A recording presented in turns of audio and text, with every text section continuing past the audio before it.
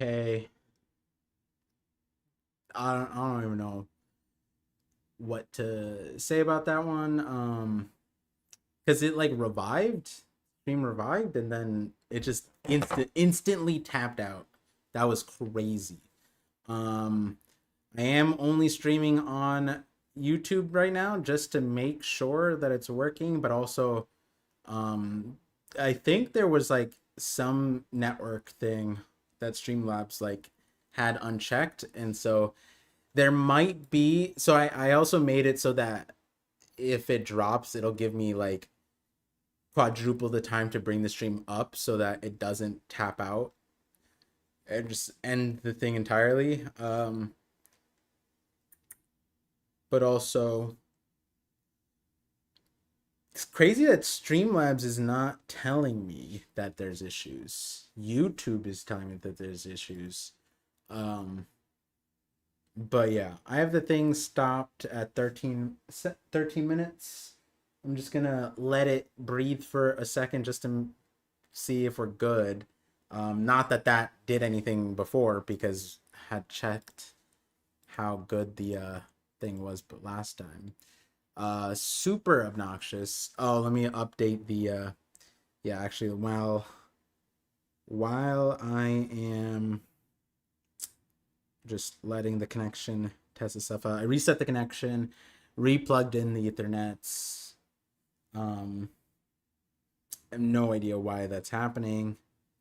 Uh, Again, because my internet didn't tap out. My Streamlabs still thought it was streaming. Um, which that's also super odd. But let me just edit this real quick. Oops, nope, that's the wrong one.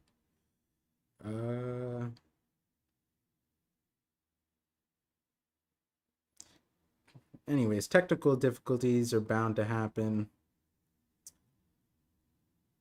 Sucks only because the format of these streams are more like a video than a stream where it's a continuous thing. But it is what it is. I apologize immensely for the technical difficulties. Hope you guys can understand. Thank you guys for your patience. Appreciate the support. I'm gonna give it a little bit so people can find the new one. Um,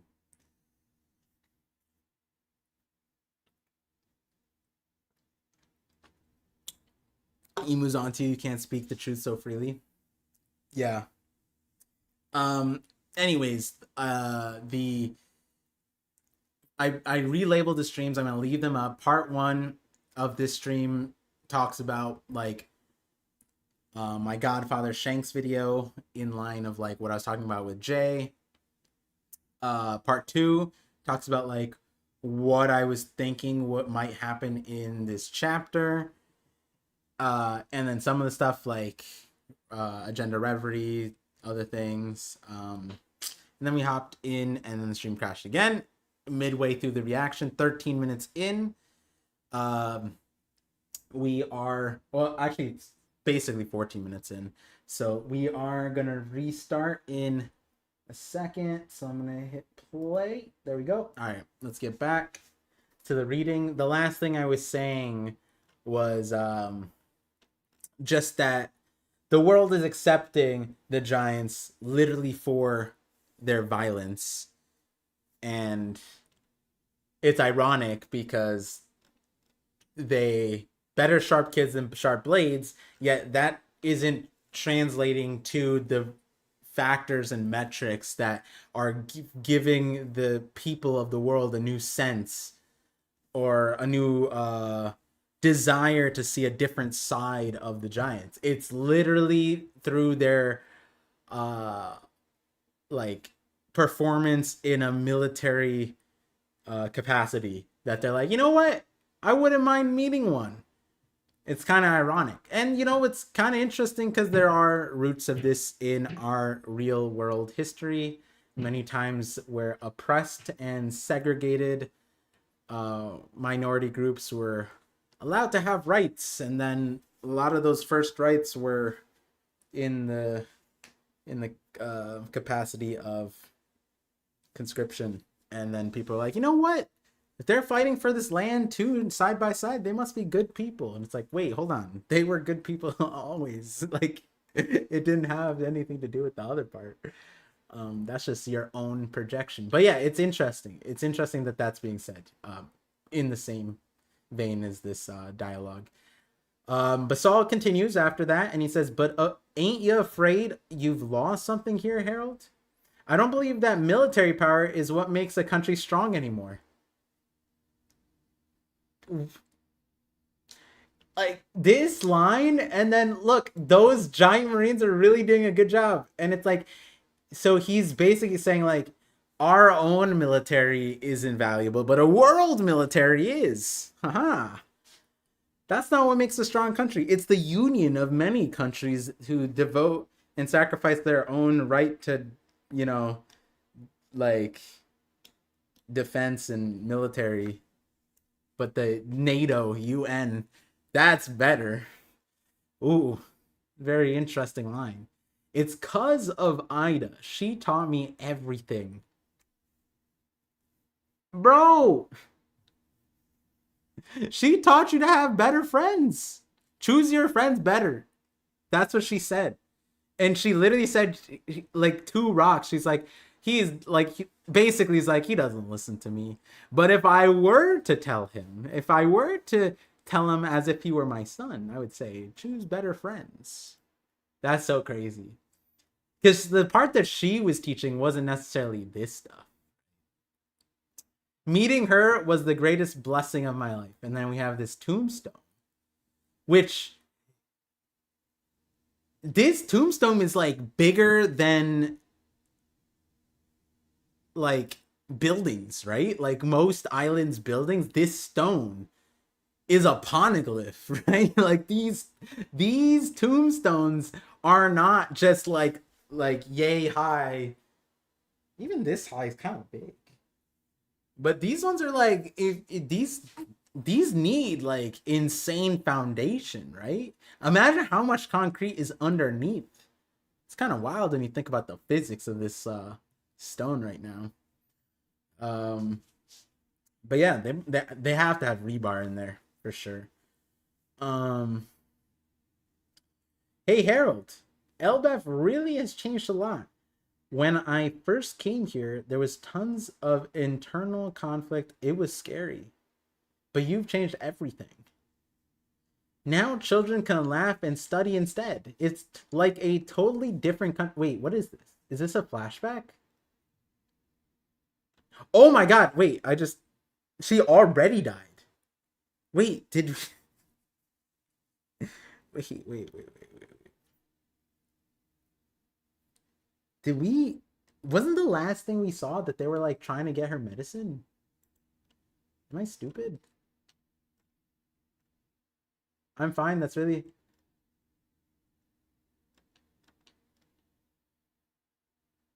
Loki. I get it. Ida ain't gonna die, is she? But then they just killed her. wait, that what? I was like looking at the tombstone and I didn't like I didn't absorb the reality. Cause that's what I was wondering. I was like, wait, where's Ida? She died. They just killed her. Hiredin's off finding medicine. He burned down the village and they just didn't have an opportunity to save her. And Harold never came. Okay, well, this is a flashback to him coming back. And is she sick here? Or is she just in bed? This has to be she's sick. Like, this has to be... Yeah, this is post him ripping off his horns. So he's... Wait, does he have the Holy Knight mark here? Doesn't really show it. So he's Holy Knighted up. Ida's sick, right? Poisoned, right? And he came back to visit? I'm assuming, right? This is a flashback of that. Okay. It's totally like a different country. The old customs are backwards traditions. All of those bad practices from the warrior era will be thrown away. Oh, but I kind of like the whole Warriors pride part. It's really cool. You should cherish your culture. Oh my god. I hate Harold. I hate. This is so annoying. This is. Bro, this is the me. This is like the. Like, this is the men. Like, when girls say that, like, about their husbands, he straight up is not listening to her. Like, is this not in real time? She's saying something, and then he just like didn't hear anything she said and just mansplained it, and then he's like, "Yeah, it's cause of Ida. She taught me everything." Wait, hold on. This is crazy. This is like one of those situations where you just like, nah, this is just fiction. Like, this doesn't really happen. Dudes don't really do that. That's kind of crazy. No, because when he said it's cause of Ida, she taught me, that pissed me off.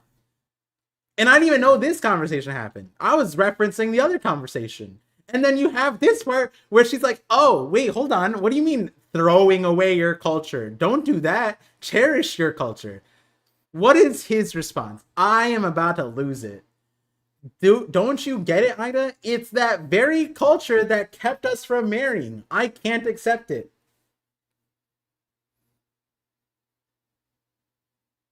You don't need to throw it. I hate, I hate Harold, bro. Yeah, you just needed to. You didn't need to throw it out. You're just like, hey, how about we stop with this dirty blood stuff, right? Like, you have to stop being. You don't have to stop being. Are there not warrior countries in the world government that just don't call each other dirty blooded and then marry whoever? Harold. I'm losing it, bro. Harold's giving me an aneurysm. Harold's making me. He's making me feel like I'm. Like, no, yeah. You had to throw. No, what? You always did say you wanted to make me your legal wife? That really is the sweetest thing. You're so cute. What about Loki? Is she dying in this thing? Because, like, he'll always be Harden's kid brother, won't he? In my heart, I've always thought of him like that. Feelings like that keep my heart full. It's what kept me going all this time, but don't worry, it's okay. You're everybody's King Harold. And you're almost there, right? That's right, Ida. It won't be long. Soon we'll be connected with the whole world. Our world will be tens of thousands of times bigger. No, I've seen the future, Harold. I'm sorry to tell you that thousands of times bigger is unrealistic, but also didn't happen. Um, then we can go traveling together, just like the old days. Bro, you could have been their rule was she's not allowed in the castle.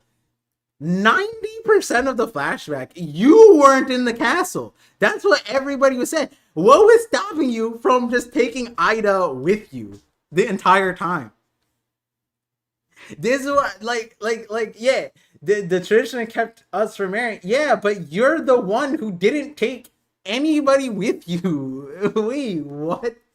I'm getting gaslit by Harold. He's making it sound like the elders were on the ship, like, no girls.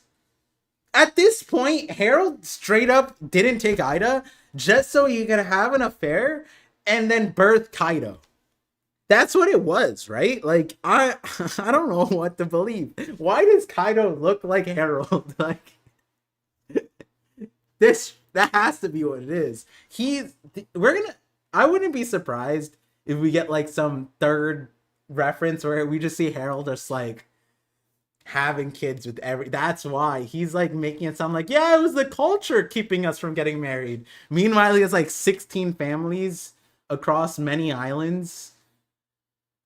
And the only kid that survived to this day was a Kaido. Who knows? Who knows? Harold's pissing me off. That sounds amazing. She's only oh!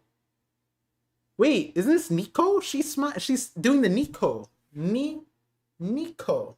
Right? But they have that thing on the end. So this is like Nico, like smile, like Nico. It's the same. It's that spelled the same way as Robin's name, Nico. Anyways, I'm looking forward to it.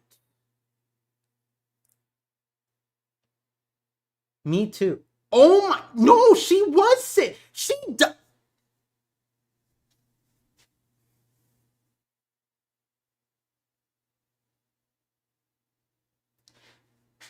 dies in this scene. What in the flying bullshit? She. Ah.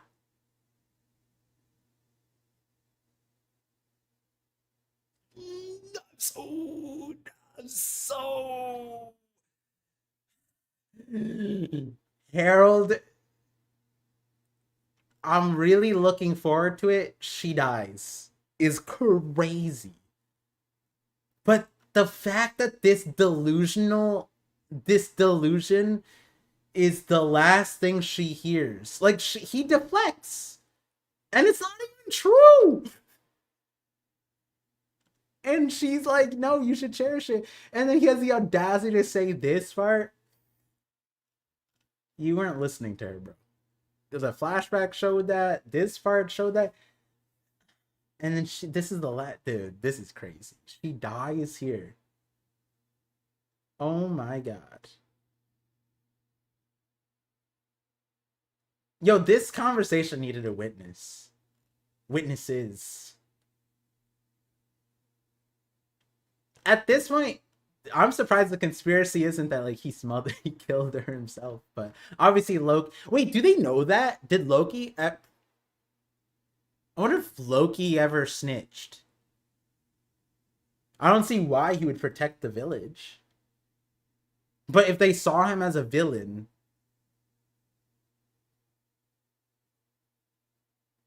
then he probably never said that she got poisoned. Which is ironic also because she's like, oh yeah, like there's so many internal conflicts. It was scary. Meanwhile, oh my god, the irony of that is so insane. You've changed everything. No, you died due to the internal conflict that Harold ignored. And that internal conflict is what caused Loki because the uncle abused your own son. Bro, he literally did not. Oh my god, dude, the amount of irony in this flashback is insane. She's like, you changed a lot. No, you died to the conflict. Loki crashed out about the internal conflict. Harold ignored the internal. He's not even here. Even in the maximal like positive view that we got of Elbaf in the current storyline, the people were literally saying, yeah, Harold wasn't even here. And when Harold wasn't here, Loki got the crash out. And only when Harold was here, Loki stopped. And then the last thing was Harold's like, I'm leaving. And then he becomes a Holy Knight. And then he's out there like killing fishermen. Bro. He's like, this is straight up cope. This is I don't even know what to say. This is crazy. Hiren's here. Everyone's here. She died with a smile. At least she got that. Thank you, Ida. Thank you for what you did to the story. You were the only, like, you were the shining hope. The glimmer of Elbaf. The light of the revolution. Harold just fumbled that shit, bro. He's bald. He's like, got that Tate vibe going on now.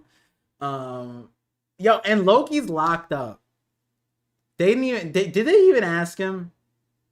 This island or this village is in ruins, tatters. Loki's like, yeah, I did it. Okay, and we skip 14 years ago.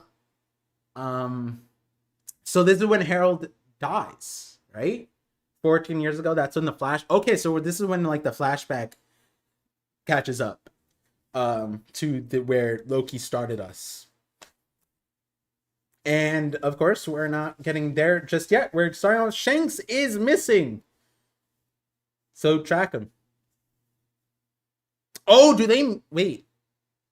Do they mean like his arm got lopped off? Is that what missing means? Like, do they have like a radar and he's like beep, beep, beep. Oh, like Vegapunk. Like when Vegapunk saw was looking for the other satellites, he's like, oh, I can't track all of them. What's going on? Huh. That'd be crazy if like they had some kind of like magic tech that like when the arm gets lopped off, then there's like, oh shit, like where'd he go?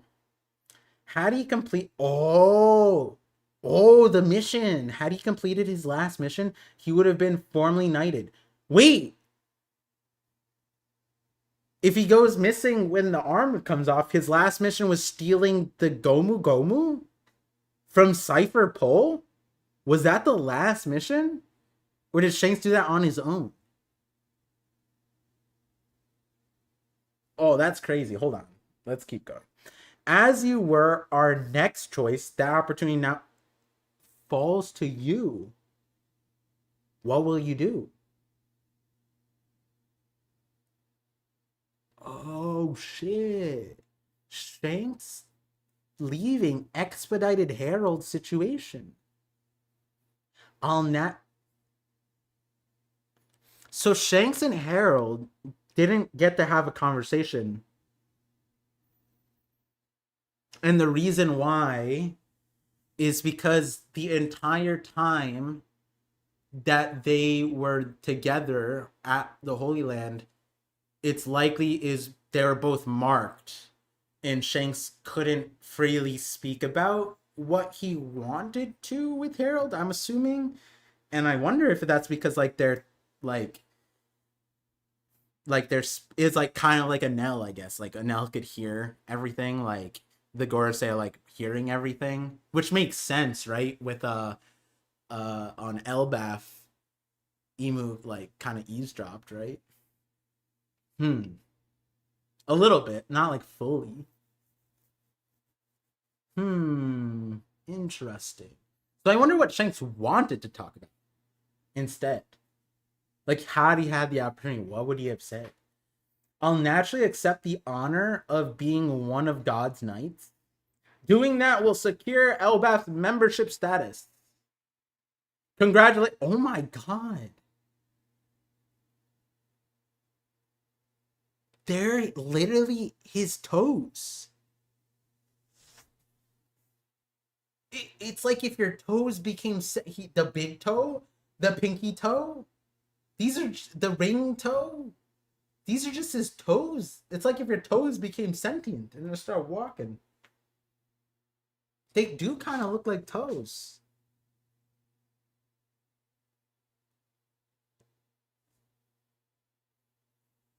Oh my god, wait, I also got something. Pawn. Yo, I actually got something from this too.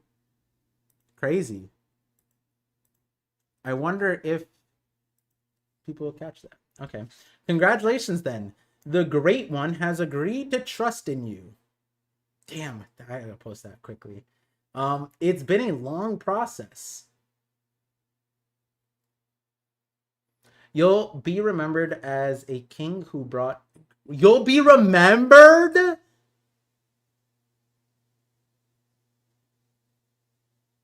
I mean, we know he dies. But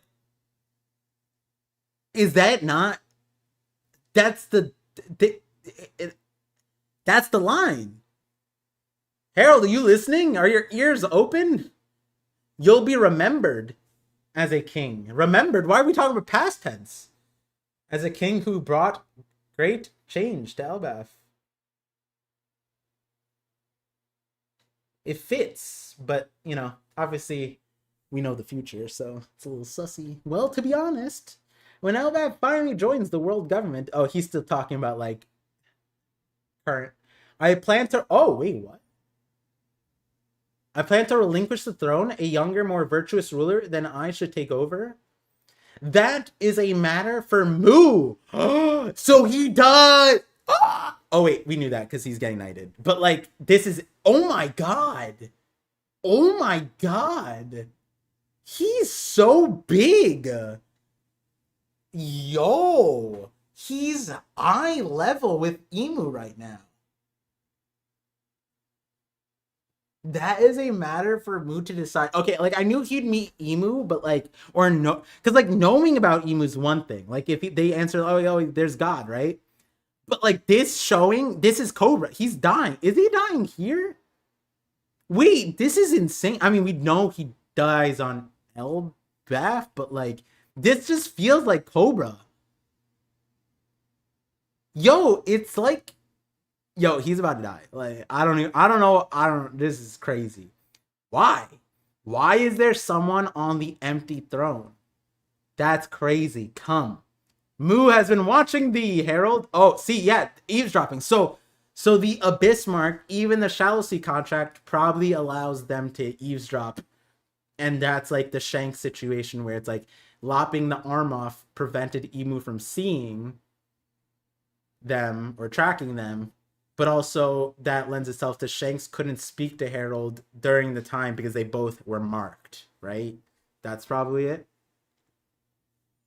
Ooh, what? Gear 5th? What's bending the castle? This is crazy. Toon Force. This power. Oh, that's it? It's just like a mustache? They just put a mustache on it. So this is the deep sea contract, right? Ooh, ah. This power. It's surging within me. It's chilling. Oh, whoa. The art here is like unfinished, so I'm assuming when's the last time we've seen this? Is Oda good? I mean, honestly, I like it. I like when it's like dusty like this a little bit. But yeah, is Oda good? Am I missing something? I feel like maybe every like December-ish we get a panel like this.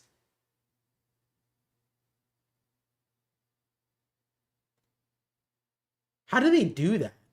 Did they tattoo? Is it like Emu sat there with like a tattoo marker pen thing, like the needle?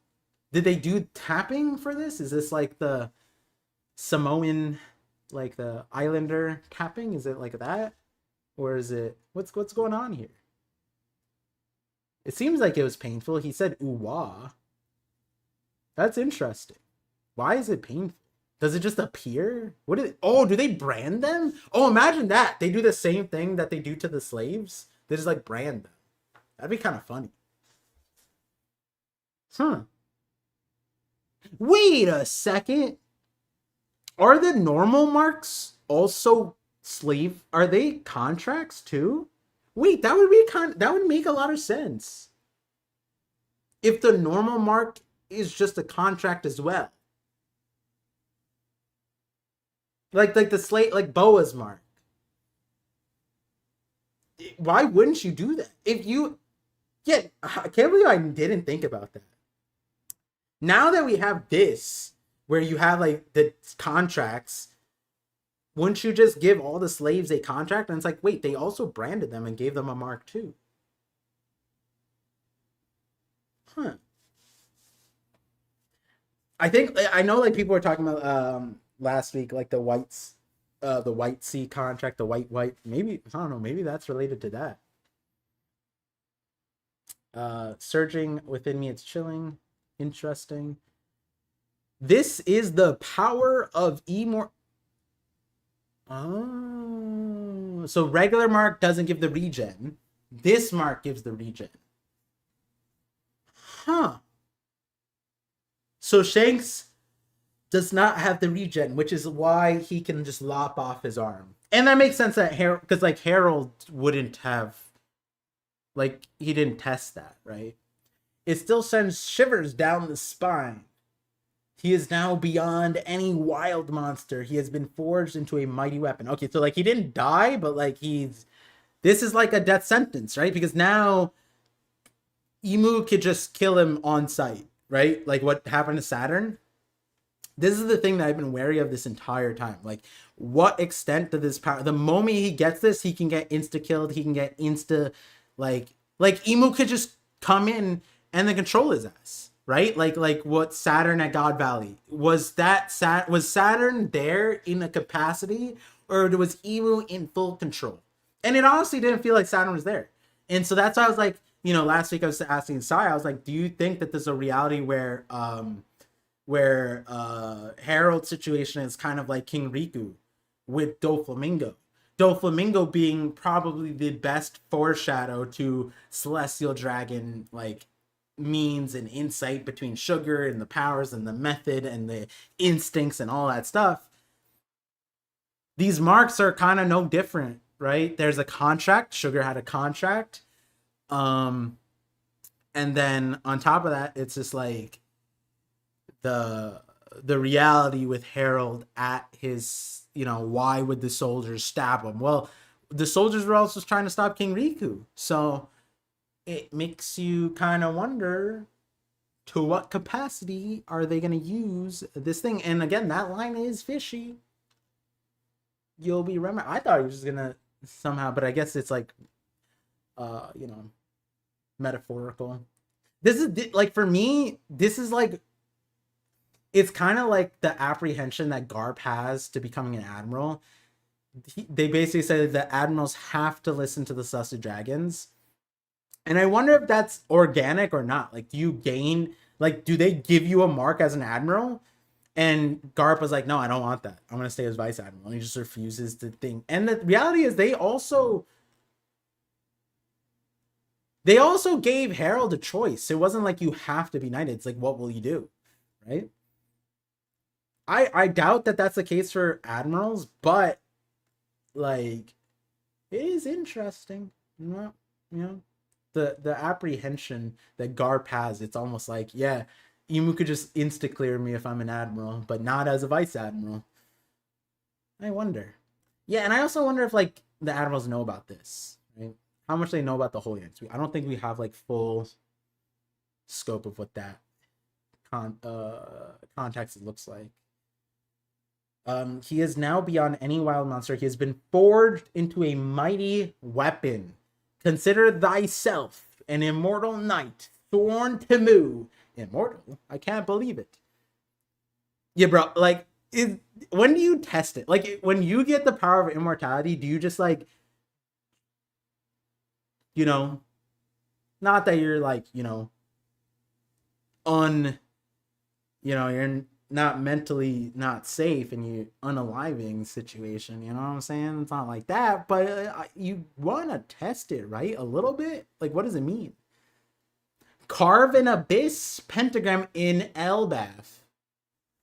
That will mark the bond between us. There it is. That mark has to be pre-drawn. Oh. That is something that is very interesting. That mark doesn't just appear. They have to, or actually, no, I don't know if the context is that, right? Because, like, well, does that mean on Egghead it was just pre-drawn? But that doesn't make sense, because then when all the Gorosei came in, they just spawned other circles. So were there 5 already made? Nah. All right, I gotta keep reading, because maybe that's not the purpose of this. Carve an abyss pentagram in Elbaf, that will mark the bond between us. Okay, let's see where that takes us. Thy dearest wish shall be granted. Huzzah! And then we have the Elbaf thing. As soon as this last mission is completed, Elbaf will be recognized as a member nation of the world government. Thank you, King Harold. This is like an Otahime-ass moment. Very close, but something prevented it. Honestly, was Hody Jones? Imagine if we like we do an autopsy on Hody Jones and we just like find a pentagram on him or an abyssal mark. That'd be kind of crazy. If we find out he's not just like pure evil, he is like a vessel of pure evil. Oh no, wait, wouldn't it be Otahime? Oh yeah, wait, wouldn't that be crazy if Otahime went up and they're like, yeah, sure, you can become a member, and then she comes down and she has like a mark? That would actually be kind of nuts.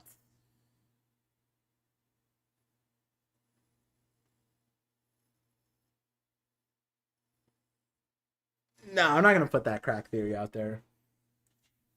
I'm just saying, what if we get like a flashback and we see Otahime like, damn, that's all. This is, you know what's funny about this panel right here? He has like this the pentagram in the throne room, right? Um, there's like 3 levels of funny of this. In other series, this is the difficult part of magic. Like some people can't do this, and yet Harold is just like S tier Harry Potter Hogwarts. He's like a professor at Hogwarts. He's out here making perfect pentagrams on off rip. Did he go to school for this? And then his penmanship is crazy. And then also like what words did he put on the side, right? That means that he knows this magic language. We got to ask him about Eris D. Tar now. And then the other layer of this is yet another instance of him not listening to his wife, his first wife, who is like, who did this, said the thing about, yo, this is the 5-point kill star in your throne room. We got to move this shit. We can't have that. And then he makes the star. How many, bro? This is this is what Oda's message. Listen to your wives, right? Is that not the messaging? He didn't listen to Ida. He thought he did, and then like Estrid was crazy, but at the start she did say the 5-point kill star thing. I've been waiting, and obviously the pentagram thing was there, but we didn't know that he made it. That's crazy, because if it was Shamrock and whatever, it's not related, but it's ironic. But this is just straight up disrespectful now. This is crazy. Everybody be trying to save Harold's ass and he be self-sabotaging. It's the wildest thing. Huh? Could you repeat that? Great Emu? Oh shit, he's schizophrenic too. Like his guards are probably outside the door. It's like, who's he talking to?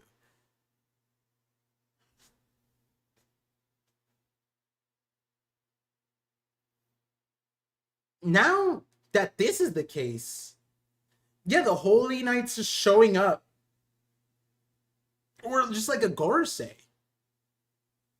just showing up to the situation where Loki, that like is plausible, but now it's like that is a likely thing, and now it's also an opportune moment to consider the person who stole the devil fruit is like a Holy Knight adjacent character, right? The person that shows up over the in the throne room, couldn't that have just been someone who can use the Abyss Mark?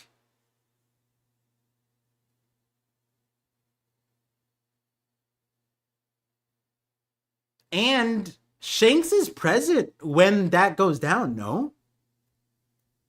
Bro, this is wild. Mobilize the entire nation and form a grand army of warriors. Oh, you're so silly, bro. Yo, that. Look at his constipated ass face, dude. He looking like oh my God. He looks like he needs like 50 Tums right now. He looked like he's about a diarrhea, because this is the irony. He didn't listen to any of his wives. Now he has to listen to Emu. Is Emu a baddie? This is his third wife. He's given his life for her. And Mu is like, bro, do the exact thing. Exact thing. What did he say? What did he say? Where is the line? It was with Saul, right? Oh, I don't believe that military power is what makes the country strong anymore. Oh my God, this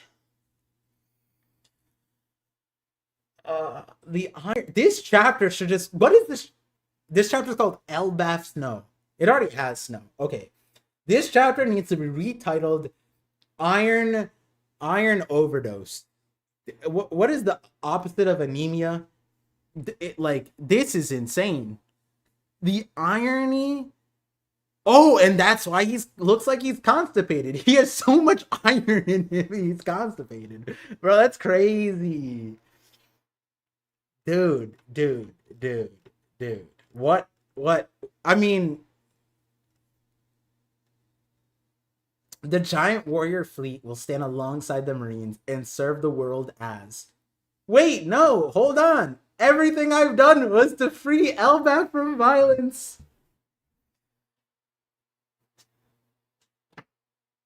Harold, you idiot. You idiot.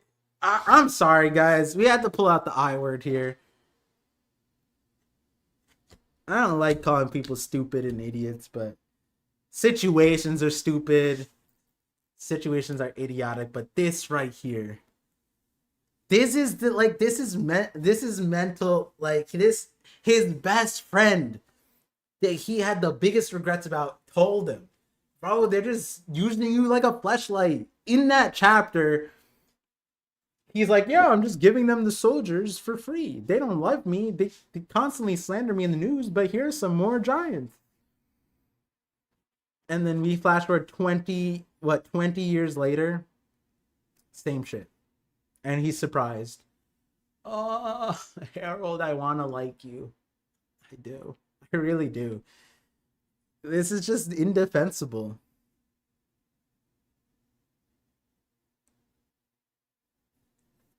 Like, this part, this is when he... This is crazy.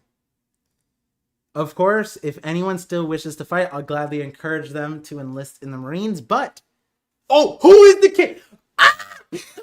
Yo, the guards actually think he's schizophrenic. Literally, I love it. I love it. Yeah, no shit. He's just shouting in a room all by himself. This is you know what's awesome about this? This happened throughout history.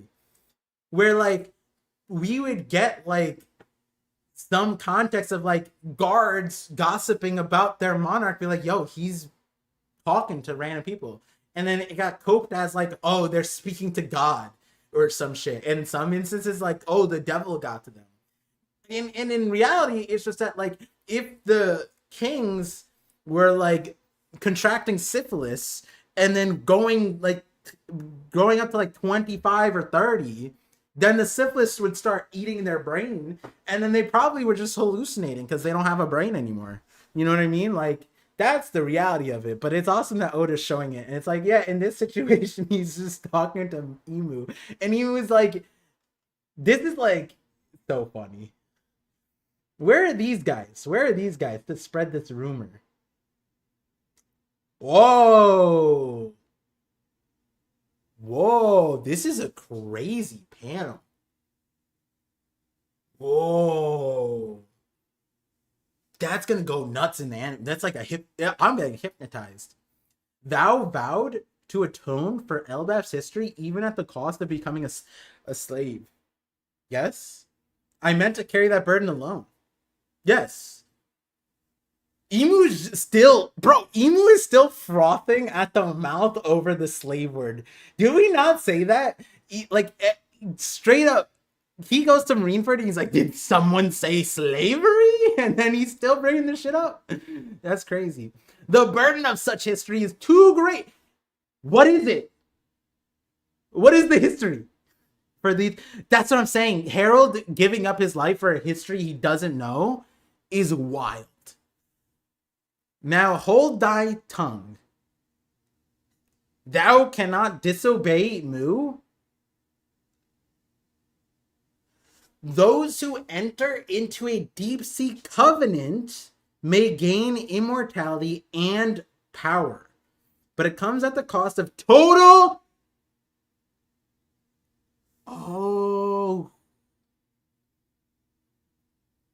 obedience. Thou wilt carry out Mu's orders regardless of thine own will. Okay, first of all, the slave marks 100% should have been something like this, similar. Total obedience, isn't that kind of, you know what I mean? Like, and then the cleansing events would be so much more fun, because then you'd be like, you could command them like run away, and then they would genuinely try their hardest to run away. Oh, I was tapping into Sai right there. Oh no, I gotta detox from that. This isn't good. I'm losing control. So this is like Dami Reversey, but like not. But also he's like falling. What's happening here? Is he falling backwards? They never meant for it to become part of the fold. Curse that emu. I can't with Harold is so stupid.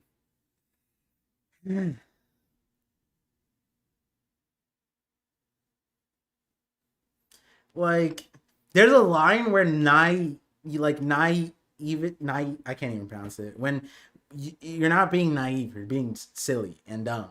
And it's like the bro has been doing this for 60, no, like 90 years at this point, right? He started 100 years ago. It's now 14 years ago. So it's been like a century of work.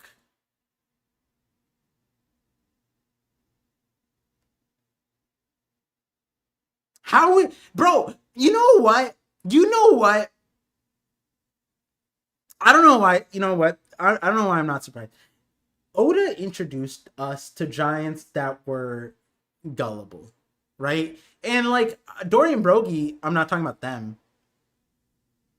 right? They Oda put them in a box and didn't fully like allow the flaws to escape the situation. That was another thing me and Sai talked about. I think after the stream, I was saying that like, yo, Dory and Brogy are oh yeah, I literally said that they're stupid too. Because I was saying that if Dory and Brogy didn't do that 100-year battle, they're Harold's best friends. They literally growing up, they were his Ace and Sabo. And then they decided to just leave his ass to fight each other on an island over a Sea King. Had they been with Harold, I'm certain Harold would not have. They would have been like, bro, what are you doing? Are you being for real right now? Oh my god. Yeah, yeah. And that's what I was saying to Sai. I was saying like Dory and Brogy are like they're at fault too. Like if Sabo didn't have amnesia, he should have showed up for Sabo and Ace's thing, right? Like Dory and Brogy just straight up like, what's 100 years, guys? It's not a big deal to us. It's a big deal. You just left your friend. I can't. This is bricking my brain. This is straight up. There's so much like. But again, the point that I was bringing up is Oimo and Kashi. Oda introduced us to giants who are just like gullible. They're like, hey, yeah, we have our captains in prison. Never verified, never checked. Just stayed there for what, 50 years or something like that? 20 years, 25? I don't remember. And Harold's doing the exact same thing as Oimo and Kashi. He was let on for so long. In reality, Oda introduced us to this mentality that the Giants have. And Harold is no different, right? I guess that's the truth of it. Saul was kind of similar too. Like Saul, after so many years, is like, hey, wait, hold on. Why are we, you know, making scholars criminals, right? Like that was his reality. And then he got killed for it. But, you know, the nuance there was a little bit different. Also, Saul having that understanding of Elbaf now is a little interesting, right? But I guess because he was a Navy soldier that was a giant that was because O'Hara already got burned down. But like he had a negative look on the giants, but he was probably like he knew giants in the thing because Harold was sending them there. Anyways, yeah, this is just I can't deal with Harold's comments anymore. I might need to just skip his comments to what are we doing at time? Oh my god. To be fair, I had technical difficulties. Guards. The plan was always to enslave the warriors of Elvat. Yeah, no shit. This is Harold saying this. Yeah, no shit. Guards.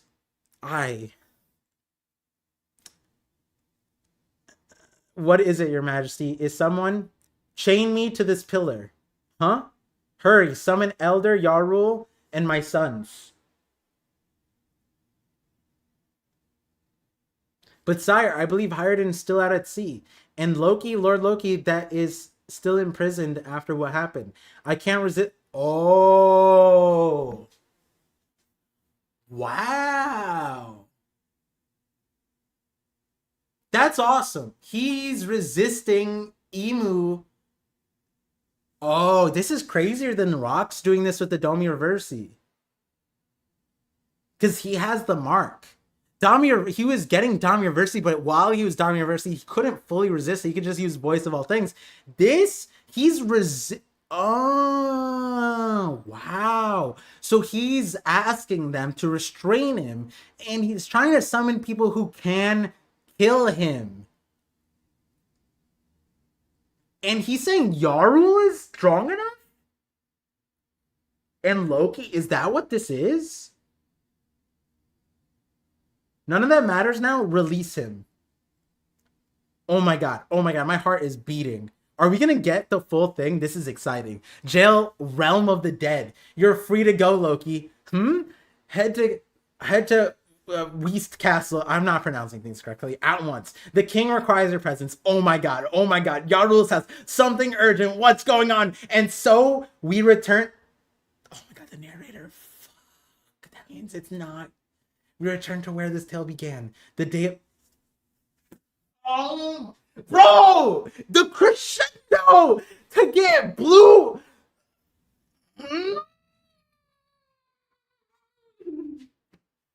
No, wait. That's not nice. Why are we... Bro! I was feeling it. How many times? Bro, I got excited because this was awesome. Like, I was just pissed off about Harold thing. This got me. I'm like, bro, I'm so ready for Harold to do something meaningful. And then we were going. He freed his son. He was making all the right decisions. And now we just narrate. I didn't even finish. I ended the. You guys get it. I lost the bet. We don't need to run the clock. I'll finish reading it. This is so obnoxious. Not the narrator box, bro. Straight up, every single time the narrator box has shown up, the last like 3 or 4 times, I've been pissed off. That happened at the God Valley thing, right? The moment the narrator box came in, I was like, we're not getting, like, this is it. The God Valley is done. And so we return to where this tale began. The day the castle massacre. The day of the castle. I can't even read. The day of the castle. The day of the castle massacre, when Elbaf's most beloved king, Harold the Benevolent, lost his life. History converges. Okay. We're just okay. So I was wrong. We didn't get. I don't have like a. I don't know what shirt I need for this chapter, but we're back on Elbaf. So here we go. Wearing my Elbaf attire. Hey guys, we're on Elbaf. Woo! Shoutouts. We're back to Elbaf. Narrowbox said so. We're back. We're back to where this tale began. Hey guys, we never left. We never not left Elbaf. I didn't know 2 pages were left. I didn't know. You think with how slow I am reading that, like, you think that I'm keeping track of what number page we're on? I'm not keeping. That's why I just scroll. I didn't see this thing on the side. Yeah, we didn't see Mihawk. We didn't see the Shanks thing. I will say I'm genuinely surprised because I thought based off of last chapter we were gonna get a little bit more Shanks stuff, and turns out we don't even see him this chapter. So I was omega wrong on that part, which is fine because this chapter was interesting. The first 90% of this chapter is the most rage bait I've ever seen, bro. The most rage bait thing. Like, Harold is so, like, like Harold's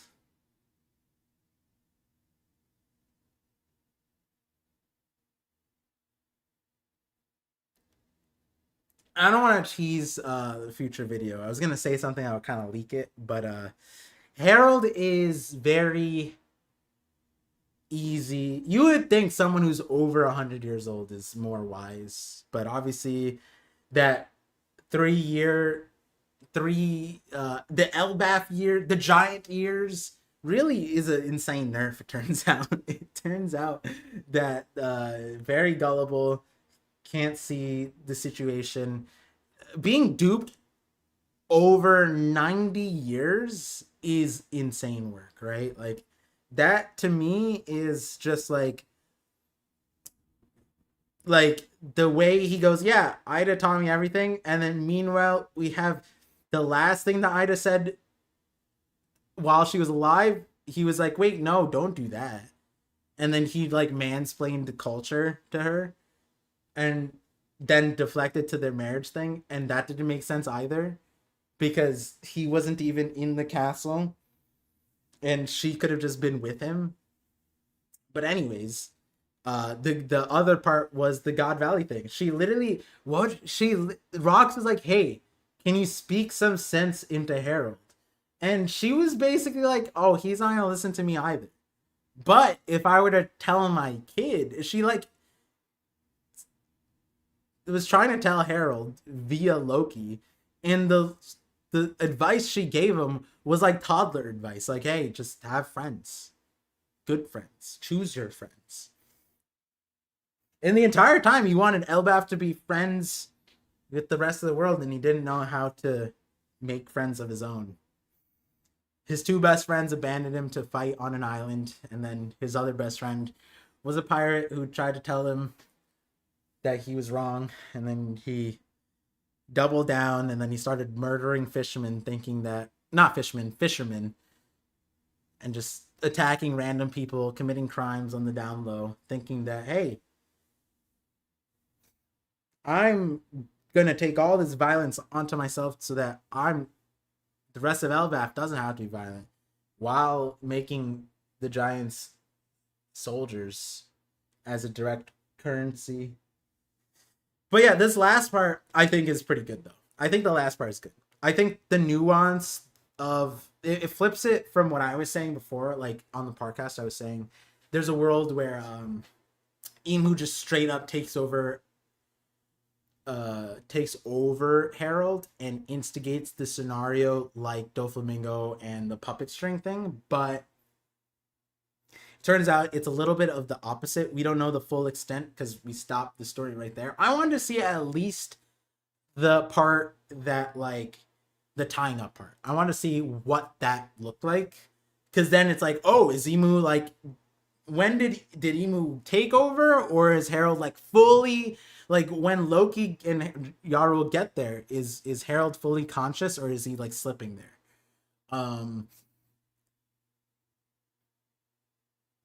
That's interesting. He was resisting, and he very quickly was like, so yeah, none of that matters now, release him. My take is that he's going to ask, he's trying to die, right? But the problem is that he's immortal now, right? So that's the tough part.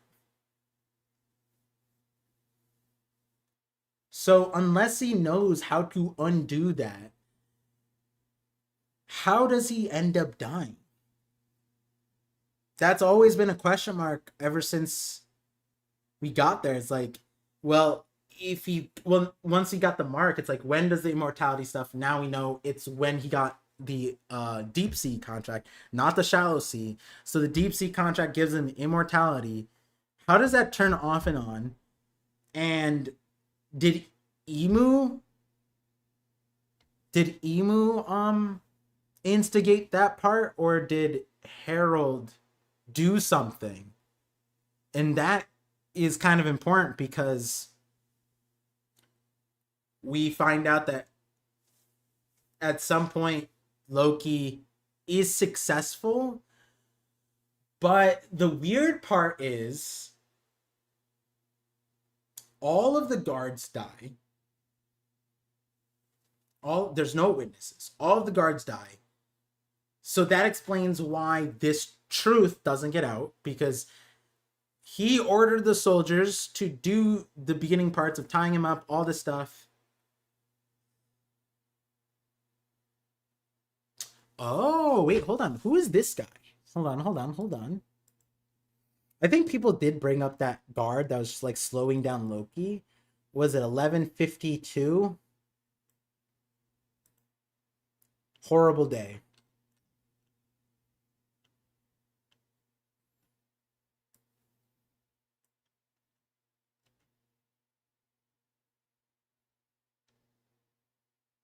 What's that ruckus? It's coming from the throne room. Chief Earl, thank you for coming. And Loki, my prince, welcome back. I heard that. Just a minute. Let me check with the king. He summoned me here. This is my home. Just open the damn door. Yeah, is this guy throwing? Like, look, the urgency that Harold has. None of that matters now. Release him.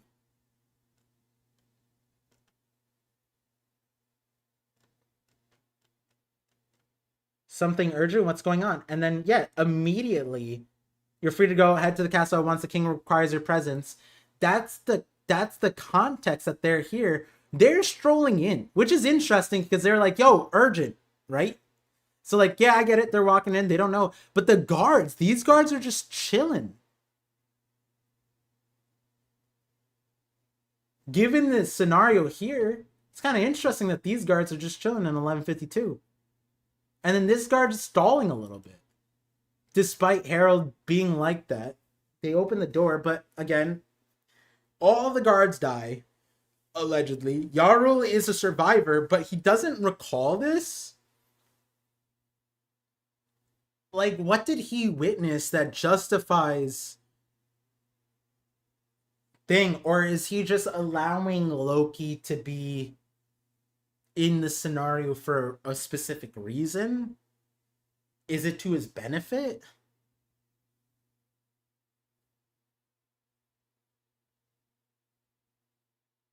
And then Loki being justified here, but never ever getting to tell his story, lends itself to right after this event, he goes to sea, right? And then he searches for something. But like, that's the other part of this that we have to wonder what motivates that, what inspires that. Because Hiradin's off looking for medicine. He's not here. And then, oh, check the notes. Got it. Thank you. All right. Oh, okay. Romanized. Oh, there it was on the ship. Yes. Romanized spelling Elbaf appeared in the artwork of this chapter. This appearance may lend credence to the notion that the prior graphic Elbaf, PH, may have been an editorial choice, since both variations have thus far appeared in the art. The authorial, that sounds dope. Intent remains unclear for now. Pending further clarifications, we are going to stick with the familiar spelling Elbaf with an F, as it feels more intuitive and is more recently given romanization. Oh, so it was both. I mean, I think that if PH is like, it might be that they're both meaningful because it's like a pun in the first place, but it might be that the PH lends itself to other things. I remember seeing that at some point, like maybe 2 or 3 weeks ago, and then I was like, PH, if that's important, then is it like Punk Hazard because like that's where the Giants supposedly are? Like, is there some kind of connection with the PH part? Is Elba like one of the ancient giants and the PH is Punk Hazard? That'd be kind of nuts. But then it just got it's a pun on Fable backwards. But anyways, what was I saying? Oh yeah, the context of Loki leaving. The context of the person in the throne room.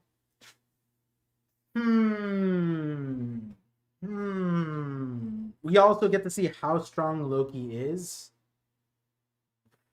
This is a crazy blue ball. Harold popped out of his grave like a zombie. That's my prediction. Yo, imagine a world where we beat Harold already. Like instead of Ors, we had Harold on the roller bark. Imagine that would have been insane. Like we beat Ryuma, right? Technically, imagine we did that with the Elbaf. We also beat the king. They just didn't really know, and then we come to Elbaf, and then like Luffy's like, "Yeah, we kicked that Harold guy's ass onto," and then everyone gets pissed off. It's like, "What do you mean? What do you mean by that?" Harold drew circle over a carpet in chapter 1139. There's no carpet under it.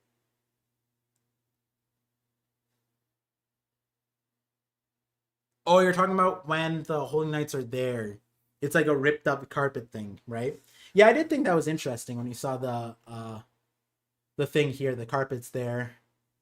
Maybe the carpet isn't there, right? Hear me out. He cut a hole. He cut a hole in the carpet. You didn't think about that one, huh, Kosuna, huh? You didn't think about how like he was like, oh, I need to draw on the ground and there's a center. I don't want to move the carpet and I don't want to paint over the carpet. So I just cut the carpet a circle in it, you know? Kind of crazy. Oh, you're saying it's showing through the carpet. The carpet is the magical, transparent carpet. It's like Aladdin's flying carpet, but this is the window carpet. I don't believe the narrator. Harold's alive. People just think he's dead. They buried him thinking he was dead because Loki's hockey slowed his regen to a crawl. Okay, that, I'm not gonna say that's a silly notion. I think a lot of people would be like, no, he's dead, bro. But he is said verbatim to be immortal. So unless we overcome that, or Emu relinquishes Harold,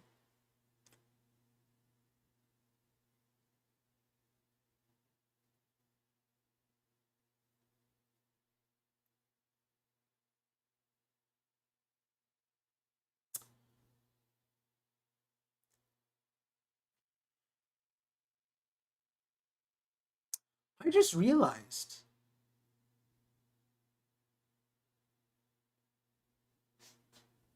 I just realized that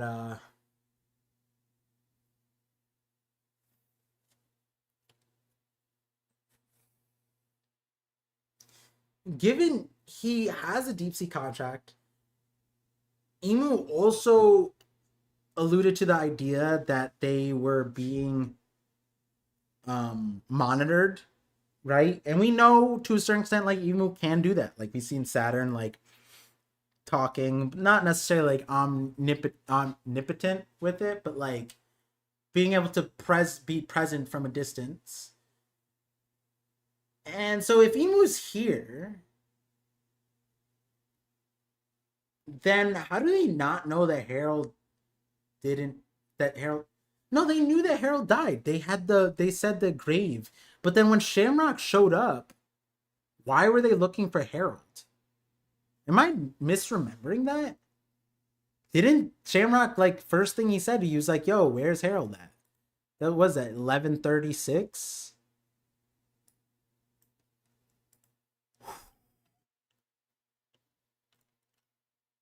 Oh, it's before that. Hmm. One more chapter. It's 11:34. What? Wait a second. Where is this? Oh, it is 11:34. Oh, so it's 11 beginning of 11:35.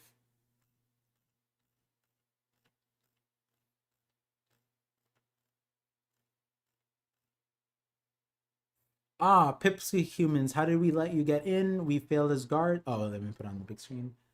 Um, failed as guards. Are you in the Straw Hat crew? You must be if you're in this country. Da da da da da da. We are looking for the person named. Oh, they're looking for the person named Loki. Dagya Loki. What do you want with a criminal like him? He killed King Harold, beloved by all people of the realm. He's scourge of Elbaf. No one's in this castle. Then where is he? Answer me.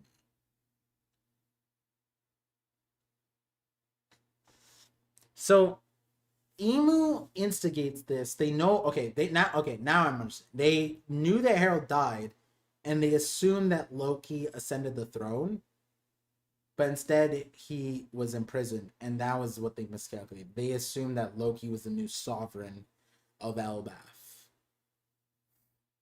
Is side joining? I believe so. I believe so. Let's keep it open.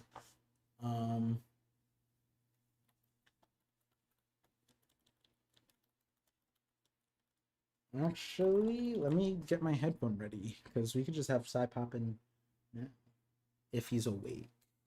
I believe the chapter dropped mad early, so that means Psy had time, but also he told me he'd be able to show up today. Okay.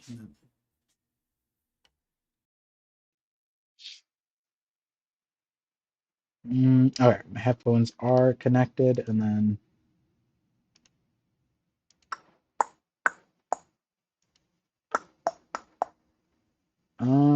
oh, let me just join that room.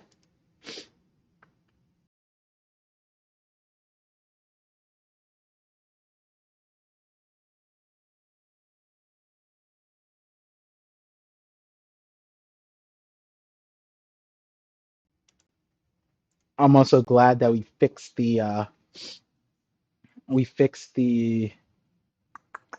stream issue. Doesn't seem like it's happening again.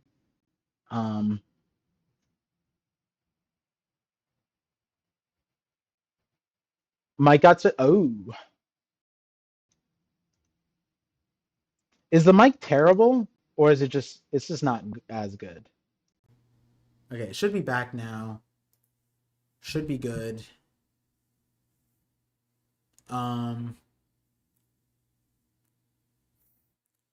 It's that bad? Oh damn. This one's supposed to be better, but it isn't. I didn't get it for that mic. Now it's yeah. Now it's good. Why did you say Shank's being missing equals him losing his arm?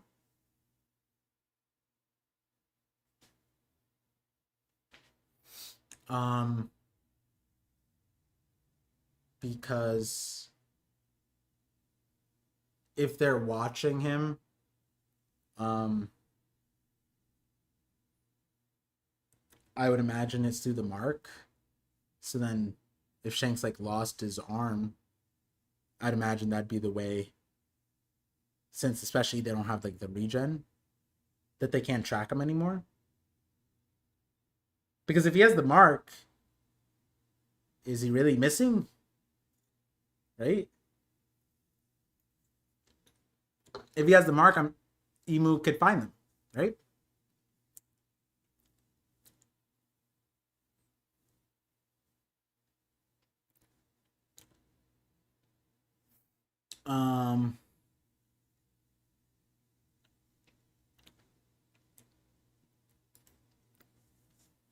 Let's see. Let me see something.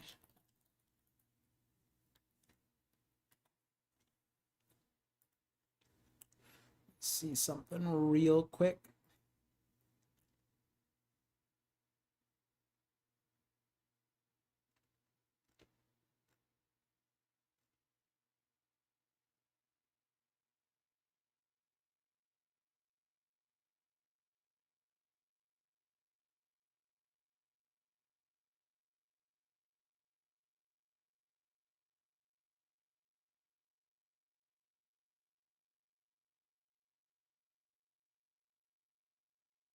Oh, okay. I see.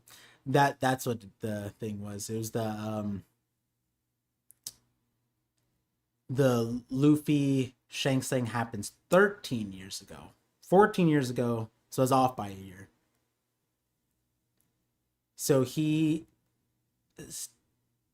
still has his arm.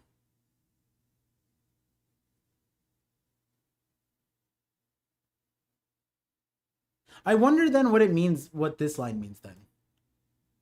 When Emu says like Moo's been watching him prior to the contract, does it just mean like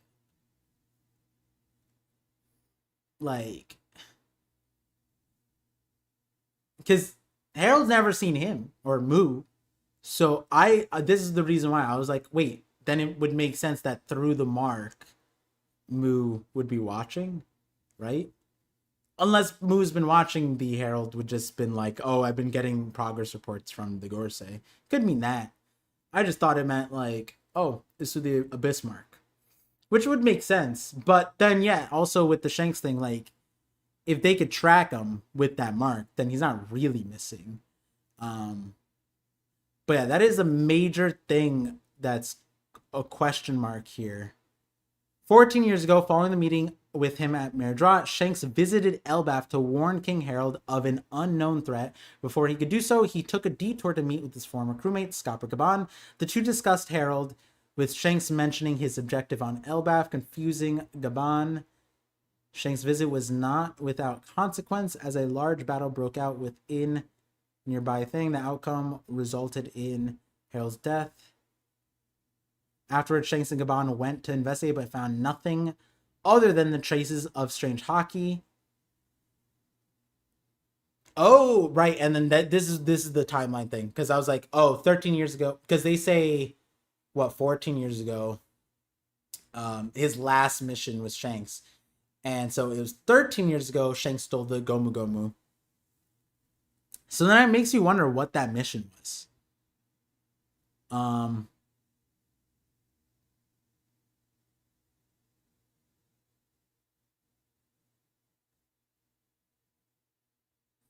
Yeah, I wonder what this part is then. Where is this said? Shanks is missing. Had he completed his last mission, he would have been formally knighted. I wonder what that mission was. 14 years ago? Let me double check. Timeline. One Piece Wiki.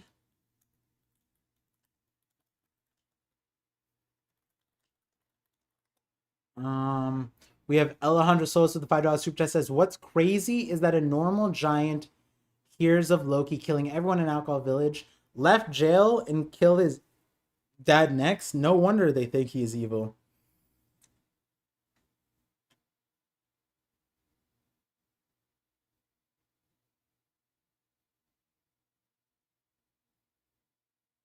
You know, that is fair. That's fair. That, you know, that is the perspective everyone has. They're like, wait, what? Loki? But it's also, the crazy part is that Harold imprisoned him and didn't ask. Right? Did he, like, would Loki hide the truth or just tell him?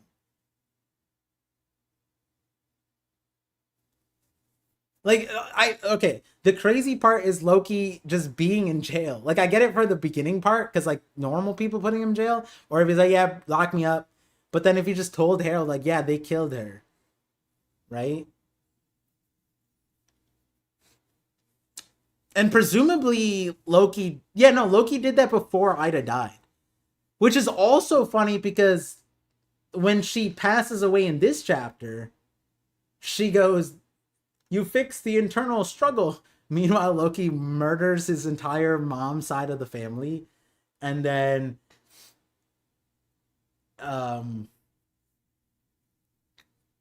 what did she say? She goes, what about Loki? He'll always be Hiruden's kid brother, won't he? In my heart, I've always thought of him like that.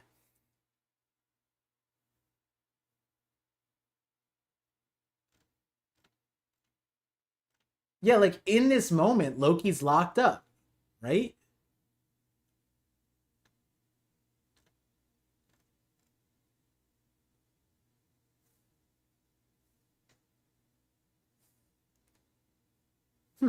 I wonder.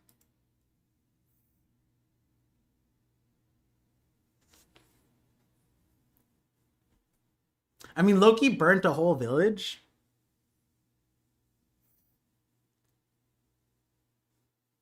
Yeah, but you could argue if Loki had a good lawyer, you could argue that it wasn't he was mentally what was the legal thing, the legal defense, and in duress, right? And um there's another line, if Loki had proof of the whole uncle situation, you know, people that had nothing to. Okay, yeah, that part's fair. I did say that last time too. I was like, yeah, technically the other people. It was just that everybody wanted it, right? Everybody co-signed it.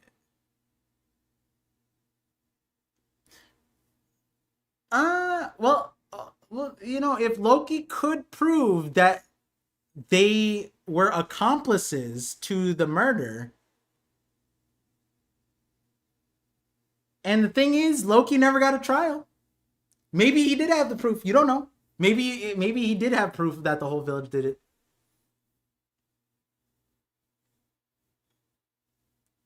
Look at all the proof. Wait, actually, Exhibit A, Your Honor. This entire flashback serves as proof that Loki is like Harold's like, hey, what was the situation with their dad? Exhibit 15 chapter backstory. I'm sure if they asked about Ida, he would have had another 15 chapter backstory. They just never asked.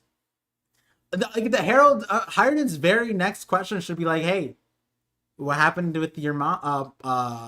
Alcohol Village then?" Right, and then boom, we could extend the story another 15 chapters. Elbaf has a judicial system. They better. They have a embassy where you have to apply for visas. How would they not have a judicial system if they enforce immigration policy? What the heck? You can't have one without the other. You have to have both. Maybe Yarrow is in on the poison. All right, don't do that. Who said that? Pavlo? I expect better from you, bro. We don't slang.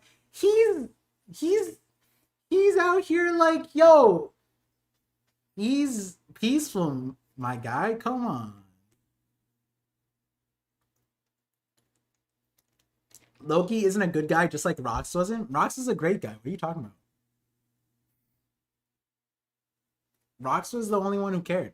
Everyone on God Valley wanted booty. He wanted his wife and kids. And by booty, I'm meaning all versions of that word. It's Aunt Baby Pluto. It's and bro. Still don't trust her. Oh wait, I just realized it's muted. So if Sai were to be here, you guys wouldn't know, and then Sai wouldn't know. Input device is that headphones. All right, cool, got it. It's all corrected.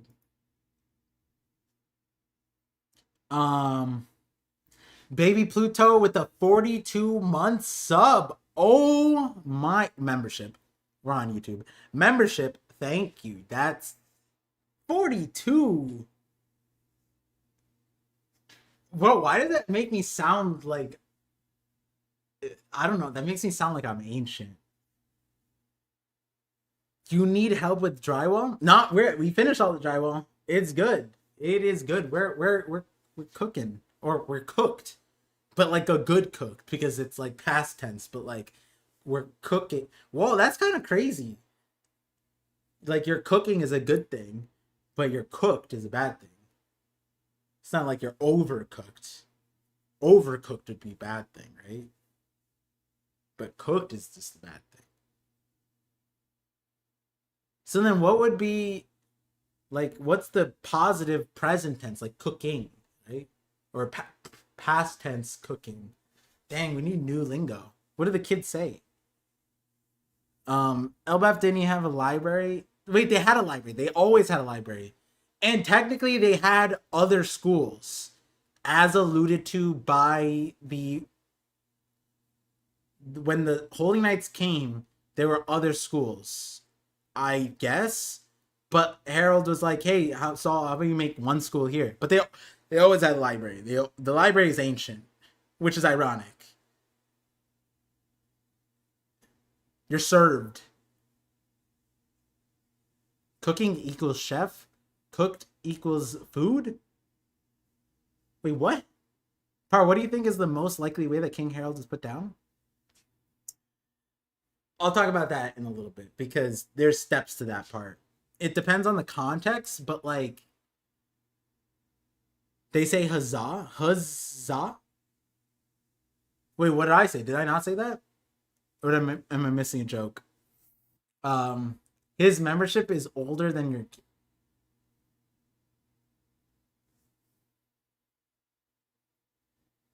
Yo, it is older than my kid. Oh my god. Some of you guys have known me longer than I've been a dad. That's crazy. It's about to be 3 years. That's insane. Thank you so much. That's so wild. Sometimes I forget how long it's been. I've almost been on YouTube for like 4 years, 5 years. Jesus. Oh my goodness. God bless. That's crazy. Being able to say that. Blessing. Um Installing ceiling drywall right now with no jack, feeling like I'm getting down reversed. That is hard. That is definitely hard. There's those like I was on like construction shorts for mad long while I was doing this, and there's some good solo tips for that. Like you could like have like temporary things screwed in to help hold it, but don't trust me. Use those shorts or whatever videos, those accounts. They're pretty good, I think. At least some of them compliment some of them. So certain ones are good. Some of them are like, I don't know about that one. That doesn't seem like a good choice to do there. Oh, but I love Home Inspector. There's like a Home Inspector mafia like beef going on. This guy named like unironically, this is so crazy. I just realized the guy's name is Sai, but it's CY. Dude, do I just gravitate to size? There's many versions of Sai. Yeah, so this Sai guy, he's like a home inspector, and he just is like cooking all these like $1 billion new home things, which is awesome. And funny thing is like a bunch of my friends like they always like well not they always like, but they're always like, hey, like they got a new place or new apartment. They always ask me to come with them at like before, and then I do a quick walk around, and then I'm like, oh, this thing's you need them to fix this and that and this and that. That's what that guy does, but he does it for like those $1 billion corporations, and he calls their ass out, bro. There's like multiple lawsuits and shit. It's crazy. It's so I think it's so valuable to watch, even if you're not like if you're ever, you know, houses are a thing, even apartments, HOAs, like all those things, the things that they tell you. It's important for everybody, but also he's entertaining, and also it's important. You know, it's important. A lot of people just randomly have like leaks from their bathrooms, and they don't know how. The guy's pretty helpful with that. Got it done though. That's awesome. Um, The Arizona Home Inspector. Yeah. He's awesome. He's awesome. Yeah, that guy is so good. Bro, like the people calling his ass out sound insane. One of the people were like, yeah, the pipes, the water pipes, he called the builder out on the water pipes leaking. And the water pipe people on camera said, but they don't leak when the pipes aren't under pressure, right? And he was just like, well, yeah, if you don't run water through them, yeah, they don't leak. That's straight up what one of the builders said. I'm like, that's in if he didn't record that, that would sound like he made that shit up. It's crazy. It's crazy. Yeah, Par's house $1 billion confirmed. 100 P. Um yeah, very very hilarious situations, but also crazy. It's important. Oh, like the gas leaks, people's houses exploding more often because they're skirting code on that is insane. Some of the things that they do on that vent pipes, oh my god, like this is a quick aside, but I do think it is really important. Like he posted recently about how he was calling out these builders on putting a fresh air vent too close to the sewage vent, and people were like, it's not that big of a deal. What's 4 feet versus 5 feet? What's the code? And then literally in that area, like probably a month ago, an entire family passed away because the fresh air vent was a little too close to the sewage vent. And so overnight, they got not fresh air pumped into their house. And so the husband came back, or no, the wife, something like that. One of the parents came back. His entire family's passed away. That's insane. Wife, kids gone. Because the builder put the fresh air vent too close to the thing, and it was marked as not according to code, and they just ignored it. And it was far away, but it wasn't like enough. That's crazy. That's so sad. And it's like, it's so many small things that people overlook that are deadly. And it's like, the fact that the builders are pushing back on shit like that, I'm like, bro, this needs to be like a nationwide PSA. Because 100% the builders are going nuts, building insane houses that aren't worth what they're worth. But it is. Yeah, that's dude, yeah, I could not imagine the villain I would become. You know what I mean? If I had someone to blame for that type of shit and I had to fight, it would be like that straight like Liam Neeson Taken moment. I'm taking shit. You know what I mean? Like, I'm not saying what's being taken. Let's just say like there's no kid to be brought back. That movie would have, and that movie's way different if the daughter died, right, guys? Right? Like 100% Taken would have been like the sequel would have been Gotten, like Undertaken. Like there's a different connotation to that shit, right? Yeah, and the thing is that'd be valid, yeah, Loki ass backstory, 100%. And the fact that I'm telling you a true story that isn't like it's not rare. Like, it is rare, but like the fact that it's not like a 1 of 1 and it's actually like a 1 of 10 in America is just like, I don't know. And they were buying $1 million houses, and that's how it happened. It is crazy. Brand new house, not like a dilapidated building. You know, brand new subdivision. You buy $1 million house, and then like 3 weeks in, gone. Crazy. But yeah, definitely. Random aside, but I did want to bring that up because it is kind of important to everybody's lives that they consider that something to check. But anyways, thank you, Baby Pluto, for the 42 months. And thank you for offering for helping with the drywall. It is trying times. Appreciate it. It's good to know I got friends like that. What's it called? Alejandro Solis with the $2 super chat says, did Who's Who know Shanks was an ex-Holy Knight? I guess not. You would think the site... I do wonder, right? Lucci. Who does he know? Like, he should know. Lucci is Lucci he's CP9 right now, right? Or is he not CP9 yet? I know he started when he was a kid. How old is he?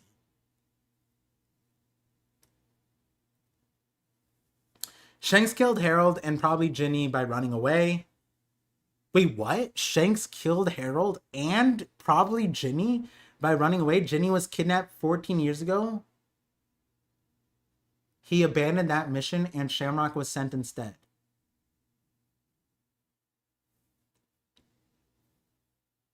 He would be knighted for that, though? I get the timeline lines up, but they said that if he completed his last mission, he would be knighted. So I guess the connotation would be that mission was important enough. But it could also just be like, after that mission, it was time for his promotion. So then that world, the Ginny thing could make sense. But CP0? Yeah, no, I'm saying 14 years ago. Is he CP9 then? Is Lucci in CP9 14 years ago? That's what I'm asking. Because he's in Water 7 for like 5 years before time skip 5 years, so that's 7 years. So then seven. What was he doing the 7 years prior to that? Mission disrupt the Revolutionary Army? Maybe capture Ginny? Yeah, but why would Ginny be that important, right? Because then that's crazy. She was an ex-slave too. So like there's a world where she was important, but that was never alluded to us. If Ginny is important on her own, then I could see it. It could also be that Ginny's not important and it was just the time for the promotion, and they did kind of do that, right? They were like, "Hey, we need to wait a second.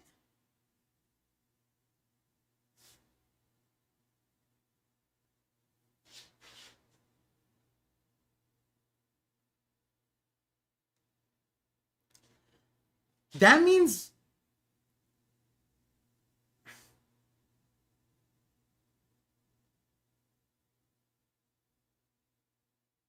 the only thing that could make this make sense is that means a Holy Knight died. Someone with a deep sea contract, unless they weren't fully they didn't fill up the quota, but they said last chapter is only 13. It's not like they can make more. So when they said the part of like, hey, we were gonna promote Shanks after that mission, it was probably time based. And so they were like, hey, since he's not here, you're up next. So you're gonna be it. It wasn't like Harold just completed some big thing. It was literally like, hey, there's an opening. Why is there an opening? That would mean that a Holy Knight died. Or a Holy Knight was like killed. Right? Shanks gets his arm cut off. Thus, no. He gets his arm cut off 13 years ago, but he wasn't a deep sea contract. Maybe left. Maybe Mihawk killed one that year. 5 elders, 7 knights, man marked by flames. Right. So then, but like the point is that we know that there's 5 Gorsei, and we know that they are the same ones from the current day. Obviously, not including you know, like Garling's goes from deep sea to deep sea, right? But that's still the 13 total, so that doesn't shift technically. So he's included back then. Is Shamrock is already deep sea, right? He's not. He's not devoted blade god. He's already deep sea because got right. Is it Sarah? What if that timeline includes? No. It was it was Bogart that killed. Stay strong, Bogart fans. I love reading that's awesome. 15 years ago, Foxy got his boxing license revoked.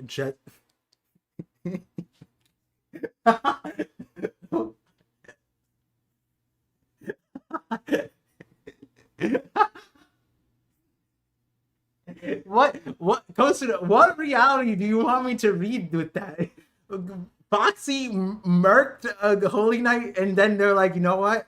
Those fists need to be restrained, bro. We're gonna have to take away your That's so good. Yeah, Shamrocks is one of the 13. Shanks had to have killed one of them. Wait. You know what'd be crazy? Okay, you know what'd be crazy? I mean, this doesn't make sense because they said that they were gonna elevate him anyways.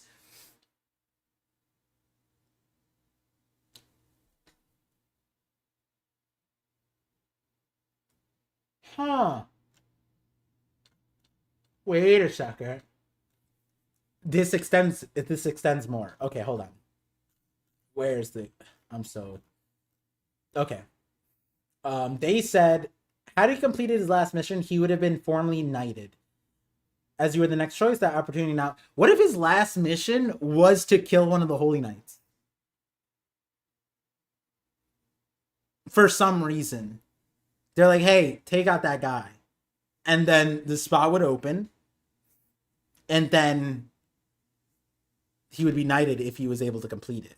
I doubt it though. It was probably that, but the reality is that the spot had to have opened unless it was never filled. But that doesn't really make sense. I don't know why they would just have an open slot. And it seems like they're eager to fill it because they don't care about what Harold has done or accomplished anything. Oh. Um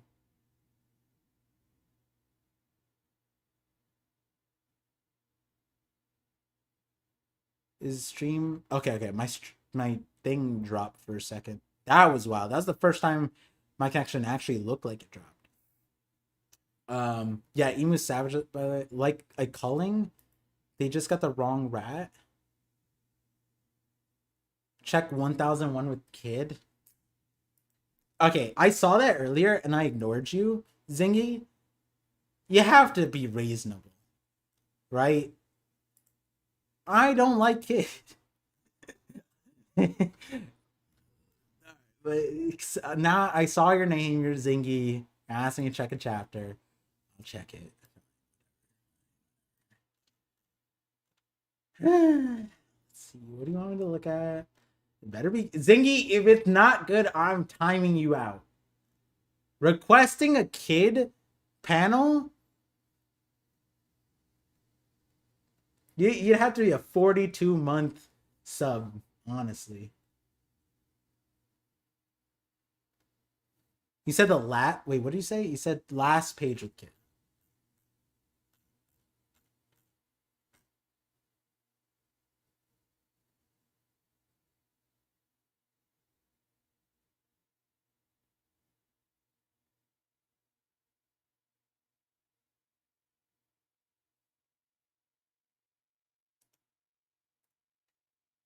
All right, you're not getting timed out. I do remember this, but obviously now this is more meaningful. How do I show this on screen? Yeah, this is it. This is the mark. That is the mark. You see that? Now, the problem is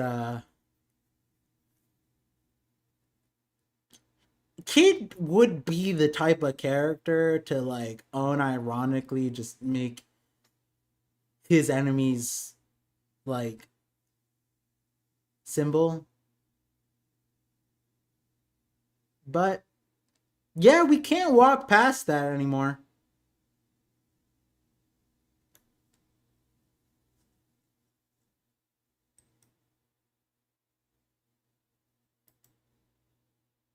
Stop saying zingy. It's the exact pronunciation of the N word in Arabic.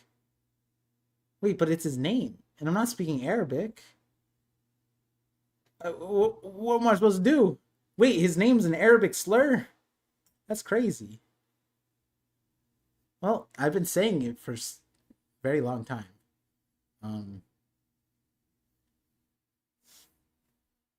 Damn, canceled. It's crossbones. It has to be an old pirate symbol or something. Yeah, I get it, but the thing is, it is 1-to-1. It is like yeah. So that means there's some association. I would lean on that the world government are also pirates. There's some association in that direction. And I mean, the biggest reality is that the contracts are probably related to Davy Jones, right? Like the deep sea, right? It sounds like it's Davy Jones related, and Davy Jones was a pirate. So I think this says more. Like now, I'm wondering, right? If I go up to Kid and can say Davy backfight, what would he know? Maybe he has intricate knowledge on the Davy backfights and Davy Jones, right? I would question that. Now, I can see people being like, "Oh my god!" No, listen, Kid. People were saying that Kid was the 7th Vegapunk. Now all you're doing is Zinji. Is that better? Maybe it's Zinji. um is now you're gonna have people being like, kid is the holy knight. Kid is contracted by Emu. That's why I can't use the Conquers Hockey. Emu said save it for the last arc, not the final saga. Last arc. And then, oh yeah, no, this actually works out, because then when Kid, oh my god, when Kid's going to Elbath, that was under the orders of Emu, and he couldn't resist. Emu was ordering him, you have to. Unironically, I probably made the best Kid theory just now. That is the best Kid cope. Is that Emu does not let Kid. How does Kid keep recovering? Because he has a deep sea contract, baby. This mid talk is making me sick. It's making me sick too. But when you allow yourself to be a little delusional, it makes sense. Right? I genuinely think that what I just said right now is better than the Kid is the seventh Vegapunk theory. Kid being a holy knight and not having to get retribution on Shanks, Emu like using Kid to like fight Shanks, but then also imagine this. Think about this, right? Emu was like, "Hey, you can't use your Conqueror's Hockey. People are gonna recognize who you are." So then Emu was like, locked it down. Kid's like, "Can I use it now?" And then Kid's looking at Shanks is like, "Can I use it now, Emu? Mu Sama?" And Moo's like, just didn't say anything, and so he couldn't use his Conqueror's Hockey even in that moment. That's what it was. Emu's been locking up his Conqueror's Hockey this entire time. That's why we know in the Viva cards he has it, but what the Viva card failed to mention was that Emu has been blocking the Conqueror's Hockey this entire time. What was said in this chapter? Total obedience. Kid has been following some compass. Now we know. It was Moo's compass.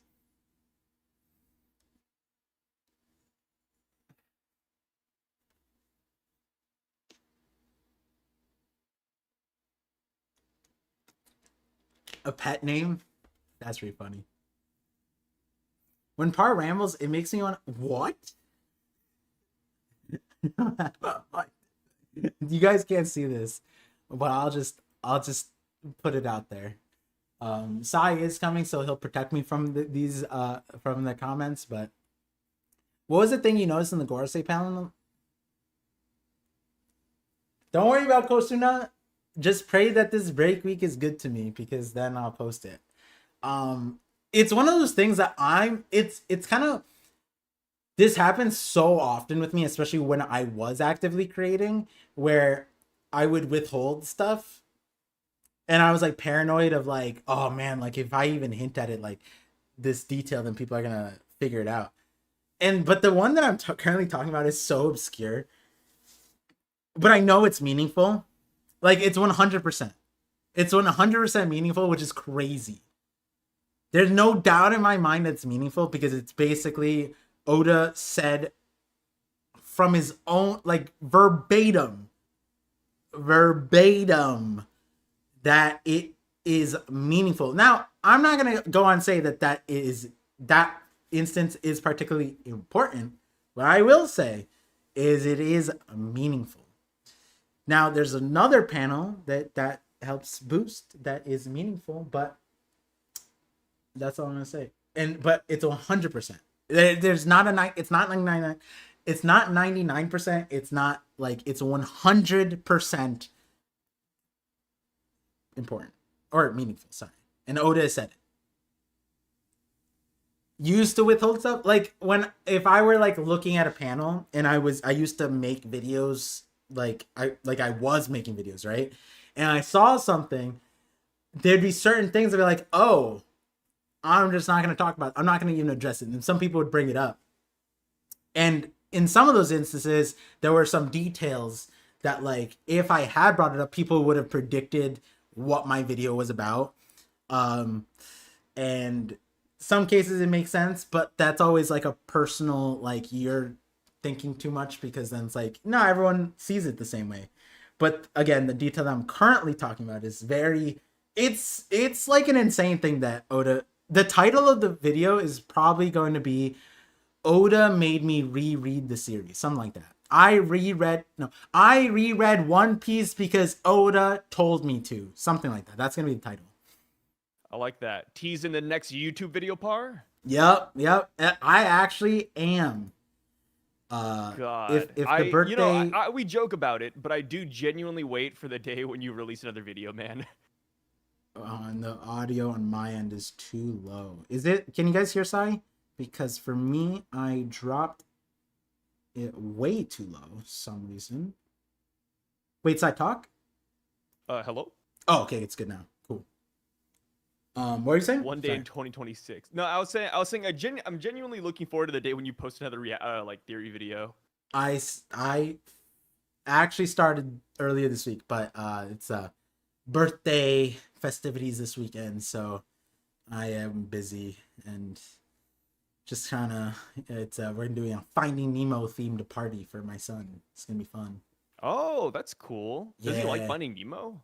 Yeah, he loves Finding Nemo. He loves He loves animals. Animals, he's kind of like, it's crazy, you know. He's crazy for it. Yeah. We actually, like, this is insane because we've been to the Bronx Zoo before.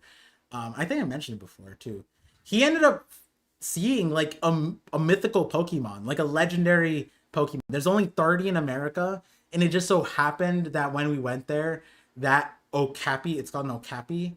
Oh, okay. I was like, is he talking about Pokemon Go or like a real like animal? Yeah, it's an animal. It's basically like a it's like a deer that has zebra legs. And it's so random, but it in my opinion, they're the real zebras. They evolved separate from zebras because they're like jungle animals. So their bodies are brown, but their legs have the thing for the zebra stripe for camouflage. Very cool, but they're also being rebreeded because they are significant to the ecosystems that they're a part of. So without them, cool looking, man. Yeah, they're very cool. And he ended up seeing it. Like, and he knows what an Okapi is too. So yeah. he knows what an Okapi is, and he knows very intricate animals. We've had friends over and my son will be running around with like a very obscure animal, and they're like, what is he saying? And it's like, oh yeah, he's talking about a tapir. And they're like, what's that? And I was like, it's kind of like a weird panda pig. Like, I don't know. It's kind of funky. It's like your son would love going to Gaimon's Island. Not to be confused with Epstein's Island. That's not good. Who's confusing that? Your son would absolutely love Gaimon's Island of, like, weird animals. That's true. That's true. I mean, hey, I would love that too. Yeah, I love animals, dude. Especially stupid ones like this. The Okapi is amazing. Yeah. You know what I found out? I always memed on the stripes, but I memed on it for the zebra more than the Okapi, because the Okapi, I was like, okay, that makes sense, right? Like, just their legs so they stick out. But the zebra's like in the middle of a plain. Why would that be camouflage? But then it's like from far away when like the heat lines like start distorting the thing, it does camouflage, but the real reason they have it is for flies and mosquitoes. The lines end up making it hard for the flies and mosquitoes to land on the thing, because it just like when they get close, it fucks them up. It's so funny. It's like an optical illusion. Yeah, yes. I'm like, oh my god. And then I told my wife, like, yo, I'm just gonna start buying She doesn't like, when we were in college, I bought cheetah print pants, and she never let me wear them. And I'm like, wait, what? And then now she says, like, out for you. She's like, now I'm fine with you wearing them. I was like, so we can go out. And it's like, yeah, but now you're a dad, so you wouldn't want to. And I was like, fuck, you're right. Like, I can't just do that now. But then I was like, now I'm gonna get zebra print stuff, and it's functional. Zebras are just barcodes. Imagine that scanning a zebra. I feel like if I bought tiger stripes or zebra print leggings, I don't think my wife would let me leave the house with them. I'm not gonna lie. Yeah, so but now it's functional. Like they're looking out for us, man. I think our wives are just they're looking out for our best interests. Yeah, but okay. Hear me out. hear me out. The time that I wanted to wear the cheetah print pants was Halloween. I got the Oh, okay, that's different then. yeah. I was like, wait, Yeah, okay, because Halloween's different. yeah, Yeah, because yeah, she yeah. was against it on all other times, right? And fine. Okay, we're Makes sense. going Makes to. sense. She wants to go to a nightclub in college, and she doesn't want her boyfriend to have cheetah. Okay, fine. What about Halloween? She's like, yeah, no, but let's do this costume thing. I was like, yeah, we could do the costume thing, but like, you know, the other day we could do the cheetah print. Everyone's going in costume, and she's like, no, wear the pants on stream now. Dude, did I bring them? I think my Do I mom. have them in this room? I think my mom hid them. I looked for them last Are time. the And pants in the room with this par? I think my mom hid them. My mom was also against them, but I'd wear them around the house just to make her mad. But it's not like for other reasons. But yeah, zebra stuff. Hey, like I'm gonna get zebra print one of these. Um, but yeah, chapter 1168, very interesting. On screen. 1 second. Why is somebody saying to look at Kid's arm as if he had like the shallow sea contract? Yeah, no, look at my camera. Oh, okay, that's Punk Rotten. That's yeah. He has the contract. Yeah. Yes. Okay, so he has it there. A lot of people are talking about that, and then of course, like it goes back to like the whole Roxy Zebek like Punk Rotten face. Like that all is a part of Punk Rotten, which is crazy. Yeah. And Yeah. I was just when somebody said arm though, I was like, wait. Like, does he have it on the arm? Like, I'm looking at pictures. I'm like, wait, I don't see it. and But yeah. when you came in, we were in the middle of me explaining that honestly, I'm more for the idea that Kid is contracted by the Holy Knights and is a God Blade over he's the seventh Vegapunk. And like because then if he's contracted, then it's like the whole like, oh, he can't turn away from Shanks, like he's forced into it. Like that kind of could make sense. And considering they were gonna go to Elbaf right then, and Kid was going to Elbaf, I'm like, wait, hold on, I'm not mad at this one. And it is stupid, but like, give Kid something. Like we've bent corners for other situations. I'm fine with bending it a little bit for Kid. Would it be silly? Sure, but like, would it be impossible? I don't know. But is it rumor better? has it that the mission that Shanks dipped out on was destroying Eustace's island. And that is actually a jumping point because we were discussing the reality. And that is why Kid is after him. The reality that I was contemplating prior to this, and I want to get back to this conversation. So you came at a good time. Is doesn't that mean that a Holy Knight died? One of the possibly deep sea contract people either passed away or were killed, or Shanks' mission retired. Can you retire though? Is there? Yeah, I mean, okay. 401k last for chapter, this? Emu talked about how like after you worked as a god knight for like 30 years, you can like reap the benefits and you can relax. No, they didn't. Emu wasn't even in last chapter. All Emu said was slaves. He patted us on the shoulder and said, "Hey, Shangara's waiting for you, brother." Shangara, yeah, go there. Yeah, we see it's like Valhalla. Like all the people are just like chilling there. We see Odin. Odin's like, Harold, you made it. You made it to the land of Shangri-La. You know, Shangara. There we go. Shangala. Shangara. I like that. Size not visible. Good call. I never really liked Shangri-La growing up as a kid. Yes, I know. But Shangara just sounds way cooler. So much more aura. Yeah. Guys, tell me if there's camera lag, because that was an issue before, but I also... So my stream crashed 3 times, and I have no idea why, because it wasn't internet, and then it just... Wait, 3 times? Yeah, well, 2 times, but the insane. third time it saved itself. But then I just completely... I think my stream key, I had to completely manually do the Streamlabs part, so I did that in between, and now it hasn't dropped, so that's good. But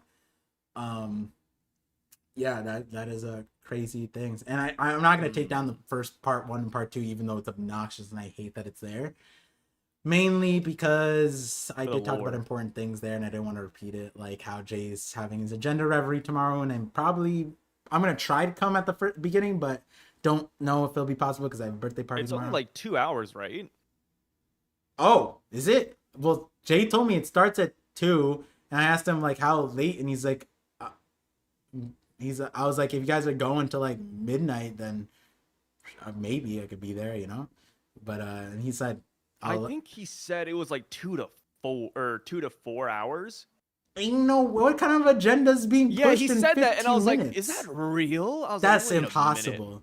He has art in the picture. There was like 5, 6 creators that individually yap for an hour.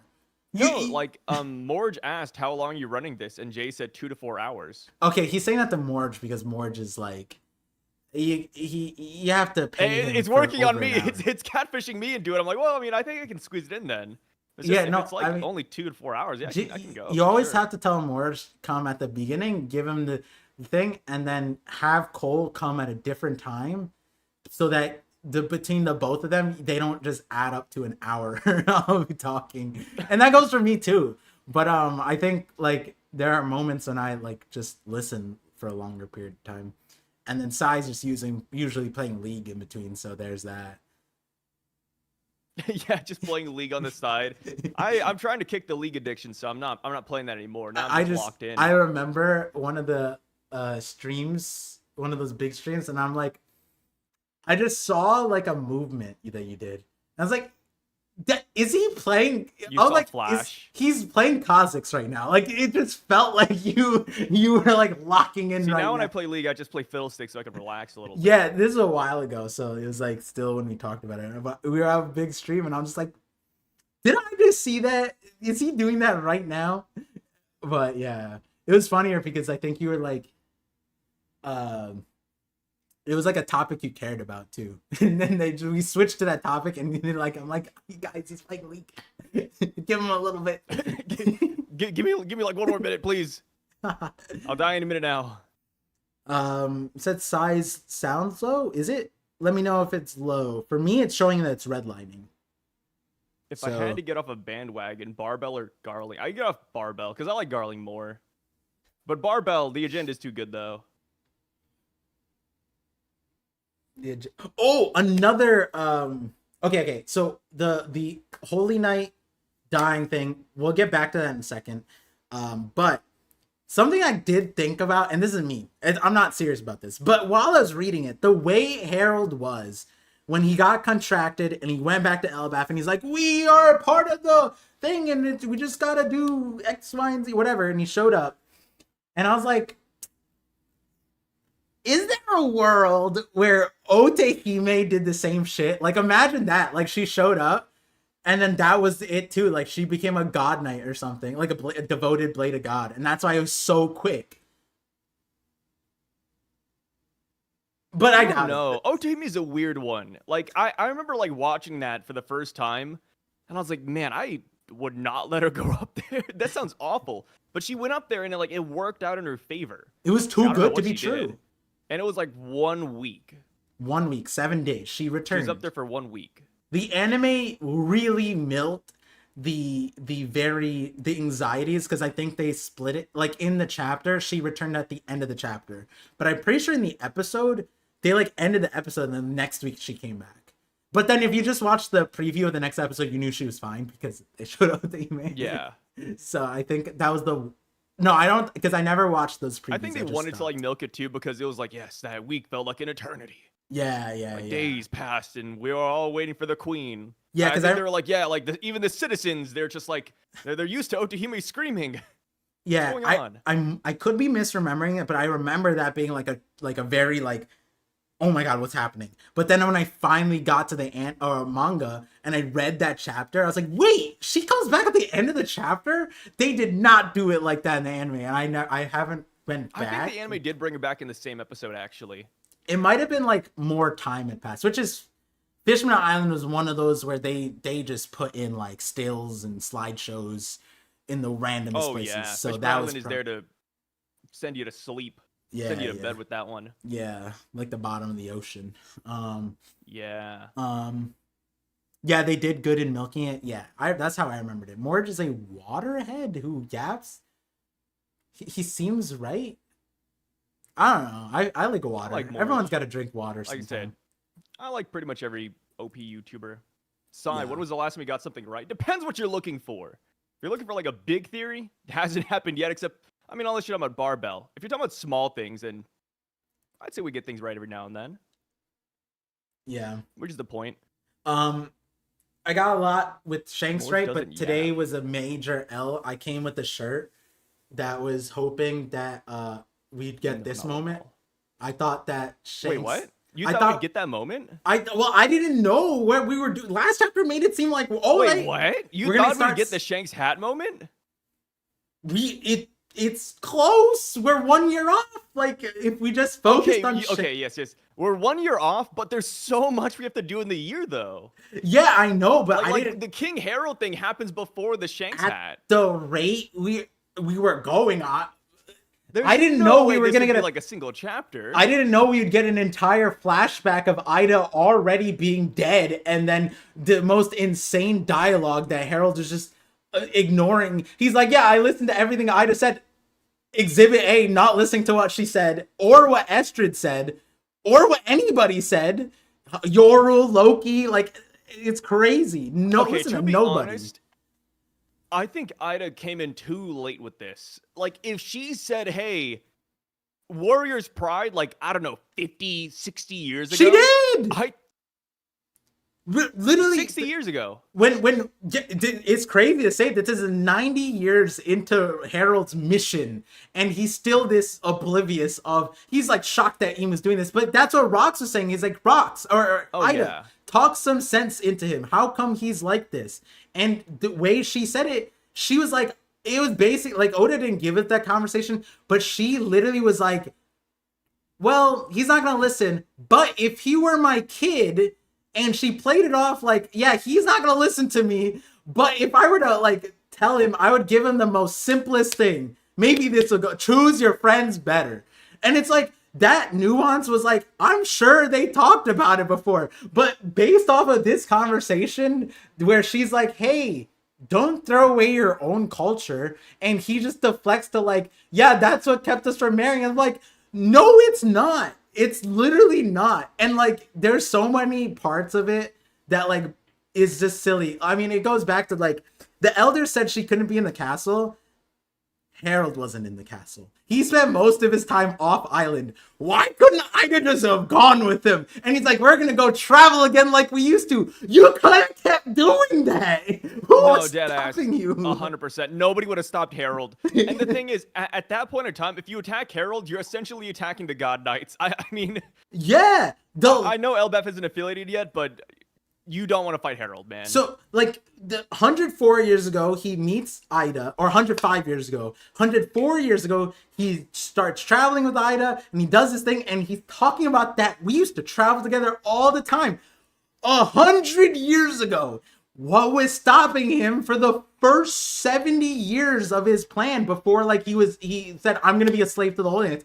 After that part, it's like, yeah, I don't want to bring my wife to my slave like humiliation ritual. But prior to that, he could have brought Ida with him everywhere. There was no even stopping during that. point. I mean, like it sounds like Harold had a decent time with the God Knights. It doesn't sound like it was awful. And like, that's and if it was, we haven't seen it. That's when I said this line where he's like, oh yeah, it was the culture kid that kept us from marrying. I'm like, he sounds like one of those dudes that has another family on other. No, he's deep in it, man. This is how we know. This is where Kaido came from. He's like, oh yeah, that's why I didn't travel with you. Meanwhile, there's this like a mini Herald running around on the Rocks crew. Yeah, Ida, don't look at the guy who looks exactly like me. I wonder where he came from. Like, this straight up, like that's what it also, it feels wasn't like. the culture that stopped him per se. It's mainly just the elders, but Yeah, it's and the elders apparently have more sway than the king, which I mean, I guess that happens in some places, but I just don't get where the elders are, man. Like what is their prerogative? they're not. I don't even know. The elders I liked your idea that they're just robots and it's just like some Wizard of Oz like just in the behind the curtain, you know, Just lizard people up there. yeah, just some nonsense that they're just like listening to for whatever reason. Or like, are they just is it just Emu? Like, is Emu just there? Like, I don't know at this point. Can't be. It's just, I refuse to believe it. and then like, okay, he doesn't listen to Ida. If you listen to Estrid, the fact that Estrid said the 5-point kill star thing, because this chapter actually did give us nuance. That whole abyss circle in the throne, and we didn't know how that got there. It was it that Shamrocks by teleporting it appeared there, but it was pre-drawn. Not just pre-drawn, it was pre-drawn by Harold. So not only did he ignore what Ida was saying over the last years, the one thing that Estrid said was no 5-point kill stars in this room. And Emu got him so down bad that he didn't listen to his second wife, his first wife. What is happening, bro? And that's how he dies. I'm like, this is just the irony. You know what's funny? Whoa. When Emu initially asked Harold to draw the pentagram, that next dialogue box, I thought that was from Harold for a second. Thy dearest wish shall be finally granted. I thought he was talking to Emu like that. I was like, no, Harold, please. Because it's him smiling from like ear to ear. Dude, I feel so bad for Harold, man. I love this character so much, but God. Dude, when I think like wish. when I lost it, and this is like the climax of the irony. Like I was saying, like this is the opposite of anemia. Harold is he's Iron Man, bro. This is the craziest thing, because when he makes the pentagram, I'm stuck on the part like, damn, he did pretty good. Did he go to like Hogwarts? Like, how did that happen? How did he I don't know if I could do that first try. Like, but then the next line is Emu hitting him with the time to make that army you wanted, huh, Harold? And this entire chapter was just like, we don't need one of those, do we? That's why I'm doing this. And then you have him throwing up the whoa, hold on. That's when I'm like, yeah, Harold, you got it's weird too. Like the whole army thing. Like, is it? I don't know. It's such a mixed bag. Because it's funny, because like in this chapter, they're like, hey, Warriors Pride. We're kind of losing something, Harold. Like if Emu were to ask him, hey, like let's get an army before he met Ida, he'd probably say yeah. And the culture would still be here. I feel like it's all about a balance. Yeah. And it's tough, like, and you could say that this army isn't really that horrible. Because if they're working alongside Marines, as long as they're not like, up there in the Holy Land enslaving people, I think the army's kind of okay. It's strange. It depends on how Emu uses it. But it's like, oh, like you're going to enslave them. It's like, well, is it really enslavement? It depends who Emu wants in the army. If it's just the adults, it's like, well, I mean, they kind of like fighting anyways, minus the pansies that Harold's raising. So it's such a weird one. Also, did you see that we got the F and Elbaf back? Oh, yeah, that was a big thing. They put the F back in there. Yeah. I don't know if it's like, I think when it comes to puns, I think there's multiple meanings. My question now is just, does the PH that we got before, is that also meaningful? Because like, maybe there's a dual meaning there. Maybe the PH is meaningful for a different reason. Obviously, we know the F is important for the reverse. It's because it wants to be balanced. Yeah, fable, and then maybe the pH is balance of acid and bases. Yeah, Yeah. I was thinking like Punk Hazard. Maybe we don't know how Elbaf got named. Why is Punk Hazard named that? Why were the Giants or like there? Poor Huz. Are you phase Psy? What's up? What phase up? Like what's happening? What's this dude, Huz? This is so funny, dude. I feel like an old man, but I'm like, man, Huz is such a great slang word. I love it. That's just Psy is. You guys see it right now. The moment One Piece ends, you're gonna see phase Psy. Never misses a trick shot, some shit like that. You're gonna see me outside with a Supreme shirt in like 2028 or something. Yeah. Like, You're gonna hey buy a guys, check this Maybach. out. Yeah. The generational Maybach. Yeah. Like a bottle of Ciroc in my hands. Yeah, this I mean, Harold is I think I agree with you in the terms of like I like Harold. I want to like Harold. Harold is a good, cool character, but it's undeniable that these certain lines, it's kind of like one of those things where it's like, listen, guys, we don't even have Harold in the current timeline, and that lends itself to like developing him isn't that important because you just need to get the essence of him because it's not like he's gonna, unless you believe, and some people do believe that he's still alive, and that's a separate conversation, but like unless you believe that going forward, then like a lot of this stuff and nitpicking it super hard isn't that important because we're not gonna get him later on. We just need to understand certain like positions that he took, and yeah, Oda's compressing some things. I'm certain if Oda were to create a full-fledged Herald story, boom, we'd get something, right?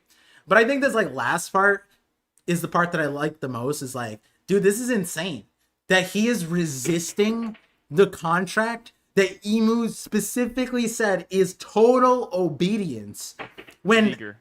when Vigar. Sorry. Vigar? Wait, what? No. So somebody said real quick, who should I play mid lane? I just want to throw something out. But go ahead. I'm still listening. Yeah, that's a good shout out. Vagar is fun.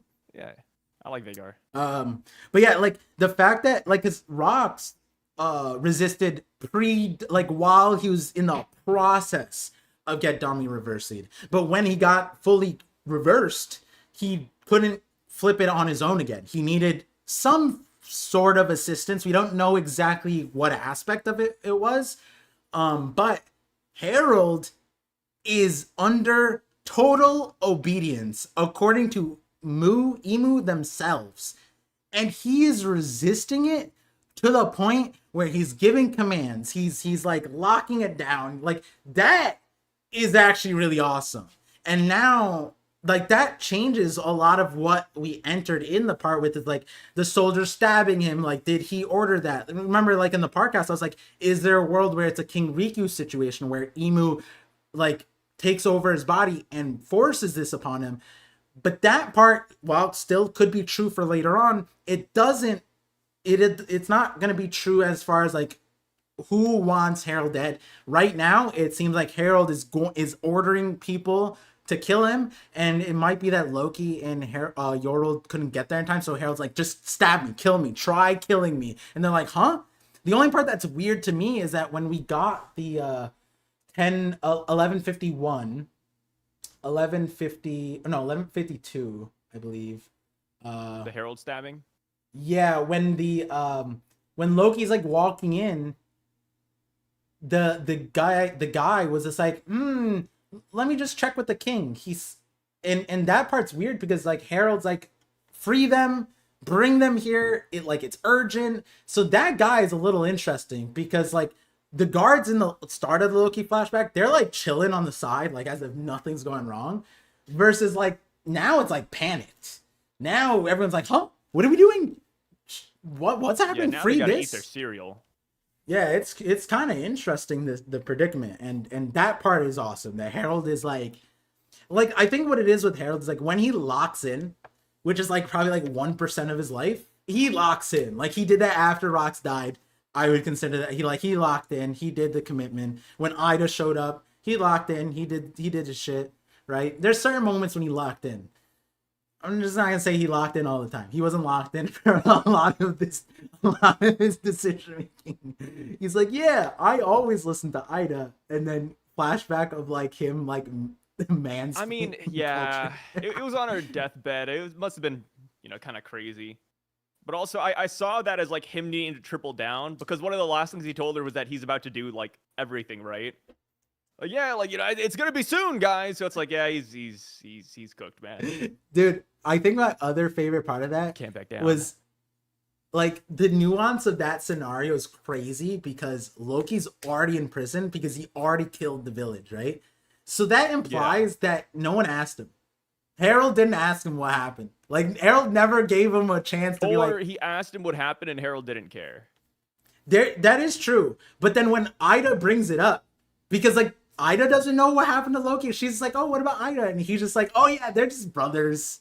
I'm like, wait, isn't he in prison? And like does Ida know this? Like this, because if Ida knew the dialogue that makes sense from her, that would make sense had they told us like, oh, maybe Loki's so sweet. Maybe he had a reason. I'm sure that there was a reason, which I get it. Murdering an entire village is like vouching for that might be wild, but Ida might have been like, hey, maybe hear him out.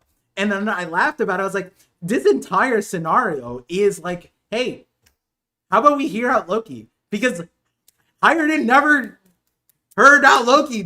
He gave him 3 minutes now after being stuck in a tree for 6 years. So like he's never gave him a chance to explain anything, I don't think. So it'd be crazy if we get a post flashback conversation where Hiredin's like, that's what the alcohol village did. They killed Ida. I hope he does not say that. That'd be so goofy. That is so, because it's like one of those things where it's like, I feel like if Loki just told people, they'd believe him.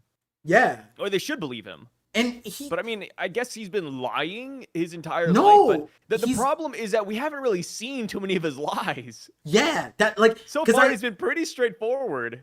I think about like he's not like Usopp. The uncle situation. No one asked. No one. I mean, he wasn't blamed for that one in particular. But when Harold when Harold's like, hey, what are these wounds, Uncle? Oh, he's just. I don't know. Hey, Loki, what happened with these wounds? And then he's going to the uncle. If you just asked Loki, wouldn't Loki just point? Hey, it was him. It's like constantly. The main thing that is consistent through Harold's entire backstory is he never asks why. And that applies to Emu and implies the thing. He's atoning for sins he doesn't know about. He never asked what this. Even then, maybe Emu would have just told him. If Harold just like, hey, what are the sins I'm atoning for, by the way? Emu's like, oh, you don't even know? You chose to be a slave and you don't know what the sin. Oh my God, this guy's more dumb than I thought. Like, Emu would have started, that would have been the laugh tale. Like, Emu would have started busting out like Roger at Laughter. Like, this guy, he's a slave for no reason. That's crazy. This guy a buccaneer? What's happening? Like, that's straight up what, because at least Kuma knew. Even outside of that, it's like, or maybe he does know and we just haven't seen it. He's never explained it to Yarul. He's never explained it to anybody. Yeah. And that's, I messaged you about this. I said that there's another villain to Harold's story. And I honestly, in another timeline, I'm a Herald defender, and if I was a true Herald defender, the people I'd blame the most is Dory and Brogy. They are so obnoxious, bro. They're literally his Ace and Sabo, and they just left him. I guarantee this Herald line, like if Dory and Brogy were there, and they like saw Harold and Rox, they'd be like, hey yo, Rox is kind of spitting right now, Harold. They were his Ace and Sabo. It'd be like Sabo not showing up to Ace's execution, but not having amnesia. But like Dory and Brogy are just fighting each other on an island. Like, yeah, it's no big deal. A third of my life for this. Nothing crazy is going to happen. Their best friend died, murdered, almost turned over their entire country, became a slave. Married twice, by the way. Do they even know he got married and had kids? They don't, right? Like that's. They've been gone for the past 100 years, man. Dory and Brogy, and then that led me to the thing. It's like Oda's always showed us that the giants are just like kind of gullible, like Oimo and Kashi. How is that any? Harold's doing what Oimo and Kashi did, just on a bigger scale, right? So it's like Oda's kind of always be telling us that like the giants never ask why. And that's true for Dory and Brogy. They were fighting and they never asked each other, why are we fighting? Until Usopp was like, hey, why are you guys fighting? Or who has said it? And then they're like, you know what? That's a good question. I don't really know. Oh, that's such a good point. Somebody said Saul never told Harold about the O'Hara genocide. Yeah, and it's like, wait a minute, that's so true. Like, hey, Harold, you're part of the God Knights, huh? So like one of those Gorosei guys told everybody else to like destroy the island and kill Clover. Yeah, like we never really see these conversations, and I bet they happened, right? I doubt like this is just like something Harold never talked about. It's just that we don't see it. All It's right. like the slave situation of Marie Joie. Like, surely he's seen celestial dragon and slavery, right? Like, we've just never seen his POV from it, Yeah, he which is has to weird. see.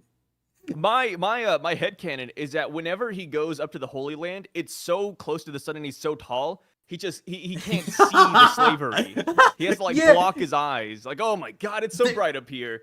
there's certain aspects of the Harold, story please! No, well, what's happening? Oda had to skip for, and that is one of them. It's like, yeah, he's You cool had to with skip it. slavery. That has to be like, if someone were to analyze it, and they're not even nitpicking at that point. If someone were to analyze it, even like on a surface level, picking that up, that like Harold being cool with slavery is something that at this point it seemed like he would concede for Elbaf. It's like everything for Elbaf, like even like the thing is, like you said before, Tripling down. militarizing Elbaf is not. I think Harold could have been convinced of it if like Emu just said it before, or like, you know, like if that was, if the Gorosei was just like, hey, we still want your military thing, like, and that's also ironic that Harold doesn't understand that, considering all of the positive PR at the beginning of this chapter is coming from the Marines. might of Elbaf and how good they are as Marines.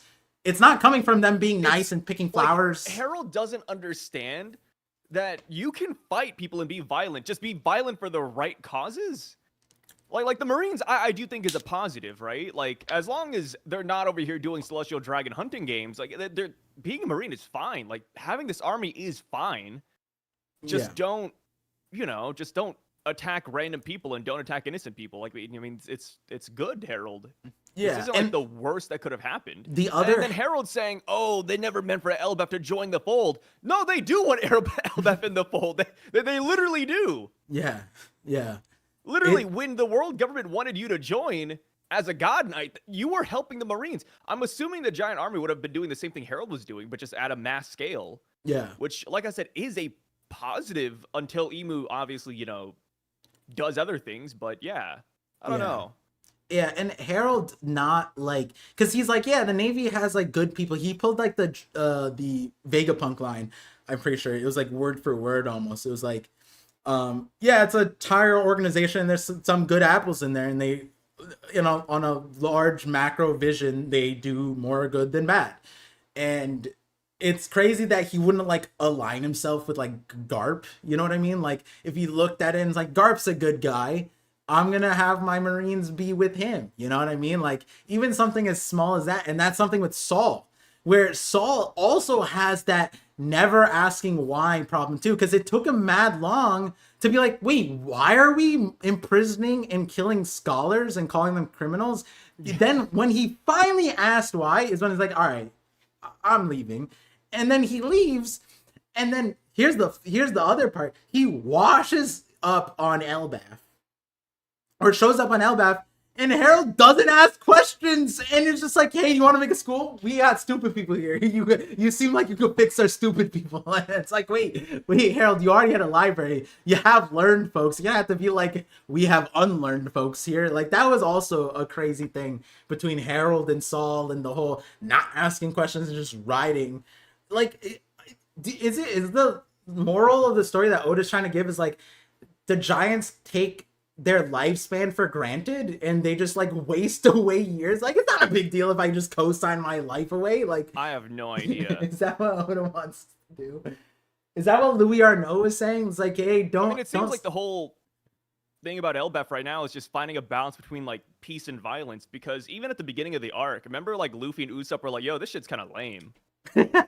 Yeah. Like, I went back to the chapter. It's like after Luffy and Usopp meet the kids, before they meet Colin, they're like, dang, Usopp, this is kind of disappointing, huh, man? And then Usopp's like, yeah, but like, this is good, I think. And it's like, you know, Harold is kind of in the same way right now. It's like, yeah, like, peace is cool and all, but like, brother, like, you got to teach them how to fight or defend themselves. Like, even the idea of an Elbaf army, it sounds crazy on paper, maybe, but it's like, a lot of kingdoms, even Alabasta has like a fucking million people army out there, you know? Yeah. Like, Dressrosa has an army. Like, the only difference is that Elbaf would mobilize it. And, you know, like, I guess, like, having them not be part of the Marines, too, obviously Emu's gonna be, like, the dictator or whatever, but you would kind of have control over your own culture at that point, like, because it's only giants in there. I don't know. And then I'm sure, like you said, like I'm sure you could work something out with Emu. Like, hey, Emu, I don't know, give us some guidance, or can we not do this, or hey, can we like only make people over like I don't know 100 join, or can I like I feel like there's so many ways this could have actually worked. Like Mhm. Emu did want Elbeth in the fold. Like the only thing, like I said, I like Harold. The only line I dislike so far that I can't even wrap my head around is when he says, "Oh, they never wanted Elbeth in the fold." They did. No, they literally do. They're asking you to do this. And based on all of Harold's prior actions, the Gorison probably thought that he'd also be down for this too. Yeah, they 'Cause, never like the school, for example, right?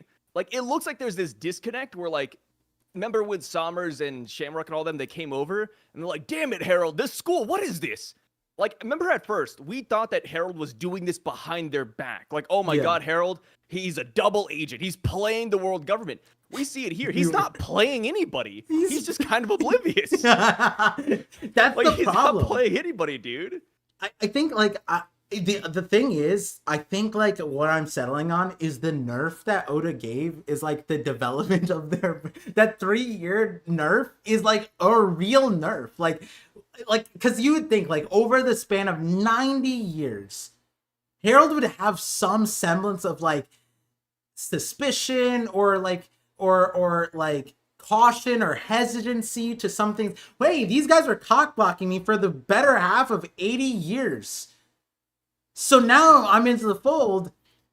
I'm gonna be. Why were they? What was Yarl saying? Like, oh, aren't they racist towards us? I'm gonna try to look into that a little bit more. If he took in Yarl's like, oh, hey, so they might be racist to us, and understood they always, if his understanding right now is they always want to say, yeah, no shit, they're racist to you. Every person that tried to give you rocks, Yorul, everyone was like, hey, choose better friends. Hey, look out for giants. Like, truthfully, look out for giants. And Yorul's, it's like, we just gotta let the younger people, and that's also ironic because like Yorul was kind of like, hey, we just gotta let the younger people, new ideas, fresh ideas.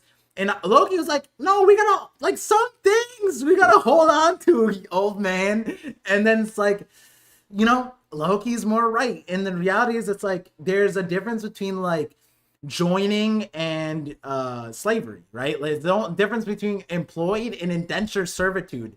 And the thing is, like, there's no, like, the fact that the first red flag that Harold should have had, that I think, like Cobra, even Stelly, I think like the shock of someone sitting on the throne, that alone should be enough to then question everything that you're a part of, because the entire premise that Harold has learned, and every king, including Stelly, who's new, is that no one sits on the throne because everyone is equal and all this stuff, and have that be lied to in front of your face and accept it and then continue on. That's the obliviousness, right? He's continuously allowing himself to be lied to the extent of the entire premise of the world government is a lie. And he saw it and he still went with it. And the reason why he goes with it isn't really that big of a deal, because the reality is every other country that is a part of the world government had not done even a morsel of what Harold had been doing for, I doubt, any of the nations that's a part. They just had to pay a tribute. They just had to pay a tax.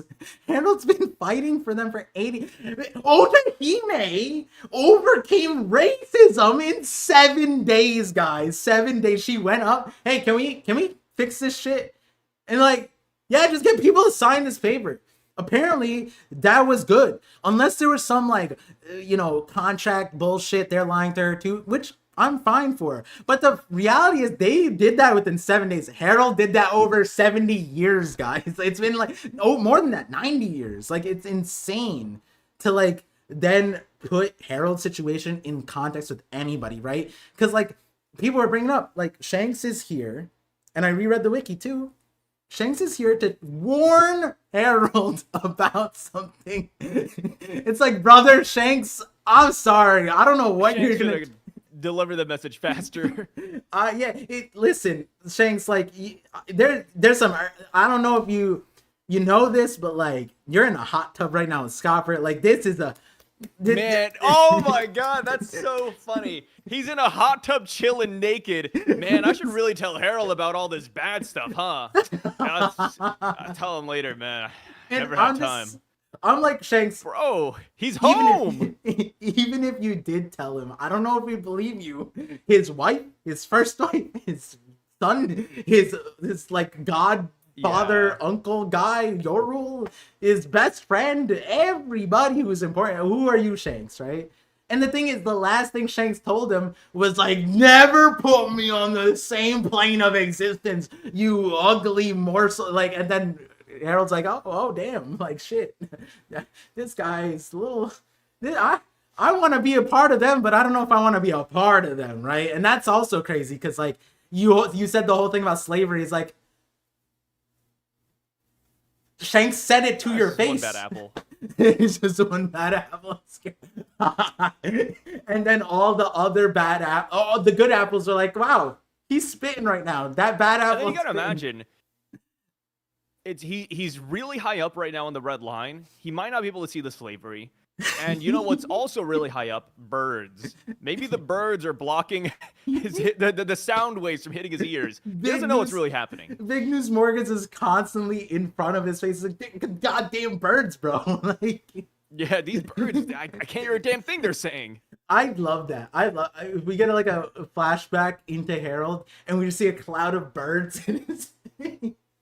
Yeah, just constantly covering his head. We get an SBS. Odo, what is that in front of Harold's face? Yeah, see, Harold is too big. You know, I agree though, because I didn't know he was that big. When they showed that panel with the Gorosei walking, I'm like, bro, they're his toes. Like, they're dead ass. Yeah. Like, they're just so I will admit, it's so funny though, like seeing the Gorosei like vibe with Harold about like, oh yeah, the mark is weird, isn't it? I'm still not used to it, man. That's so funny. It's like they just got like another boy in the club, you know, just like, oh hell yeah, dude. This guy's gonna be cool. First time? We're gonna have to get a bigger seat. We're gonna have to buy. Yeah. We're gonna have to go to Bob's Furniture for this. Harold, you're not gonna stay up here, right? I mean, we can make you like a room, dude. Come on. I got some slaves that'll definitely just work on that. They're like, do you like firm or soft mattresses? Yeah. Tempur-Pedic. I remember my first time, Harold. The Gorosei are kind of chill if you're on their team. Yeah, the Gorosei are less, like, they're not egregious. Like, in this thing, like, the main question mark is Harold, but, like, I also am curious about that whole, you know, going back to it. Obviously, we're gonna get super chats and, like, other parts of the thing. The Harold conversation is a massive one. I think the only other aspect that I like to bring up is that we are now at the end of Harold's story, and he has not brought up Nika a single time. He's not brought up the mural, not brought up the Harley text. That is, in my opinion, one of the craziest things, considering every chapter when we got to Elbaf, every giant, even like unnamed giants, are like, God of destruction, God of thing, blah, blah, blah. Loki's Nika, this is Nika, I'm Nika, you're Nika, I'm afraid of Nika, Nika's in my nightmares. And meanwhile, Harold there's a chance that Harold doesn't know about Nika. It could be like a gag out of like an old 90s sitcom where just every time they mention Nika, Harold's not in the room, or like something happens where Harold can't hear it. Like imagine Loki talks about Nika and then somebody turns on a blender and he's like, huh? That could be it, right? It would be the opposite. Harold is literally the opposite of most of the other kings, and I'm saying that in the scope of, I'm putting like as bad as Sukiyaki was, the one thing he was good for, the one thing was the history part. At least he came in and was like, yeah, this is Pluton, this is the Poneglyph, there's the Undercity. Boom, mic drop, I'm out. Hopefully you guys forget I poisoned Tama that entire time. No biggie, right? No biggie. I gave you Pluton. I gave you a little bit of lore. We're out now, right? And that's crazy. And now imagine a world where Neptune did that same shit too. He's like, Poseidon? I don't fucking know. Red block? Oh yeah, Roger did come down, but you know, the whale started humming when he was talking to me. I just completely didn't hear what he was saying for that like 15 minutes. You read what was on that mystery block there. You know, it'd be crazy. Those Sea Kings, I don't know why they show up. You know, my wife was saying some random shit like that too. Like if Neptune ignored his wife, like like Harold was doing, like we wouldn't know about the Noah, we wouldn't know about the Ponic, we wouldn't Joey Boy, Poseidon, we didn't know about any of this shit. Robin would have showed up, and Neptune would be having an affair with her. And that's the reality. And then we'd get like another like. That's honestly Harold's story. That's where Kaido came from. I'm certain at this point. Some girl showed up and was like, hey, what about Nika? And Harold's like, hey, you want to have a kid? And then that's where Kaido came from. And that's why other conversation. Yeah, that's why King thinks that he's a Joy Boy, because he's birthed on the premise of it. That's still funny. I want there to be some, like, I need like one avenue to have the schizophrenic take that Kaido is actually his son. But Oda didn't give us anything in the backstory, I don't think, right? No. It's just his looks. It's just the looks, and like the whole thing about Harold like traveling a lot. So it's like, maybe. Yeah, not taking his life. I still like the idea that he's simply like released into the ocean. Neptune would have been like, yo, why are these fish after my daughter? Yo, and like he was about to marry his son to an unborn kid. Like Harold was on some shit, bro. Like, oh god. I mean, okay, to be fair, that was Neptune who said that. He brought it up first. Yeah, but he like agreed. I would have been like, Neptune, you good? Neptune, we gotta talk about something. They're drinking. Just let it slide. It's one of those things where you're like, sure, dude. Yeah. Yeah, like if Sai came up to me and is like, hey, I'm prophesied to have a daughter. Your son, my daughter. I'm like, whoa, what do you mean prophesied to do? Did Confucius come down? Like, what's happening? I'm sorry, bro. It's gotta be this way, man. Yeah, the fortune cookie told you. Like, what happened, bro? You will have a hairy daughter. Call her Mosa. And we're gonna set them up with a long distance phone call. Oh yeah, we didn't even get like extension on that. You know how sick would have been if the Dendenmushi was in his his prison room already? That'd have been sick. But we didn't get that. Oh yeah, already talking to Mosa. Yeah. He's talking to Otohime's stomach. Just hey, let her know. Oh yeah. Wait, no, she's born now. She's 2 years old. Oh yeah, she is. She's Man, 2. time skips, dude. Yeah, and the thing is, she is giant, but she's not developing like a giant. So she's 2, but like that's 6 in giant years.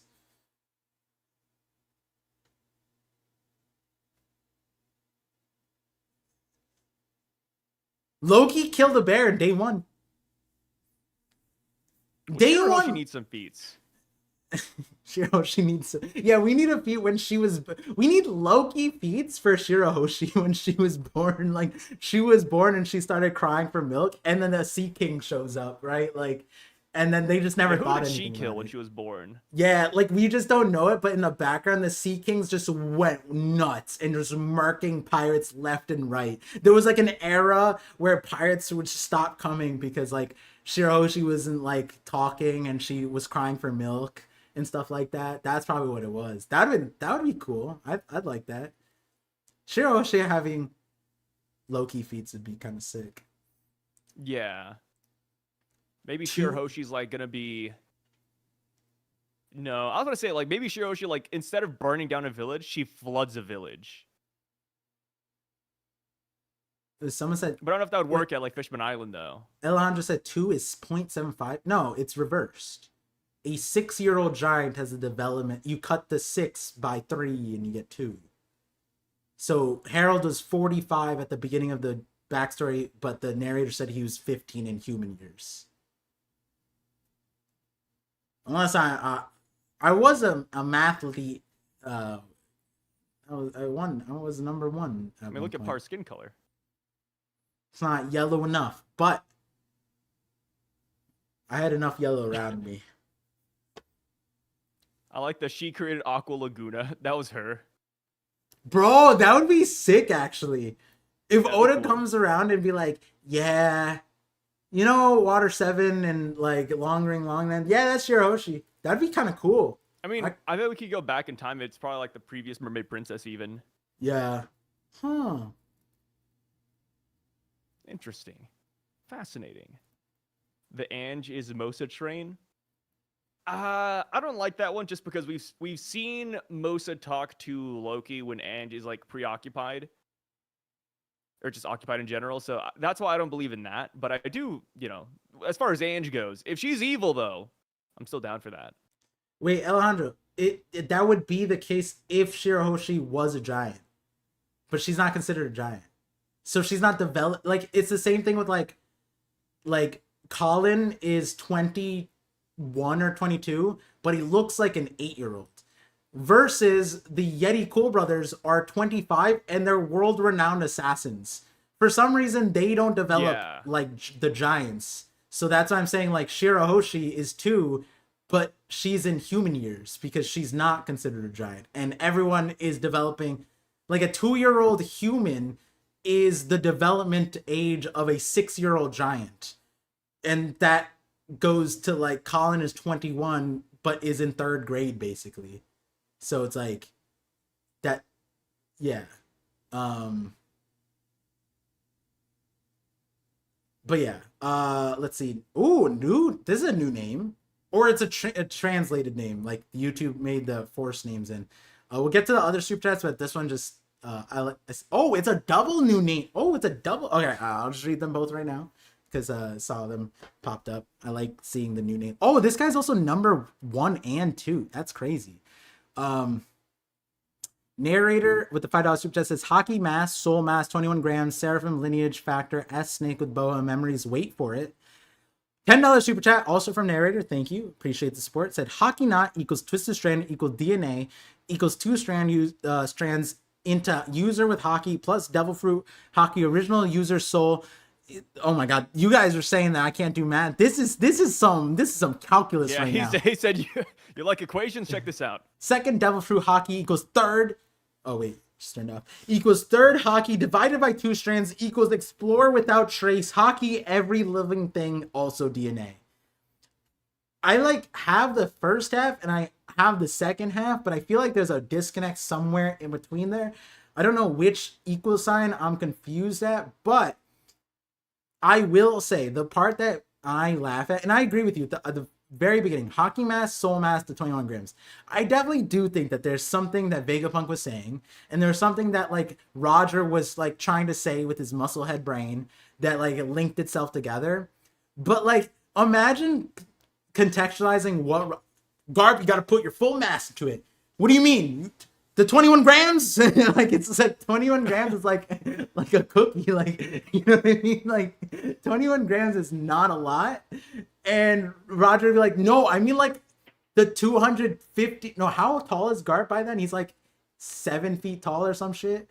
So it's like, shoot, dude, I don't even keep up with heights anymore. Apparently, in this chapter, when you see King Harold with the Gorosei, the height of the Gorosei changes when they hit the throne room.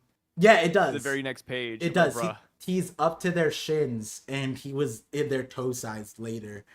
Yeah. Which size in One Piece, brother. Never take it too seriously. Do have Garp's weight though, because he's one of the OG characters. So let me look it up. Garp. Oh, there it is. Let's see. I'm pretty sure we have his weight. Oh, we have his height. Oda gave us the weight for some characters, but he's 9'5". Okay, so what would that be in human terms? Let's add some. He's like a football player. So football player, 6'5". We are looking at like 300 built muscle. Okay, but then you add 3 more feet, and the volumetric exponential. We're looking at like he's like 650. He's 600. All right, 650. If somebody actually had Garp's build in real life, like that size and mass and everything, I promise you, countries would be trading him as like just like how they trade pandas. They're like, hey, we'll give you Garp for the weekend. How about that? We technically did do that. Japan had some. Was it Inoki? Like Inoki the giant, Baba the giant. Japan had a few of them. Baba the giant. Yeah. So like wrestling, sumo. There was a few people. The only person that like compete size wise was an Indian guy. I forgot what his name was. They were both like 7 feet tall, huge dudes. They had gigantism or whatever, but they lived long enough. They didn't have like the horrible side Giant effects. Baba. Giant Baba. Oh, there we we need go. a giant. We need a giant called Baba at this point. Then Yeah. He's Wemby? No, he's bigger. Wemby's human, bro. Wemby looks like a stick figure, and he only recently has like normal human definition, but he's also like only 7 feet tall. Garp is 2 feet taller than Wemby. Like, what are we talking about? Like, Garp is not. And then apparently, like Sai saying, it's not just that it's in the One Piece world. You go through it. Oh, maybe it's that you can like maybe they have like the biblio library tech, but with humans in the throne room. Like it makes people bigger and smaller. Maybe that's the situation. a size adjuster. The real question is, did Harold have to crawl through the door? Because the We door don't worry about those logistics. was the door that'd be crazy work to like give someone a promotion and make them crawl into it. That'd be kind of nuts. Harold would gladly do it though. Yeah, he would. At this rate, he would. Yo, KKL. I mean, narrator is alting with these super chats right now. $2 super chat. KKL wink face. I'm supposed to know that it's Kobe kills Luffy, right? That's the one. That's the one. Kobe kills Luffy. I remember I got that wrong before, but what was the name? You had a different name, then YouTube changed it to narrator. What was the original? Yeah, getting all name? these ads is so different, huh? Yeah. Wait, ads. You What gotta fix ads? that part. Like their handles. Oh, yeah. Ads. I thought you said ads. And I'm like, Oh Are no, it's they? just my Asian accent coming out. we're not on Twitch. What do you mean? Um, holy Toledo! This is crazy. Narrator's alt cooldown is Good job, Max. it's crazy. All right. Let me. Okay, we're gonna go through the super chats now. Do all of them. I'm gonna read narrators and go back to the old ones. Let me read it. Narrator with the $10 super chat says, "I'm sticking to Aqua Laguna being because the many moons orbit close to each other, and something big will happen when all moons line up. Tide out the Draw, Iceberg made R7, a boat for this." See, the problem with the moon thing is Oda has the lunar cycle for the first like 200 chapters, and there's never been multiple moons. I don't think there's ever been multiple moons shown. So we don't know the context of what Clover had at Ohara. And the reality is that also could be 5,000 years old. So it might not be as relevant. It could have been relevant for the first world or the second world, but it might not be as relevant for the third world. But it could be something that, hey, maybe if I look at what the first world, second world Harley text thing says, maybe something there describes what happened to those moons. If that was moons, but again, we don't have the context of that. That could be satellite planets, right? I guess satellite planets are moons technically, but depends. It depends. And we also have narrator with the $5 super chat says, TLDR, Devil Fruit abilities are the final Hockey Bloom. Devil Fruit carry the soul. Hockey of the Void Sentry user. I agree that was one of the original videos. The fourth Hockey. That Devil Fruits are just peak Hockey users consolidated into Devil Fruit, and then people eat them, and then they get the ability that the person honed, but not necessarily the knowledge that came before. So that's also why you'd have bad Devil Fruit users, right? Because they didn't really understand what it is. Whereas like Katakuri, for example, whether he had the Devil Fruit or not, he would have been strong. Whether he had the Devil Fruit or not, he probably would have, any Devil Fruit, he would have gone to heightened limit. But then because he's also able to awaken it, he has a love, passion, and understanding for Mochi. And so now he's basically emanating the person who probably dreamed of it in the first place. So that's, an OG. So I agree. But let me get to some of these earlier super chats that I saw. Also, Baby Pluto hit me with a 42 months membership, and that was that. He didn't even super chat anything related to the chapter. He said, "You need help with the drywall." And it's like, that seems like a 42-month membership. He's like, "Yeah, can I come over to your house now?" Yeah, guys. Can I help out a little bit? Yeah. We have Zam. Wait, your name was Zam D Al, but your @ is Zam Da Al. Was Zam D We're Al getting so many taken- like crazy reveals here, huh? Yeah, this is like. It's like a slight variation on the original name, which would be like the Void Century. Yeah, Kozuki Moria. You hit me with one of those. 23 months, 1 off of 2 years. Shout outs, Sam. Said the only explanation for how Harold and other giants behave is that Elbaf giants are genuinely dumb. Like you. I thought this is a serious shout out. I just read it with that conviction up until the end. We're gonna find out the last line of Louis Arnault's thing is like, don't stay for too long, you'll also be stupid. They're gonna hit you with a stupid ray. Like something out of SpongeBob. Dude. You ever watch SpongeBob? They're like, duh. Like they fucking stand still. Yeah, Patrick stayed the same. Yeah, it didn't even affect Patrick. Yeah, Patrick is an Elbaf giant, guys. So he's cracked the code. The SpongeBob One Piece theory comes through. Patrick is from Elbaf. I mean, if you really think about it, I feel like Patrick is a very Oars-like character. Yeah, true. He lives under a rock. Like he's straight up.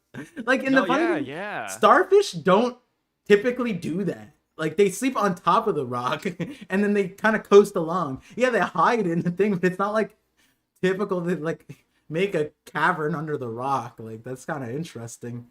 He's an Elbaf giant. I mean, yeah, and sponges don't exactly live in pineapples, but yeah.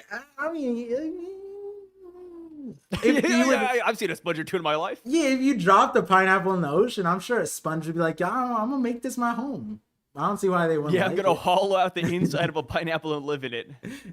Well, I'm gonna do that. That's one of the. Remember we talked about this after One Piece ends. We both just like fund each other, like bet. Like it would be like a weird betting thing. Like one day we're just like, I'm faster than you, and then we like be like, okay, but it's not running. It's like on a handstand, and then we train, and then we meet up.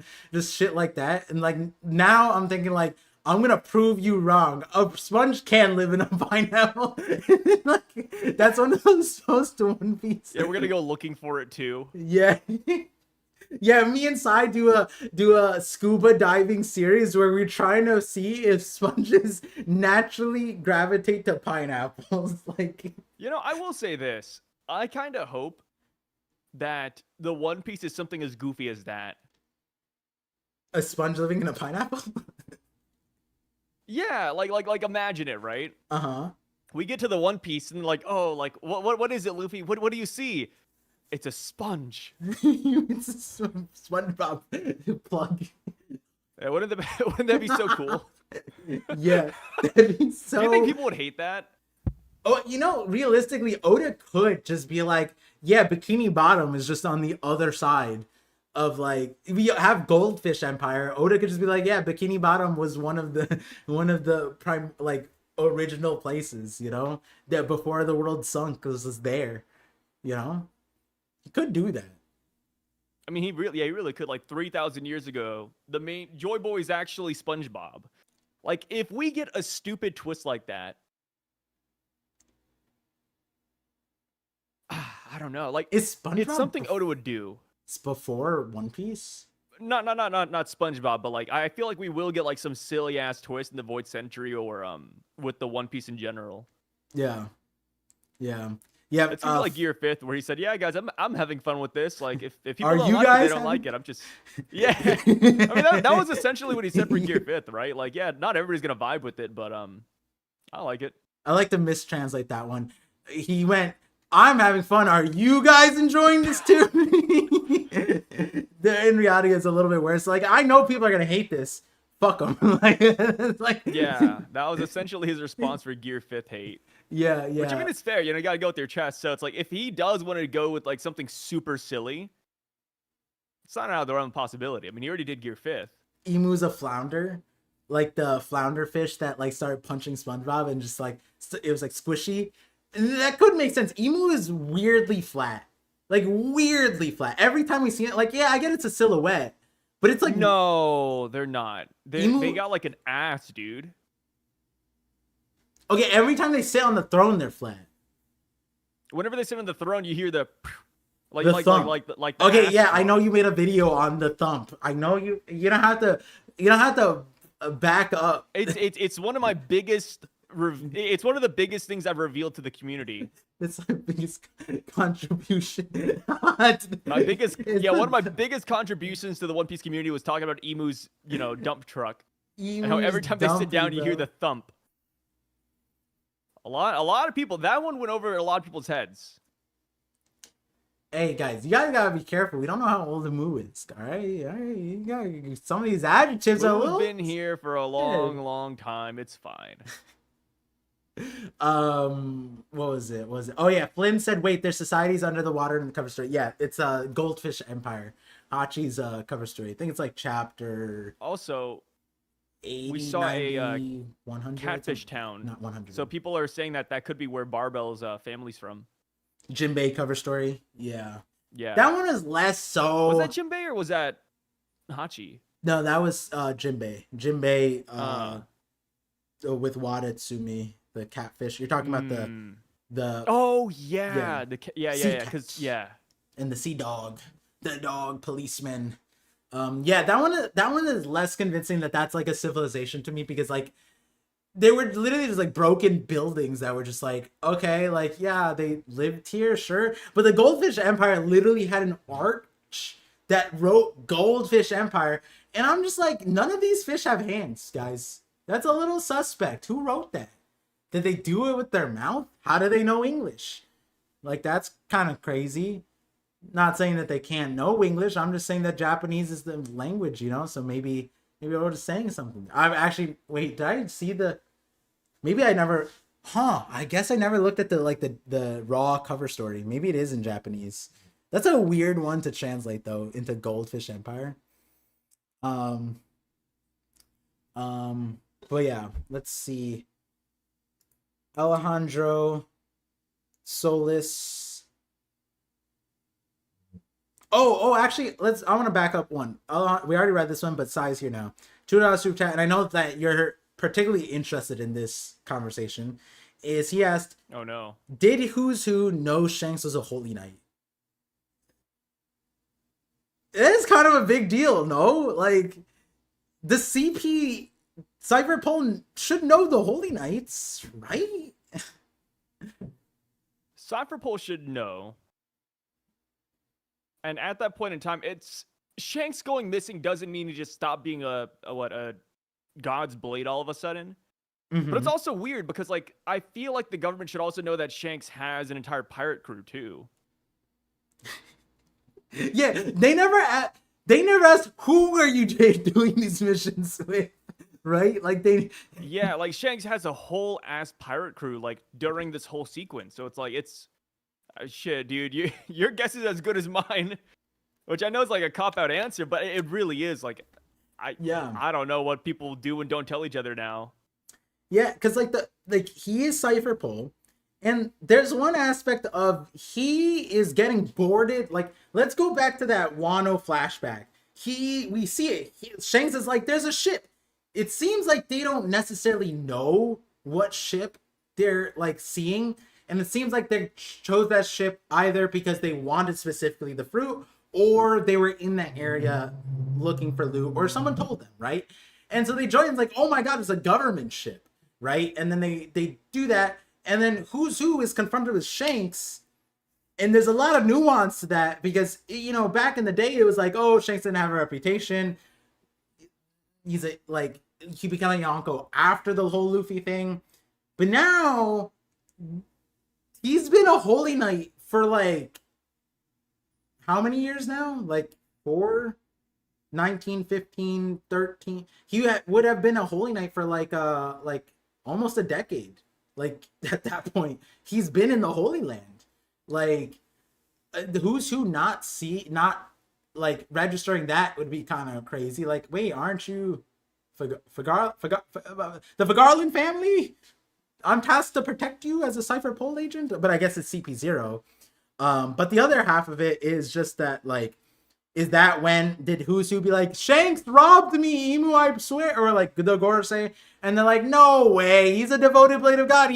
Why would he steal from you? He would never do this. Yeah, government ship. Yeah, like, is that what happened with Husu? They just locked him up, said, you're lying to us. Shanks would never we don't betray even know, us. like, what CP Who's Who was a part of, too. We know it wasn't Zero. That's the only thing we know for sure. Yeah, because he was wearing black. Yeah. Yeah. But he was with Lucci, right? Because they were, or they could have just like, that doesn't necessarily mean that they were. Yeah, the he same. wasn't with. Yeah, he might not have been like. They were with rivals Lucci per se. They were rivals. Yeah, I could looked be rivals with anybody. I looked back at the dialogue, all the times Lucci referenced that, and it was kind of very. It wasn't like it wasn't like one of those things that you just like slide by. It was emphasized. Like, I forgot what he said. Oh, to Luffy, it was like when Luffy said, "I'm gonna stay here and fight," and Lucci was like, "You can go save your friends before we fight. If that means you're gonna take this fight seriously, you can go there first." And at that point, we didn't know if he was just like debating or not, but like it felt genuine. Like he was like, yeah, Luffy, you go. It didn't seem like he would like interfere, but Luffy's like, nah, I don't need to go. I'm here. I trust them. And then I think Lucci says like, damn, you're a really good captain. There's someone I need to, someone I wish. Certain idiot that, yeah. Yeah, certain idiot. But I feel like he was talking about Spandam. I don't think he was talking about Who's Who at that point, though. That's my opinion on it. You think so? I feel like that one's just like, dude, the iron. If Oda, oh man, that if I like, I guess it'd be an SPS question, but it'd be like, hey, like, who is he referencing there, right? And Oda could now be like, oh, he meant Who's Who. But I wish he had an earlier question. Hey, Oda, who is that referencing? Like, if someone asked that during Eni's lobby. You know, and Oda just like it. If he meant Who's Who back then, it would have been like, you know, let's go to the next question. It would have been one of those questions, right, or one of those answers. But I would have liked that. The last thing I could think of where it's like a character referenced somebody and we see him like years and years later would be like Arlong Park, where we see Hanshi talking about how he's the second best swordsman, and then we meet Gyozo later. Yeah. I mean, they also brought up Jinbei then too. So there's a bunch of fishmen there. I meant like when they're not mentioned like by name, like exactly or specifically. Oh, yeah, that's like, true. Like you that's hear a rumor distinction. of a character, but like you don't get their actual name. Because then we could say like Kaido and Big Mom. It's like, oh, true, heard of them, but we don't see them for a long time. Yeah, that's a good distinction. I like that. That is probably. I think that'd be fun. Like who's the one that like we were in the dark about for the longest time? Because I mean, while I don't think it's Who's Who, I think that's a fair one to point out. Like, because there are people who believe that too. So Who's Who, Hyozo, is that all? Loki. We didn't have his. No, we had his. We heard about like the Prince of Loki. Yeah, we heard about Loki. Yeah, we had his. We got his name that day. With Lola. Yeah, it wasn't just Prince, it was Prince Loki, so we always had that theory, and he looked like a ball. That's a crazy. Yeah, we still don't have that. I mean, that's after this, I guess, now. Because Big Mom.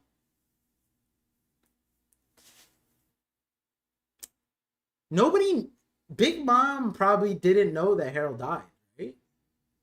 Was that kept secret? I like to imagine she knew. Yeah, because now I think about it, like it would, because like she's sitting there, I need to get a giant to procreate with, right? Or get them on my side as per Rocks, and she's sitting all these years like, oh, their reputation's in the gutter, and then the last like few years, like shit, no, they're part of the, oh my god, like, and then now she can't approach them, so now she's just waiting till Harold dies. So like maybe she does find out that Harold dies because she does have the most expansive information network apparently. So her knowing that Harold dies and then she approaches Loki, that could make sense.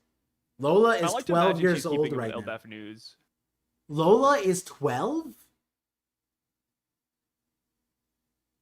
Oh, right now, like in the flashback. I thought you meant like like current day. Yeah, I was like, what? Yeah, I mean, what? Huh?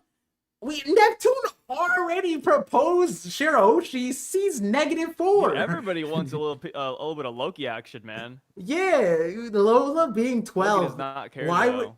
would that stop Big Mom? She literally was about to marry a Vince Smoke that was like beaten and ostracized from the family. Like they had to kidnap. She didn't care that Sanji wasn't there. She's like, yeah, kidnap him. Do it. Like she knew that Sanji was in Luffy's crew, right? He's like just like, oh yeah, my daughter's gonna marry this criminal that isn't in your family. She didn't ask questions, right? Honestly, her situation was even stupider because she marrying for the Germa tech when like other people exist is kind of wild. She was paying Caesar, and I get it, he doesn't have the cloning, but like she could have just stole Vegapunk. No one was stopping that. She could imagine a Vega. The I mean, Pacifists would have Perospero. stopped her though. What? Oh, the Sea Beast. Yeah, you're right. The Sea Beast and the Pacifista might have been too much for Big Mom. Yeah. That's why she never did it. That's the same reason why she. Do you genuinely think the Big Mom Pirates could never? Could they have taken Elbaf? Because remember that used to be a question mark. Like people thought before we got Elbaf, They people should be able to. people were like, okay, but Loki, no. But the rest of the Elbaf, I feel like the Big Mom Pirates would win, right? and I'm just bringing that up because They're getting a crazy tax in this arc, though. I don't know. after Wano, that was the thing. Like, hey, why didn't Kaido just curb stomp Elbaf? They could have. And then Big Mom. And the thing is, like, we got the egghead stuff, and then it's like the giants are getting scaled up. Now we have the giants, and they're just like absurdly broken for some reason. Like even just like the regular ones. And there's just a lot of them. And it's just I don't know. I don't know anymore. I'm like, damn. Like, yeah, like, Katakuri could obviously mess a few up. But there's a lot of giants, bro. Like There's a lot of Big Mom kids, though.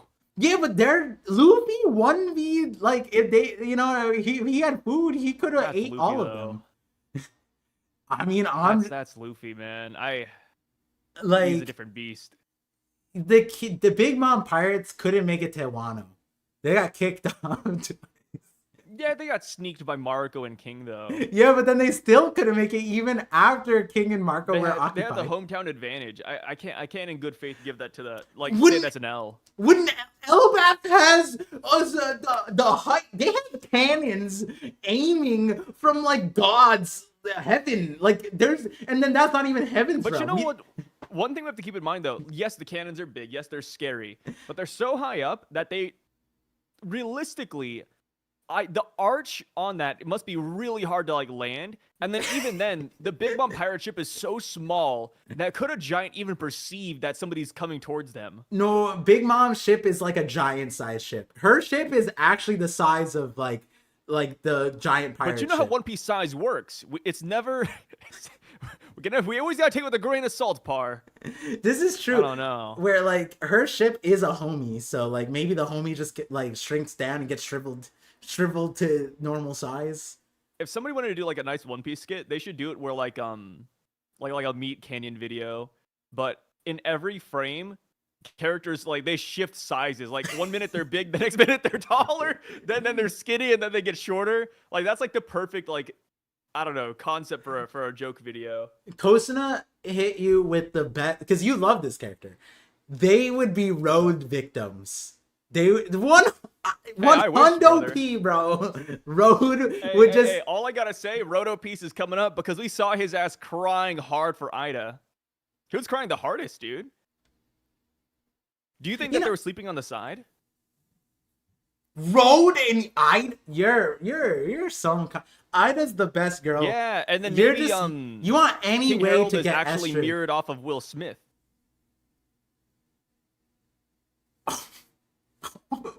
You know about that, right? Oh my god!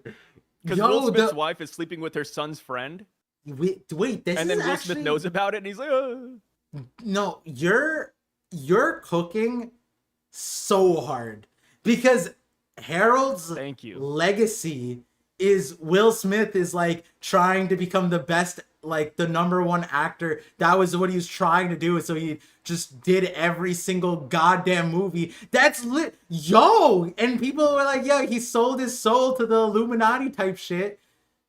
Dude, that's nuts. Will Smith and Harold. I can see it. That's crazy. If the Gordon State told him to slap his like slap someone, even his wife, I think he would do it. That's crazy. I mean, the elders, it didn't even need the. You know what it is? Is it just that Harold just likes older people? Like, because with the elders, there was no contract. He listened to them like he was the dog too. What was that? Yeah, it's just old. He likes geriatric. Oh my god, keep Harold away from a senior citizen center, bro. That's crazy. Now that I think about it, he's just a dog for old people. Maybe. Huh. That's interesting. Is this the next no mega part theory? he's not cooking. Is this gonna be a part of the next mega theory video? You put in the podcast thumbnail Will Smith, and then people are like, "Sorry, he's not brown," and he's like, "No, that's Harold." Like, Trust, guys, you're gonna love this theory. all you have to do is put the tattoo, because Harold's bald now with no horns. So all you have to do is put the tattoo, and then you got the 1-to-1. Huh? Yeah, you're right. Yeah. Will Smith knocking on Par's door to keep him from speaking. I didn't say Jada, bro. It's not just Jada, Will Smith, it's also Ida? Oda too. He's there as well. Jada Ida. Duh, it's there. The D-Clan. People are thinking that Ida's D-Clan. Jada's probably D-Clan too. She was with Tupac, remember? Who would you rather have first in One Piece, Will Smith or Jackie Chan? Why are you laughing, dude? What the fuck? It's just, I didn't know what options you were gonna give me, but like you just meant like I don't know, like the most famous actor.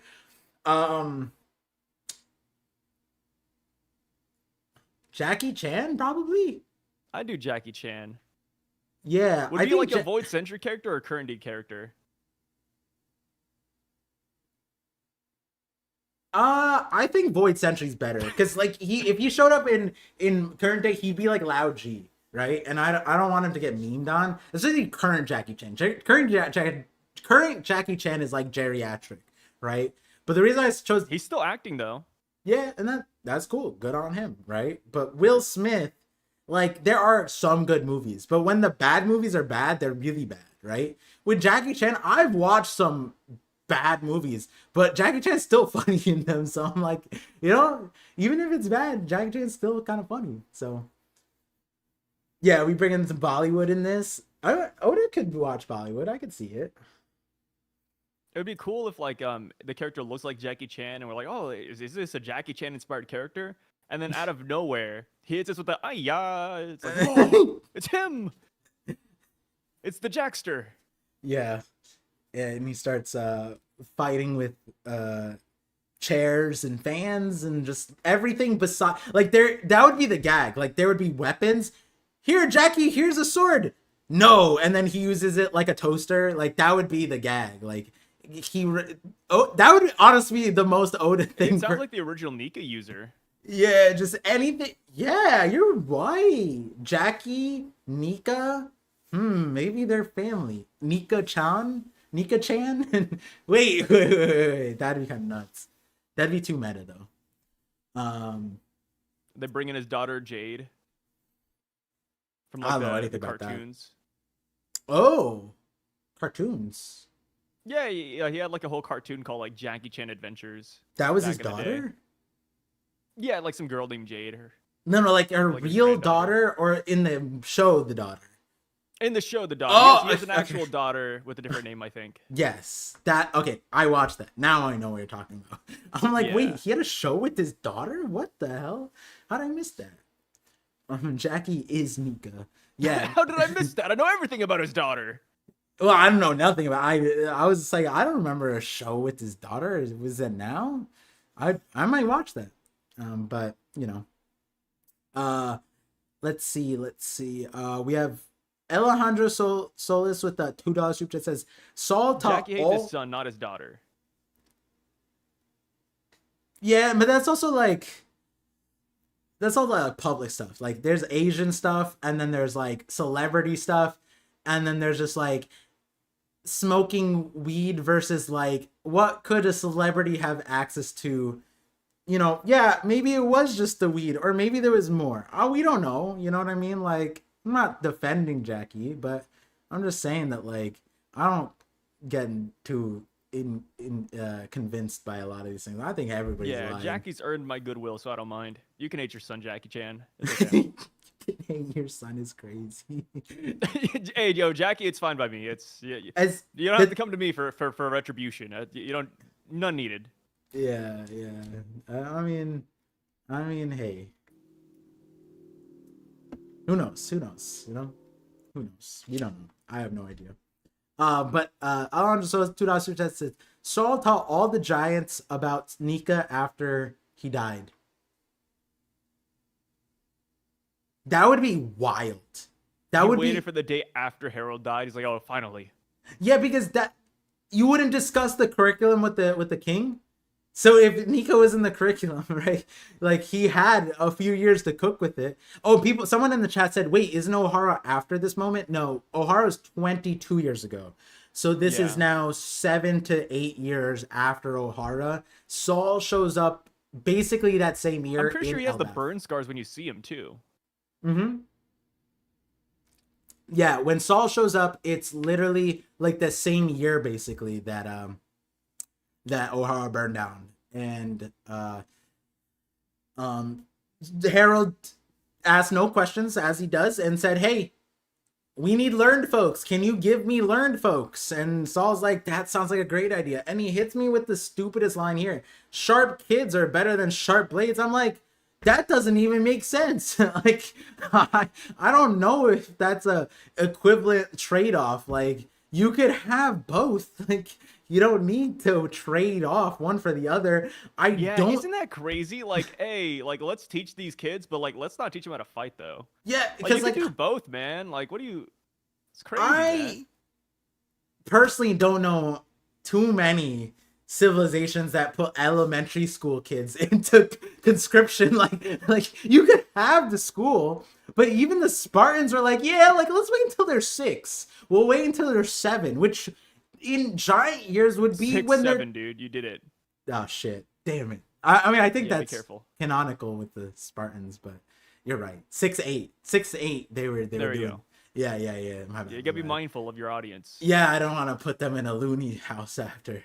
I never sent you that video. God damn it! I'll send it today. Is it a 6'7" video? Yeah, I never sent Sai the 6'7" video saving. Yeah, it's the only 6'7" video I've actually seen, and it was probably it was so well. It was just like 4 dudes that are just filming. I'm like, whoa, the cinematography. Oh, of this is it like insane. If it's a script, like a whole like little story, then I think I've seen it maybe. Oh, okay. But they do put him in like a loony house, yeah. Yeah. I was telling you about that last time, and I forgot to send the video. So I'm sure it is very viral now. Now the new meme is 2. Just 2. No, but you say like 2. What? So it's 2. Yeah. Keep up, old man. Okay. O'Hara's 20 years ago? Wait, was it? I thought it was 22. It was 22 for us, right? Yeah, I thought it was 22 for us. I feel like it was. It was 20 years ago, probably before the before the time skip, right? But 22 in because I think in the Vegapunk's flashback it was 22.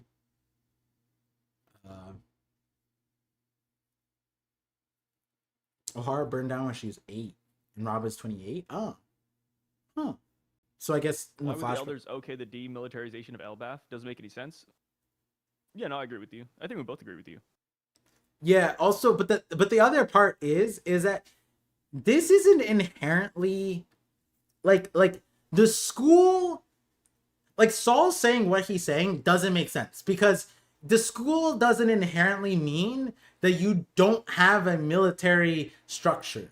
But Harold separately is saying that part where he's telling the people, let's get rid of the warrior culture. And apparently people are like, yeah, let's do it. And then that's where the elder's like, you can't bring dirty blood wives into the castle, but we can defang our nation. That's fine.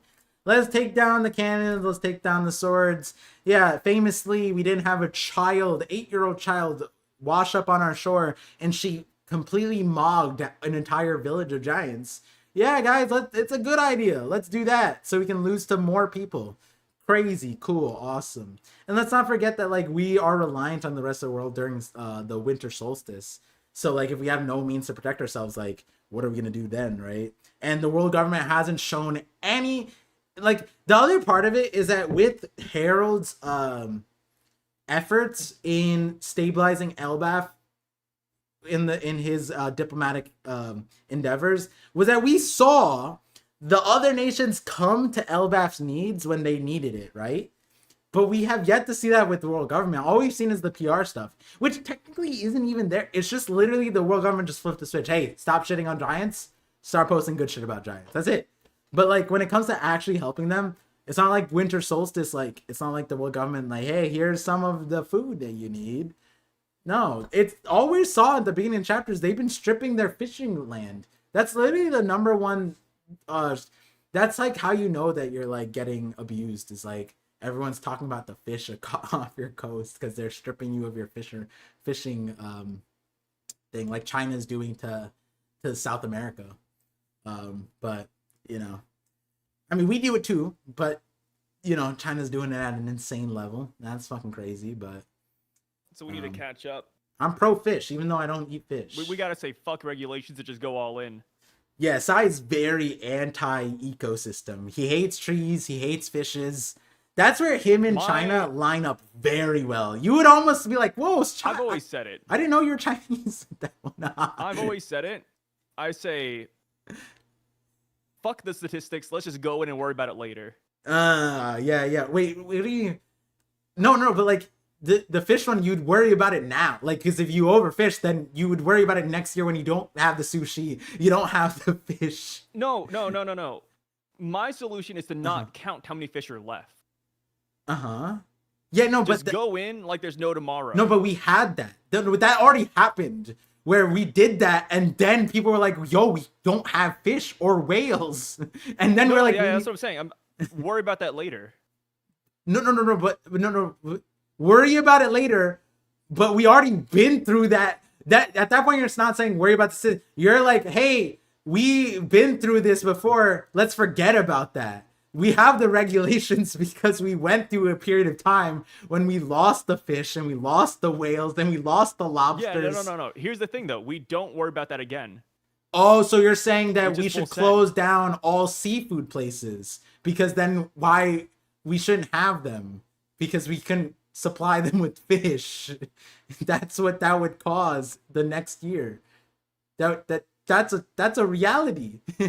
That's what happened. Worry about it later. Yeah, we don't need sushi anymore. Goodbye. We could just pretend that the fish still exist. Yeah, here's imitation crab. Oh, size pro beyond me. I forgot. Imitation crab, imitation fish. Yeah, let's just keep it a secret. Wasn't there like a lab-grown lamb the other day? Wasn't bad. Was it? Yeah, I think somebody like... Was that it? Like, somebody gave birth to a lamb in a lab? Yeah, we can clone that. I mean, that's easy. The lambs are easy. That was a long time ago. Yeah, that's like 1980s China tech. It's just we're against cloning. But they supposedly cloned humans, but like we don't really talk about that or know about that. But you know, it's frowned upon. We don't want to clone humans. We've seen a lot of movies. But you know what Sai always says? Fuck the statistics. Let's worry about it later. Cloning humans? Yeah, let's do it. Exactly. Farm organs, baby. Let's do it. Let's, how bad could that be for us? Let's see. Yeah, okay, so the ramifications of Nika being taught, I will concede that to a certain extent, like Oda did shield us from Nika speak in the entirety of the flashback, but I will say it was Herald focused and Loki trauma focused, and so like I don't know if like the reality is that Saul taught all the kids, because when we get to Elbaf, it's all the giants, like the adult giants, that are talking about Nika first and foremost, and they're not being in these schools. You know what I mean? So it's like the Ripleys and the people that are warriors and stuff like that. They're also talking about Nika. Dorian. Let's not forget about Dorian Brogy. They showed up with the most enthusiasm about Nika on Egghead. Like, hey, Luffy, we heard you evolved into our god. And they're like, how'd you do that? And Luffy's like, I don't know what the hell you guys are talking about. And Dorian Brogy, we're hitting the 2-step. And they've been gone for 100 years. So that tells us that unless they became the biggest Nika fans in the last, 2 years, they probably 100 years ago knew about Nika. In fact, it's likely that them and Harold talked about Nika in the first, 45 years of living. That's when they learned about Nika, allegedly, supposedly. Why does Sai look like he just woke up? He did just wake up. I did just wake up. Your observation hockey's leaking. Woke up at 2 p.m. D634. Are you a robot? Like what is that ad? That's great. Did you two make that one? Did come up with that? Yeah. That's like, I'm like, is that his birth year? Is it June 3rd, 2004? That doesn't, damn, there's people born in 2004. That's crazy. In my chat. But I'm not saying you are. I'm just saying it's a possibility. But yeah, we got through all the super chats with that. D634 hits me with the my name is just D. For some reason, YouTube added some numbers. Oh shit. Yeah, that was the I mix think you up. can change. I mean, not like you have to change it, but yeah, you could change it. I think. Yeah, they just made it so your name and your handle are the same. So whatever your handle was, that's now your new name. They abolished names. So Sai woke up at the same time I did, but I'm in Argentina. I don't understand his schedule. Wait, Work late, play late. Argentina is on California time, right? So it's 3 hours behind us. So even then, your timeline of waking up is still with, because like Sai woke up at 2, but 3 hours back that would be so you woke 11. up at 11. I guess that makes sense. Yeah. No, Sai was when the chapter comes out, he slaves away at posting a video, and then he rewards himself with a night stream, and then he goes to sleep at 6 a.m. some shit like that, 8 a.m. Yeah, I went to bed last night at 8. Sai's you guys don't know about this diagnosis. Sai was born kind of like Loki, to be honest. He was born allergic to the sun. That's why he stays up. So funny enough, yeah, there was a period in time where I would go outside and I get like crazy sun rashes because my skin wasn't used to the sun after a while, which is crazy because I used to be outside every day. Soccer. And then there's like a year period where I was inside and I was like, oh shit, dude, the sun's kind of burning. The hell? That could just be the ozone slowly ripping during our childhood, and then it fully tore, and Al Gore was like, hey, the ozone's tearing, like, yeah, shut up, Al Gore, what about the polar bears? And then we just forgot about the ozone part, and then it was an era where people were shilling there was good sunscreen and bad sunscreen, and then there's then they're like, hey, do you want to die from ozone exposure? Not knowing what that fully meant, but yeah, it'd be crazy. That'd be wild. You have vitamin C deficiency for sure. Sigh. You have scurvy, brother. Damn it. I remember I used to drink Emergency. That was fun. Oh, you should. Those are good. I mean, you should. Yeah, you should drink anytime you're sick, guys. You should drink an Emergency. Emergency is so fucking fire. Yeah. Yeah, is like, how your mom's growing up was like, yeah, drink orange juice. They were right. It's just that you couldn't drink enough orange juice for it to level out to emergency level. So yeah, lemons are good too, specifically lemons, but emergency doesn't use. I mean, it's not necessary. It's flavored.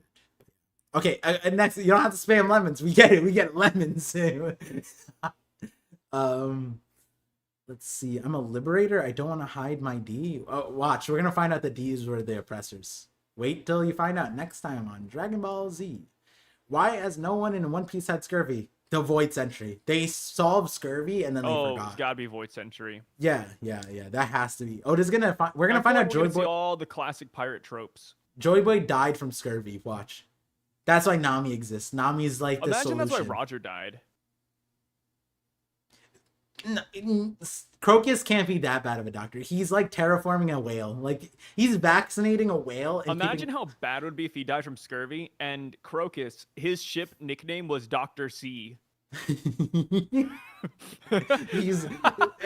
was the Kool-Aid man too. Like he had the vitamin C fruit. Like, oh god.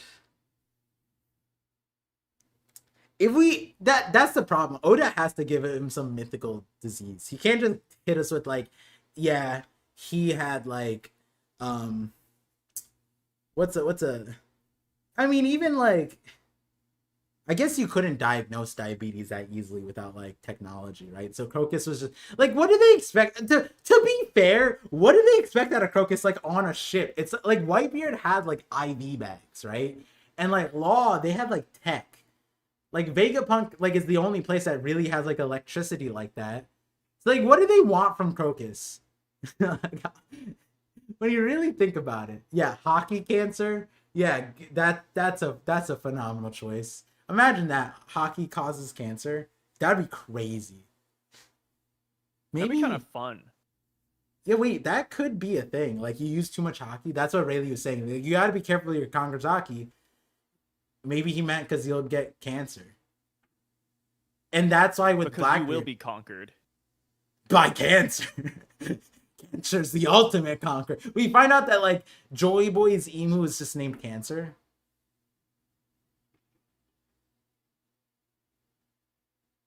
Or Joy Boy's Blackbeard. Ooh, or how about this? Cancer is going to be a character, and it's a part of the Zodiac tribe. The crab. Yeah. Yeah. I mean, that would be canonical. Maybe like Void Century, like all of Joy Boy's crews, like after the Zodiac. COC, Cancer Conquers. Wait, wouldn't it be Kings would be the conquerors of Cancer? Oh, the 19 kings or the 20 kings were the conquerors of Cancer. That'd be wild. Yeah, that'd be good marketing. I would want to join. Maybe I could join because technically I conquered it. Maybe technically, Cancer is already a character. Vice Admiral Cancer. What? No, Sai would know. Oh yes, Vice Admiral Cancer. Okay, but it's probably not like actually like until it's Romanized. So funny enough, you mentioned Cancer. He's a giant, right? No, it's it's a giant. Like he's a big dude or he's a giant? Oh my god, it's actually just Cancer. But how did they... No, he's not a giant, damn it. Kiansa.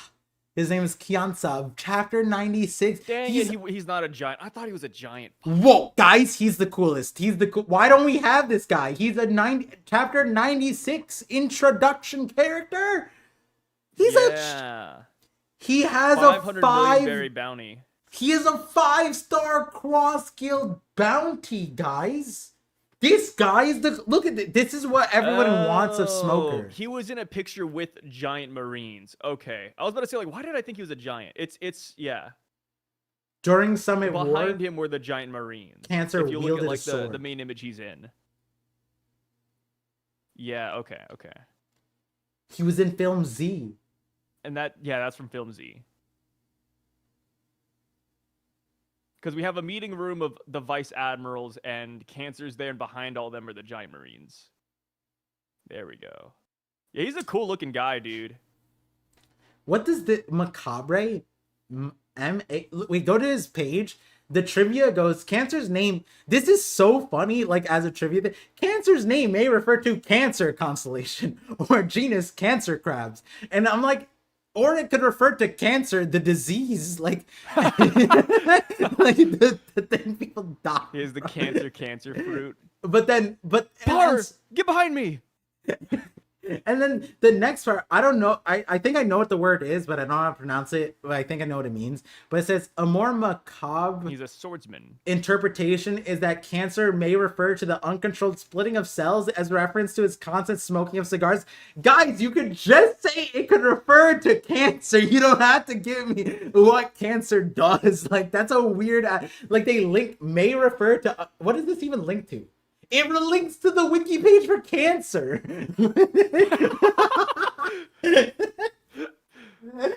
That's so funny. Yo, who did this page? I love the wiki. Don't get me wrong, I love the One Piece wiki. But my favorite videos are when I call out the One Piece wiki. And we know that they watch us because like of what's his name? Roshio. Roshio. Ain't no way we didn't have a part in that one. But this one, guys, you guys linked, hyperlinked may refer to the uncontrolled splitting of cells, and the page just links to cancer. I think that could just be solved. Just like, hey, his name might refer to cancer, guys. That's so funny. Oh god, good one, good joke, guys. That one made me laugh. And if you guys are new to here to the channel, Sai's making a joke, I make a joke. I always forget. I do / I have cancer, so you know that is a thing. That is a thing. So apologies if that just I always forget. Like, people are like, does Par have cancer? They're like, in a, like, you could tell the comment is serious and like, wait, he has cancer? And I'm like, shit, I keep like waterboarding people with this information. It's like, here it is. They're not serious, guys. Yeah, says a 42-month sub. Yeah. But Par's been beating cancer's ass though, man. Like, yeah. have you been no diffing this VA? Oh, that's where the vice admiral. Like, I'm the reason he's not in the story, guys. My bad. Yeah, you've been no diffing his ass. That's crazy. Yeah, dude. yeah. Which is funny because, like, I mean, if you told me that the cancer you were fighting was this guy, I'd probably be rooting against you. But yeah, he's pretty cool looking. I've never pictured. He's like he's what people wanted Smoker to be like. Like, he looks so cool, and then Smoker's just out here just memeing, and it's just like, all right, okay, whatever. I feel like if Smoker had his resume, people would still like hype up Smoker to no end, but now it's like Smoker's got enough screen time that like the dragon level of delusion we can't apply to Smoker anymore. You know, there was a point people had dragon level delusion with Smoker, and you say that, yeah. Like, I'm watching Punk Hazard right now, and Smoker's kind of fucking fire, dude. You mean Tashigi? I mean, yeah, Smoker and Tashigi's body was when great. When he shows up in front of Virgo, I'm like, damn, dude, Smoker's about to cook his ass. Dude, that whole fight was so funny. Virgo versus Law. Yeah, it's sick. Like, in the manga, it's cool. But then I sit back, I'm like, this is the guy who fights Kaido and Big Mom in like 2 months. Like, this guy who gets, like, I need to see Virgo on this rooftop real quick. Like, how many beast pirates could Virgo take? Because he was a menace, and Law is one of the most broken characters, and it's like, damn, he was clock. And then I forget what it was. I didn't even pay attention too much. But all it was Law's like, time to lock in, baby, and he just sliced everything in half, and I was like, all right, that's cool. I guess that works, including Virgo. And Virgo's like, well, shit, I knew that was his power, but I thought my hockey could take it. Full hockey body. Yeah, Virgo's awesome. And it's so sad because, like, what, like, Smoker's over here throwing fists and kicks against Virgo like nothing, and then Sanji did it a couple times, looked really good, and then for some reason, I mean, Oda did the whole thing where, like, oh man, if Sanji fought for a little bit longer, his leg would have snapped. It's like, bro, you didn't have to say that. Like that was so unnecessary, man. Yo, the oh my god, the hyper. Like, I'm not even trying to like play the Sanji defense squad. I'm just like, man, they really added this in after the Virgo fight, and just like, dude, like, Sanji would have lost that. Like, no, he was looking good, man. Just let him have that small W and just move on. Everyone thinks add that in. Whole Cake Island was what spawned the raid suit stuff. Virgo is what kicked in those Germa genes, bro. That's what it Yeah, was. maybe that's like yeah. I'm okay. If we see Caesar and Vegapunk, then I'm sure Oda by that point thought of Judge because that's like the arc after Yeah. Dressrosa. So yeah, he probably thought of Judge and he's like, okay, this is Sanji's next upgrade. Maybe that's why he brought it in. But still, I'm like, dang, He's like the that's only so guy who's sad. like Sanji has been like, damn, that's hard. Like Did that Tekai, not happen in the manga? the Wait, bone what? crack. Yeah, no, it happened. Yeah, the bone crack happened in the manga, right? Yeah, it happened. I just saw it. I'm pretty sure, and I don't watch the anime. Like, well, I used to watch the anime, but I'm saying that like I didn't watch it recently, and I'm pretty sure I saw the bone thing. I'm like, it's. Oh yeah, I'm looking at it in the manga. It did happen. Yeah. Yeah. It's like So Sanji and Virgo clash like this, and then we see like literally a Mortal Kombat X-ray of Sanji's leg snapping, yeah, and then he like is fine, It's but crazy. he's like he's telling the G5 people like, "Hey, go that way," and he's like, "Well, shit, that guy's insane." And then it's like, wait, he's a Vinsmoke. I learned about this in a few arcs. How did that happen? And it's like, Yeah. damn, Virgo is either cracked or like that was the Virgo's power crazy. of Toon Force right there. Like, Is Virgo the strongest Don Quixote executive? no, he's like I mean, I'd put him. I'd say he's like yeah, literally that guy. Okay. Who's he going against? Diamante, Pika, and Treble. I think Virgo takes him, dude. Diamante's. I'm not gonna lie. I think Diamante's a little crazy because like his thing was nuts. It like we didn't because he was playing Kyros, so it's like it's not like hockey was a thing there. It wasn't displayed there. But like if he had hockey against Virgo, his devil fruit is pretty good on it. He can restrain. He could do that. Flag fruit was kind of nuts. Not gonna lie. Pika was just like if you had a semblance of hockey and you were fast enough, like I guess you could, but you just need to chop him up, I guess, right? Like Pika's just annoying, right? But yeah, like the thing is, Virgo was the one who replaced Corazon, and he was technically the placeholder for Law, right? Because Joe Flamingo wanted Law to be Corazon, and he wanted Corazon to be Corazon, and then Virgo was the most trusted executive officer that he was infiltrating the Navy in a situation where he after his own brother betrayed him. So it's like Virgo is in a league of his own. I will say that. That is true. Law is stronger than Zoro then? Nuts. Law should be stronger than Zoro.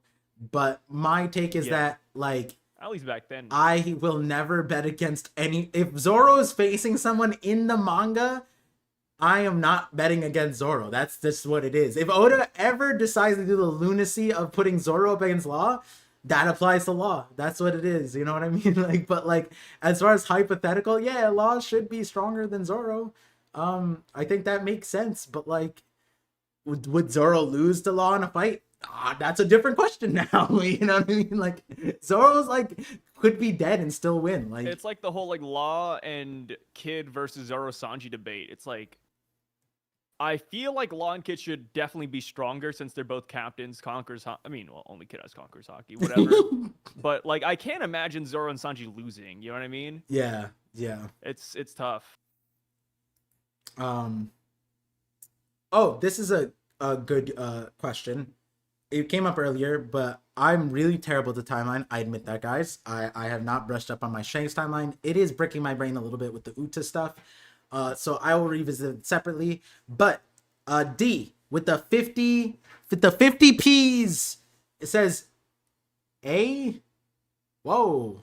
Oh, this isn't Canadian. This isn't a Canadian A. This is an EI. He said, what if Shanks kidnapped Ginny 14 to 15 years ago? That is a plausible thing. Now, Sai, what do you, as we get closer to the timeline, my first question is, do you think we're going to get Ginny stuff here? Because a lot of people did think that Ginny was kidnapped by Shamrock or Garling, which is why Bonnie looks the way she does, and Oda has depicted her to look like Shanks in her, like, hypothetical timeline. So, do you think they're going to get Shamrock more info? does it. Oh, you think Shank? Okay. will we get more info here in this flashback? No. Okay. I think we'll get more info when we get to Shamrock, though. I think Shamrock's the one who did it. Okay. I think, but because like what, 2 years afterwards, from this point in the flashback, Genie gets taken because it's 12 years ago. It's the same year. Apparently, 14 she gets to taken 15. 14 years ago. That's what they said. 14, which makes sense because then Bonnie gets birthed 2 years after and she's 12. So. Oh, 14 years before the current. Oh, okay. Yeah. Yeah. Okay. So people are saying that like, oh, Shanks isn't here and he's the one who did it. And I'm like, I don't know. Think he's the one who did it. Yeah, I don't know about Shanks. I mean, okay, like if he was supposed to kidnap Ginny, then he got the mission completed then. Yeah. So I don't think I don't think Shanks did it. I think it was Shamrock. Yeah. The big Maybe question, because it's the same year, Shamrock crashes out and he gets a wife. Yeah, I agree with Side that I don't think we're gonna get that next chapter or in this flashback period because it's not relevant. But the jumping point, major jumping point. This dialogue bubble is how Oda sows the seed for the next flashback.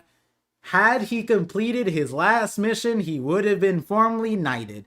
Wow, that's a perfect jumping point into when Shanks comes in. What was that last mission? I'd love to know. That is a huge. That's a title of a book. Shanks's last mission. That could be a movie. Like, you know what I'm saying? Like, that's straight up.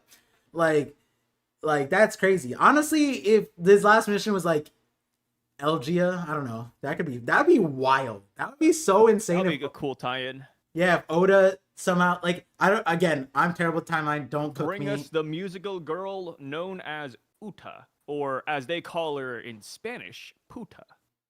If Elgia was somehow made canon, and like, because that's what Oda said. Oda said like it's not super canon. And he said that was Strong World, right? And then he brought Shiki, and then Shiki's like there, but he's not here right now. Music. And so in a flashback, Oda could like, shift. I really like the way Elgia looks. Before, Uta turns it into like a musical festival. Elgia's dope. I really like the way it looks, man. It looks so cool. And it was foreshadowed in the anime, because it looked exactly like that picture that slave girl on the bridge that showed Robin. Like, she was like, hey, oh, look. Really? Yeah, the girl was just like, yeah, they tell us stories about this place, and she had drawings, and one of the drawings looked exactly like. What do I type in slave girl drawings? I know who you're talking about. What's her name? Just type in Tequila Wolf, and then the character list shows up, and then you'll find the girl, and then it should show up in anime only stuff at the bottom. Sauron. Her name is Sauron, the Eye of Sauron from Lord of the Rings. Sauron drawings. She's. How did I walk past that? She's an end stage villain. She's a raid boss. What the fuck? Yeah, I see somebody say, "Is this the same?" It's a fucking Reddit post from 4 years ago. Is this the same island? Oh, I mean, it was also before the movie. People talked. Was it 4 years ago? It was the movie? Oh my god.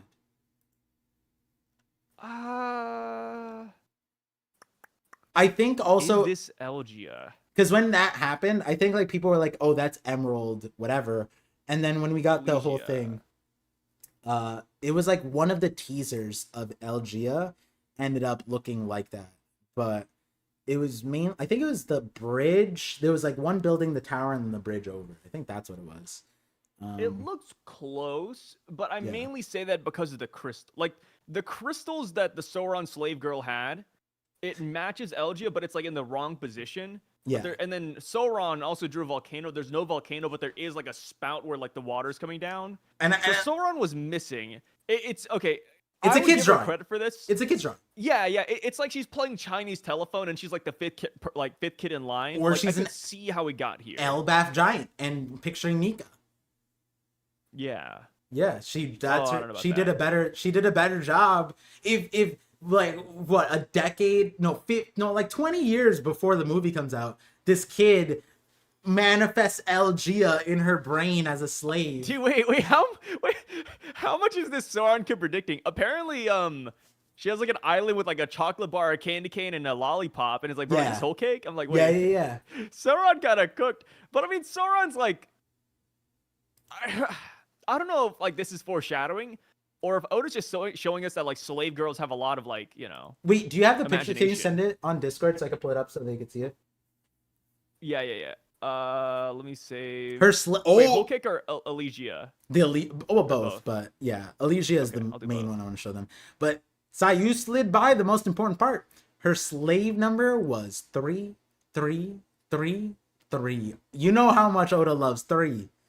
That's crazy. Here, You put there's the four two images. threes. Jesus. All right, I'll show you guys this one first. Open link. I It's never liked Sauron. You didn't know who Sauron was? Or are you talking about Lord of the Rings? I didn't know her name. Okay, so this is Candyland. Yeah, Chocolate it's bar. quote Whole Cake Island, or at least Yeah. like, you know, like if you told a kid what it was all about. That could be Pero Sparrow with the candy cane and pudding with the chocolate bar, and then sweet snack. This is snack. So she predicted the big three. The big three. Yeah, yeah. And then this one is her. This is what people were saying with Algia, and this is what I was saying. Like there was the tower Elgia. part, and then the crystals. And so I remember, when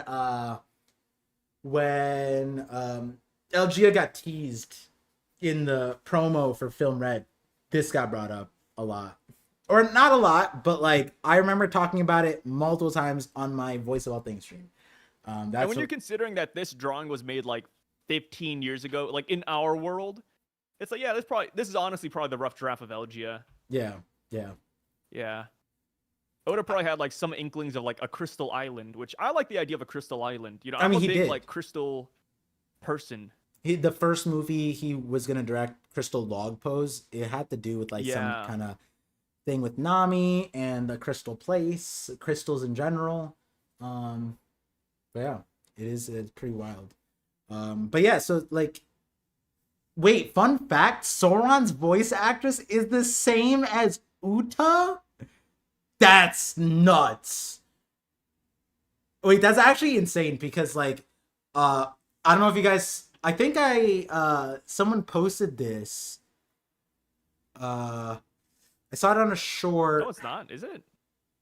Oh, is it not? Someone said that. No. See, this is why I'm like, that's if true, that's insane. Oh, they were in Code Geass. Yeah. Oh, no, they were in Nunnally? That's actually kind of cool. But yeah, I don't see. Oh, it is. Wait, it is. Yeah, it is. Sorry. It's because I remember like her voice actor is Uta, or Ado. But Ado sings, whereas like the speaking voice is literally Sauron. No, you're right. I'm sorry about that. Wait, what? That actually also makes sense because the director of the film Red was the Code Geass director, and so the voice actress was Nunnally, Nunnally, the main, one of the main characters, pretty much. One of the most impactful characters, actually. I wouldn't say main, but most impactful. So the fact that that director brought her back to be Uta kind of makes sense. Now I think about it, and she was Sauron is kind of like it, because the thing is, the thing I saw as a short was that that's an insane, strange connection. Yeah, and here's the thing with voice actors and Oda. Oda is very silly with them. In Strong World, there was a scientist who his name was Dr.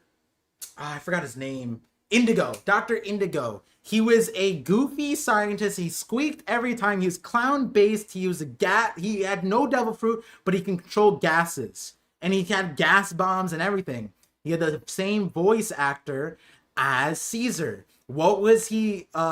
Caesar Clown. And what was he? Shiki had him making basically pseudo devil fruits. And so that was what Kaido had Caesar do, and they had the same voice actor, and that was years apart. Now, similar thing with I saw this short, and I usually skip the One Piece stuff because I see so much One Piece I don't care, but also avoid spoilers. But this one's about the voice actor, so I saw that one, and it said that Joy Boy's voice actor in the anime is original Luffy voice actor, but not from the anime, from the pilot, which that's insane. That is so cool. And the voice actor for Joy Boy, not only did they play the original Luffy, but they also played Weevil from Yu-Gi-Oh. Whoa, Yeah, that's a so they W. got like that nasally. Yeah, I In heard the 5 voice. turns, the ultimate great moth shall be born. Like they That's sound like what you'd imagine Vigar would sound like, or Vigar. Vigar. Ooh, you hit me with that white pronunciation right there. Yeah, Vigar. as growing up, I always called him Vigar. So Yeah, I know it's Vigar, but I've been calling him Vigar for like the longest time. yeah. The Koreans wouldn't understand it, but in the NA you would be understood. Yeah, yeah, The Koreans are like, who's mid lane? yeah. I believe Max in chat. He got us. He got us. He understood. Yeah, yeah. Frieza VA always plays the scientist. He also voiced Yeah, the Beal Mayu. guy. Yeah. Also, I'm gonna use the bathroom real quick. Give me 1 second. Yeah. Dr. Indigo is Shiki's doctor? Yes. Yes. I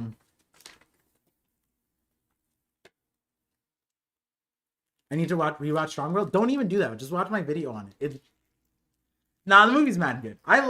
Strong World is one of my favorites. I know a lot of people don't like it, but I remember because I was a big, because I was anime only, not because I didn't know the manga was better, not that I didn't know manga didn't exist.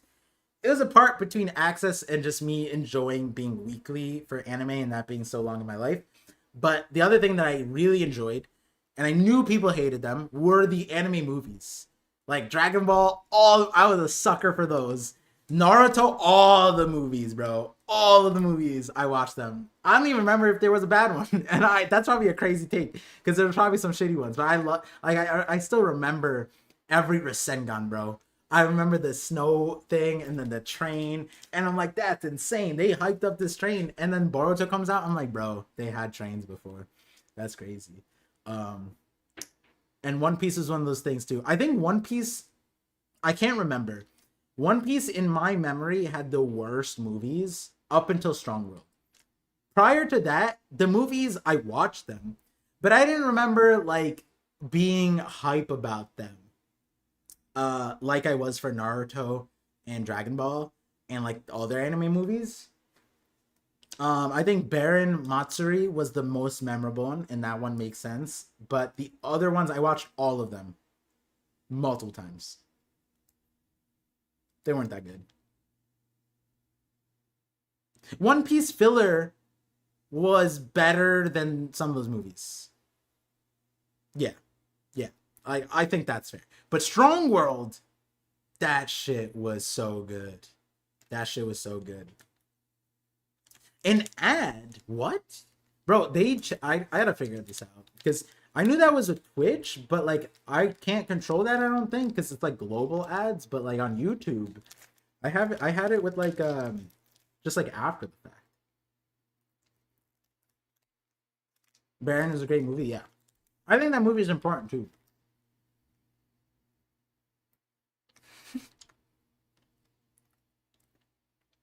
I remember when Naruto movie had machine guns and flying ninjas. Yeah. Kishimoto said on record that he wished he made a cloud for Naruto when Naruto ended. He wished he made an arc with a cloud in a cloud setting with advanced technology, and he didn't because he saw Skypiea and he didn't want to copy One Piece. So because of Skypiea, he basically stalled out for Boruto. But his dream, that was like I made a short about this. I was like, bro, Kishimoto nerfed Naruto as a series so much just because of One Piece. And it's not even like a theorizing. He's verbatim said this.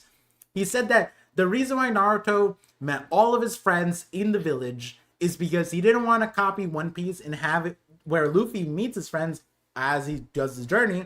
I'm like, what an insane, like, I can't imagine like writing like that. That'd be like, people are gonna compare me to that, and it's like One Piece, yeah, it was big, but like they were concurrent almost, like in hype, and like those comparisons, it's like there was so many other series that did that. That One Piece wasn't inherently known for that. I'm pretty sure like Yu Yu Hakusho had a similar thing. I'm pretty sure that was just like an anime thing. Like you just go out and then you meet people and then they become your friends or they become your enemies. Like I don't think that's like a One Piece thing. And the other thing was he straight up said like, yeah, when I saw Size B, I was like, damn, I can't make this arc anymore of the Cloud place that's technologically advanced. And Oda was like, huh? I forget what Oda's response was. Like, wait, you could still, I think he said something like, you could still do that. Yeah. At the time, they were both writing fire. Yeah. That comment's so funny, dude. What? We need Film Red 2 with Kid. What would that be, guys? He's a Holy Knight short. What would that even look like? Under the sea. Yeah, he's it's like something like that. He's a mermaid now. Yeah. Oda drew a character that looks like Jiraiya. Caesar looks like Orochimaru. Wait, who's the character that looks like Jiraiya? Am I forgetting? Is he an important character? A character that looks like Jiraiya. I don't know. In One Piece? Dude. Yeah. Because Fairy Tail. Okay. The Fairy Tail is. Sai is. Does Oda even know what Fairy Tail is? That is my thing. Like, Fairy Tail is such a weird anime, and I'm talking about out of my ass about this, but I genuinely think it was made on an island. Like I whenever someone compare, I don't think normal people ever compare any anime to Fairy Tail. And like the only thing that happens like, oh, that's Shanks and Gildarts, but Here, I found an people debating on a forum like what is this 13 years ago, why can't Oda create such a masterpiece like Fairy Tail? I can't, dude. Fairy Tail is it was like a fever dream. I loved Fairy Tail. I watched it, but then I started realizing I had a fever. Like, that's kind of what it was. And then I was like, you know what? I'm going to go get fixed. And I stopped watching it. But yeah, like, they never talk to each other? Who? The authors? Yeah. Has Oda, I feel like Oda talks to so many authors. Has he never talked to Hiro That's Mashima? Crazy. If you're a successful mangaka and you haven't spoken to Oda, I'm asking questions now. That's a little spooky.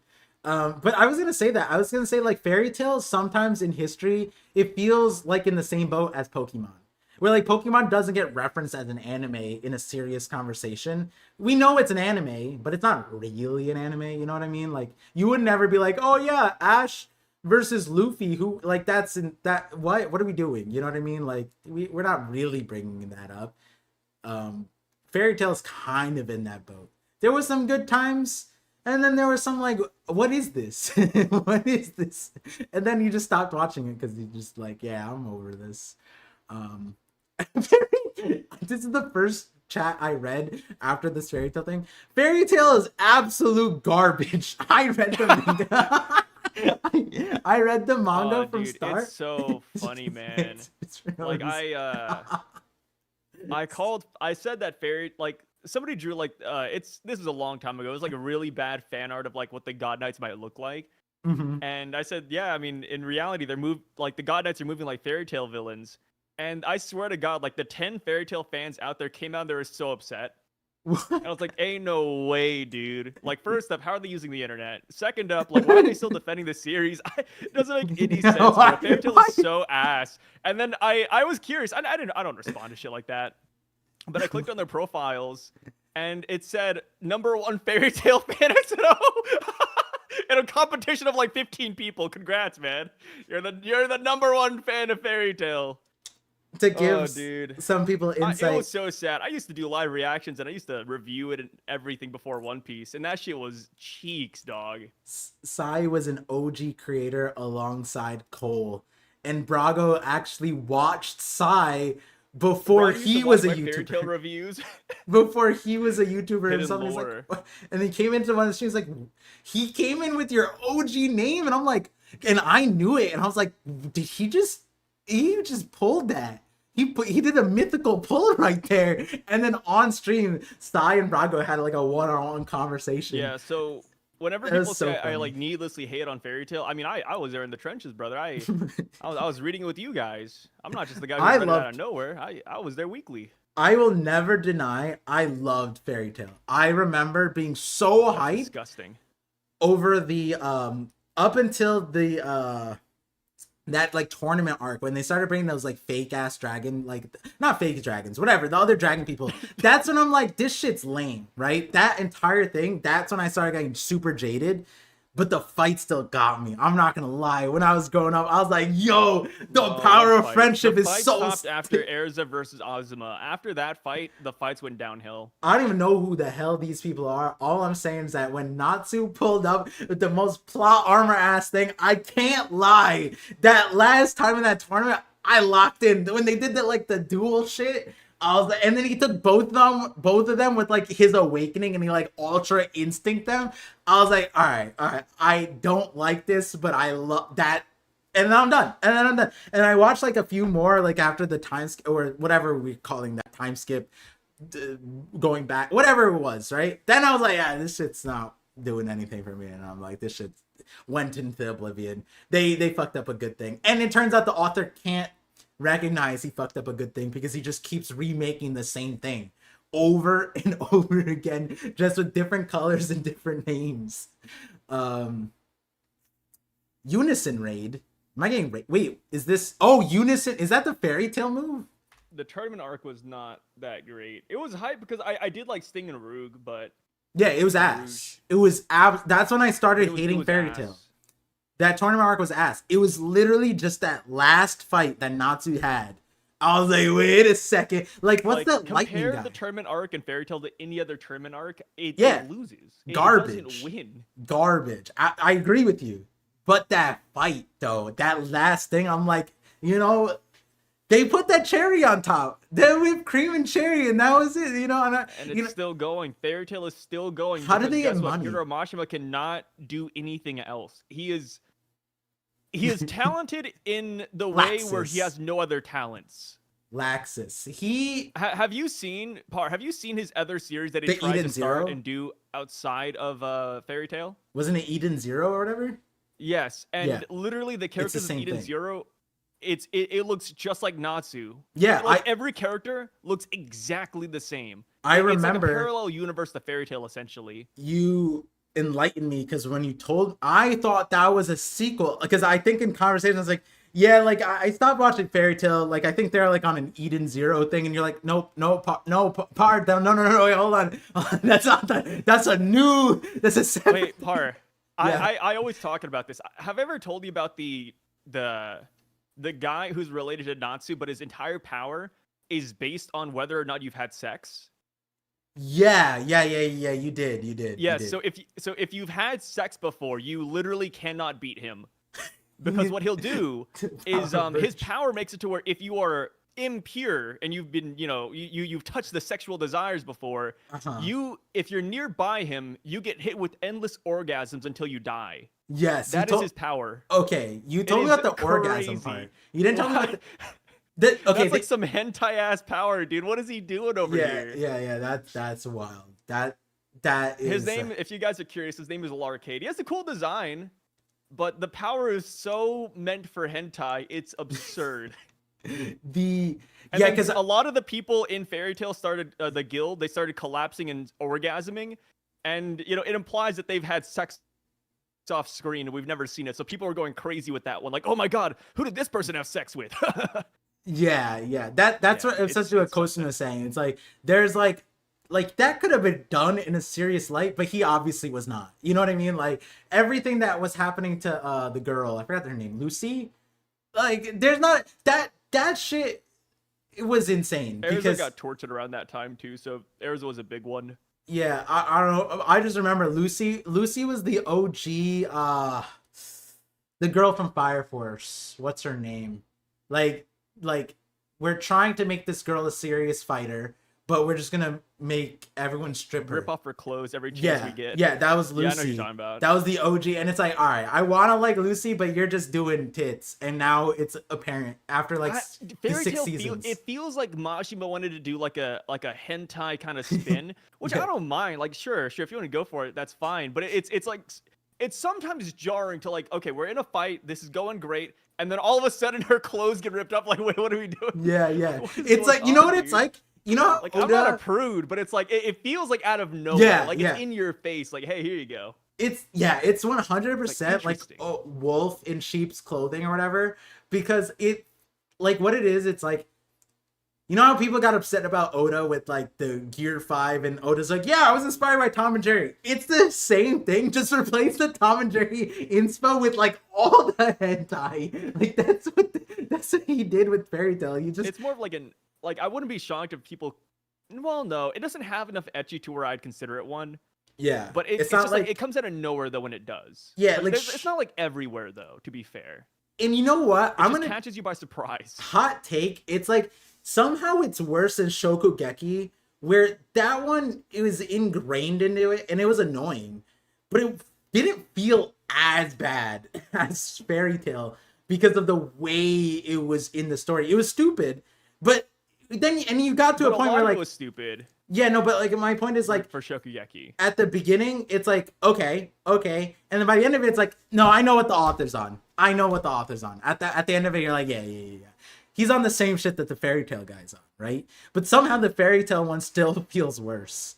That's what it is. I'm sorry, guys, if you guys don't know Fairy Tail, it is important for it will be an interesting era because like when you think about it, how many of like the new gen people that came in with like Attack on Titan and Demon Slayer, how many of those guys are getting recommended Fairy Tail none of them, right? So like Fairy Tail is gonna fall into a void where like maybe some of them know Fairy Tail through Eden Zero, but they probably dropped it immediately.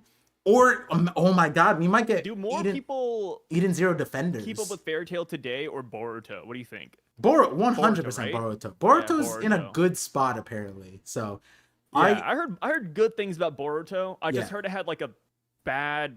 In my opinion, I checked out the first couple chapters. It has a bad start, and then the anime did it no favors. But I heard the story's getting better. Anime ruined Fairy it. Tail, I've never heard anything good past when the original series ended, which I did finish. Yeah, the anime butchered it. The did it no justice. I read the manga. Manga's good. But the criticisms of like the characters of Boruto, that one was like, huh? What are we doing here?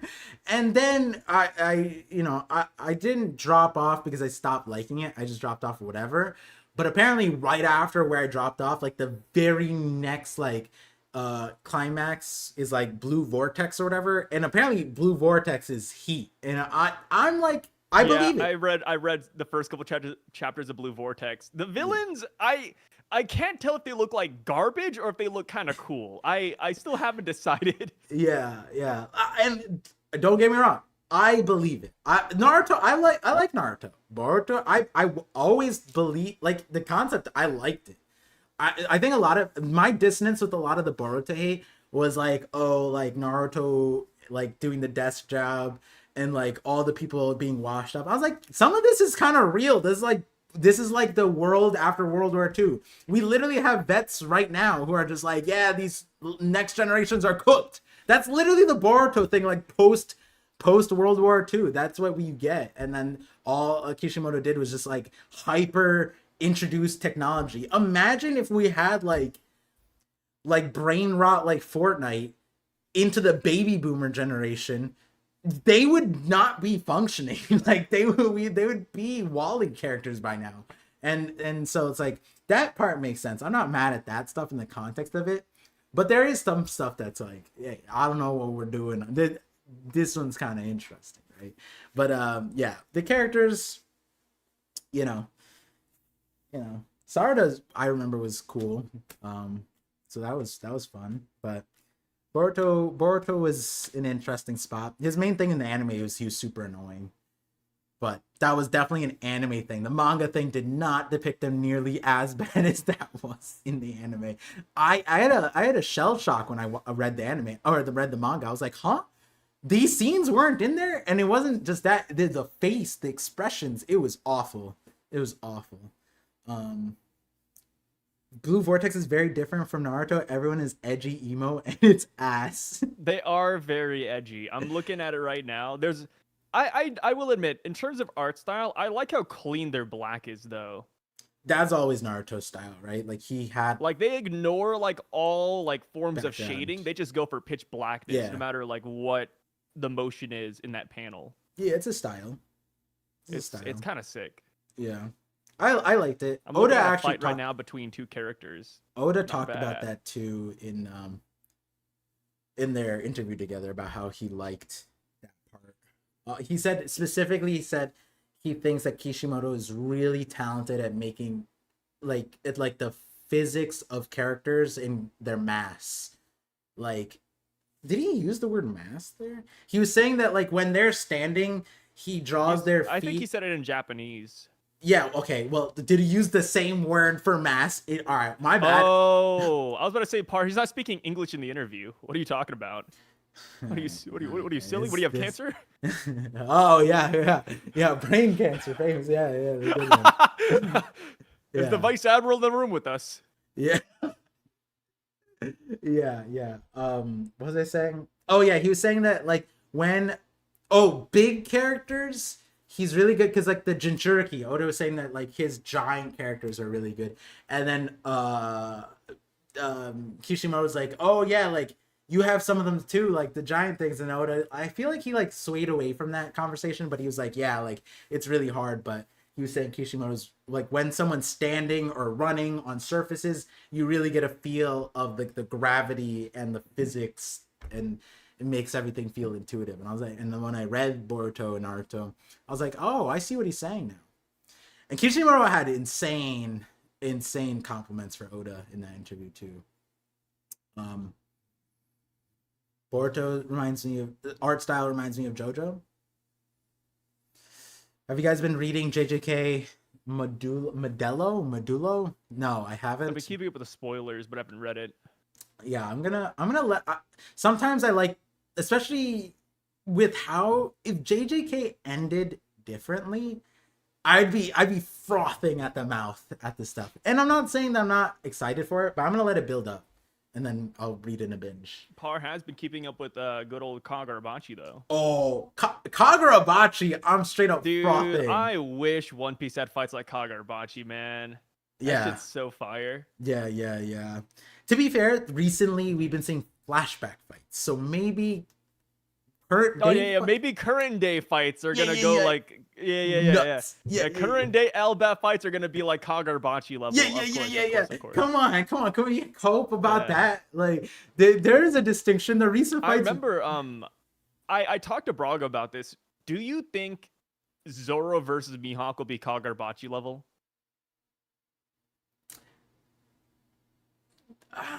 I will say, like in the manga, in the original one, contextually, that was a little bit more played out. Was it at like that's not as good as the Kagurabachi choreography is? No, I mean like the insane. end of like Zoro versus Mihawk, like their final fight.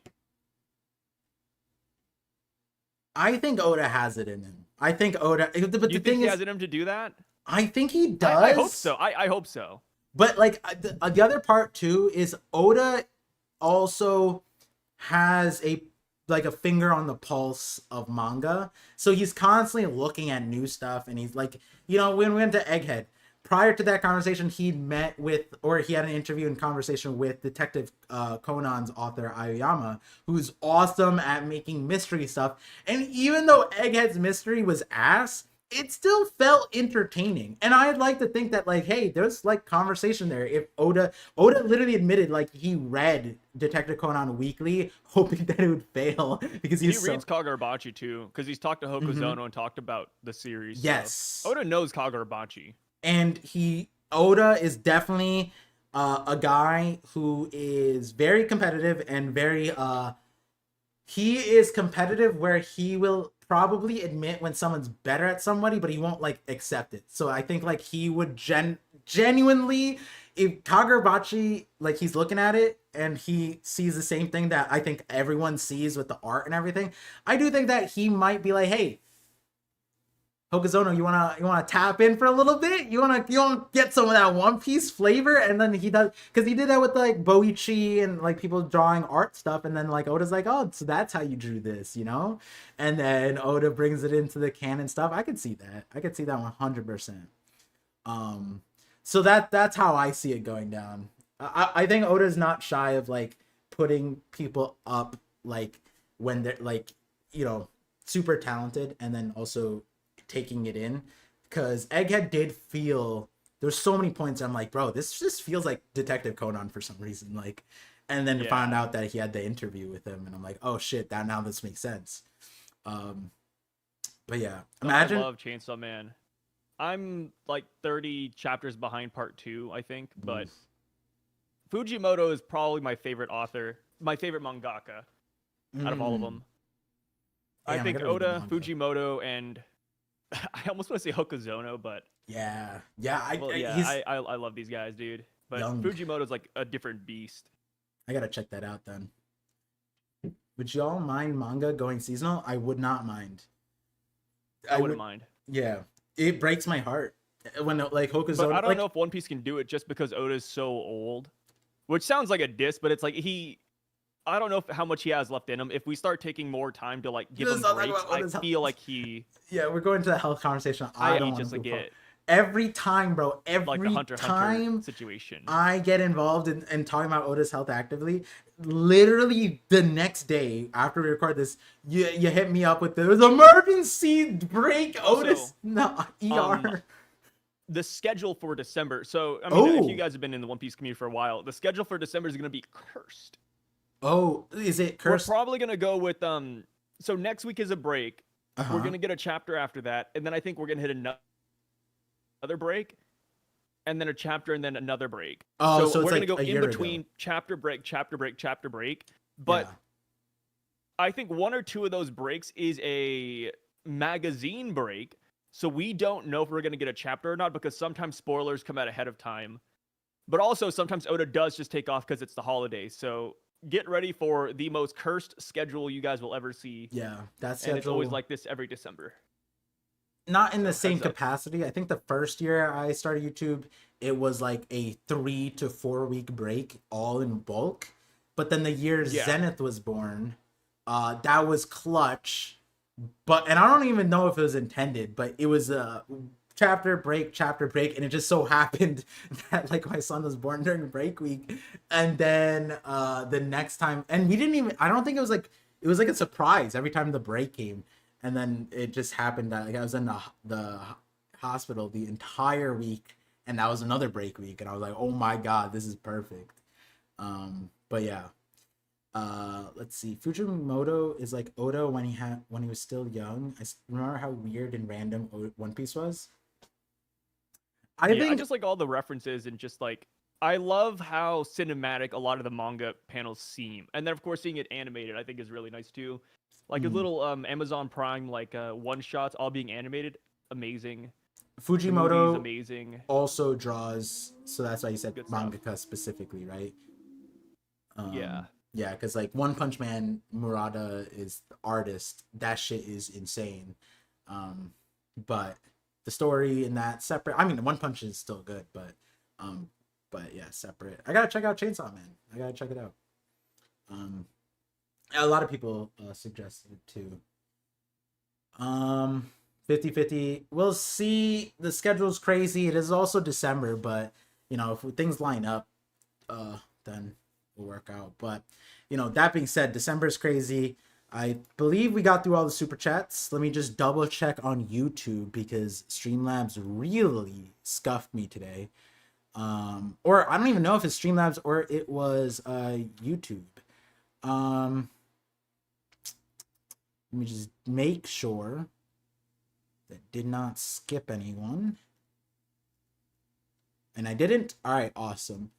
Yeah, I mean, as far as the chapter goes, let's close it off with like next chapter things. What do you think is gonna go down? I think that Yarl is going to show us why he is the current leader of Elbath. That is nuts, right? Because like when Harold is like, bring it, Yarul and my sons here, I'm thinking he's saying that because they're strong enough to take him down. But like, Yeah. and People like are saying that like Loki in this situation is equivalent to Roger, and Jarl is equivalent to Garp. okay, those are crazy equivalents. Yarul, I don't know if I put it up there, but like hey, the guy has a sword in his head, bro. Like that, the only other character that's similar is Shiki. Shiki's nuts. Shiki's also the kind of nuts where it's like he wouldn't die from that type of shit, right? So like Yarul being like that, he's also the oldest giant on the oldest creature allegedly. That's not Emu in the Gorsei, I guess. So like I am like, hey, this is the thing. Me and Saya talked about this when Gunko came and they were like, "Hey, go kill Yarl." I was like, dead ass. I'm seeing Yarl crash out right now. I think it was like when Colin and the Draugr was there. Before that, we got what actually happened in like the giant pirates showing up and all that stuff. I was like, bro, I'm thinking Yarl's gonna split that shit in half, and he's about to like do a headbutt because the sword's there, all this stuff, and like obviously he hit us with that hard ass lines like warriors don't run, and then me and Sai were like, maybe it's because he can't run, or like maybe it's because he's cracked. Maybe because he's that fucking guy. Yeah. I mean, rumor has it is that something is underneath Jarl's beard. Yeah, I believe it. And at this point in time, I think the person going into the treasure room to look at the Elbaf Devil Fruit is none other than King Harold himself. Oh, like he runs in, gets the thing, and then he gives it to Loki? No. No. Like he's possessed by Emu. Like this is like evil okay. Harold. Okay, that's a good question now. I was surprised by this predicament of like Harold is resisting. Do you think that he stays resisting up until he dies? No. You I think think Emu he's takes resisting over? until next chapter, and then maybe like halfway in. So when we see him get stabbed, he's standing in the abyss circle. I think once he touches the middle, he's gonna start transforming. Into? I don't know. Don't ask me. But I think when he touches the middle, he's gonna fully lose himself. And now we're gonna look at Dark Harold. Bro, Like Dark yeah, Brandon. shut the fuck up. I transform No, that's what it's gonna be. It's gonna be Dark Harold. Like, so Dom Universi Harold, that's his transfer. Like, why didn't you say that at the beginning? I don't know. And then you hit me, I'm like, oh, you means like the yokai type shit, like he gets one. I mean, you were all in the werewolf thing and you hit me with Dark Harold. Thanks, Sai. You couldn't even like romanticize me with the. What do you want from me, man? I thought you were gonna hit me with some. You hit me with Ange's Angraboda. I thought you were gonna pull out some like, oh, Harold's gonna be Ouroboros, the guy who never stops giving. Like somebody mentioned it earlier. One of the main reasons why like Elbaf with the PH was big because they're like, oh, it's El Baphomet. What? Like Baphomet? Oh, okay. Yeah, and I was like, that's cool. I was like, I mean, hey, if that's what Oda's literally trying to do, maybe that's awesome, but we don't know yet. Yeah, that's an interesting thing. Yeah. So it was an F before, but now that, this happened, it's a PH, which I don't know how they would explain the change. Like, oh, hey, Harold's dead, so just put the PH there. Yeah. I think for me, when it comes to next chapter, the biggest question, and because of that question, I don't know what's gonna happen, is the emphasis point was immortality. He's immortal right now. So Harold has to overcome that. Is it because he's repressing Emu that he is now mortal, or is it like there's something else?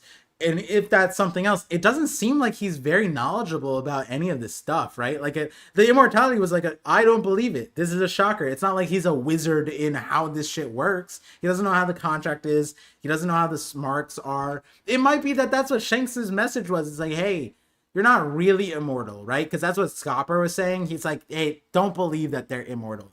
And he was kind of proving that.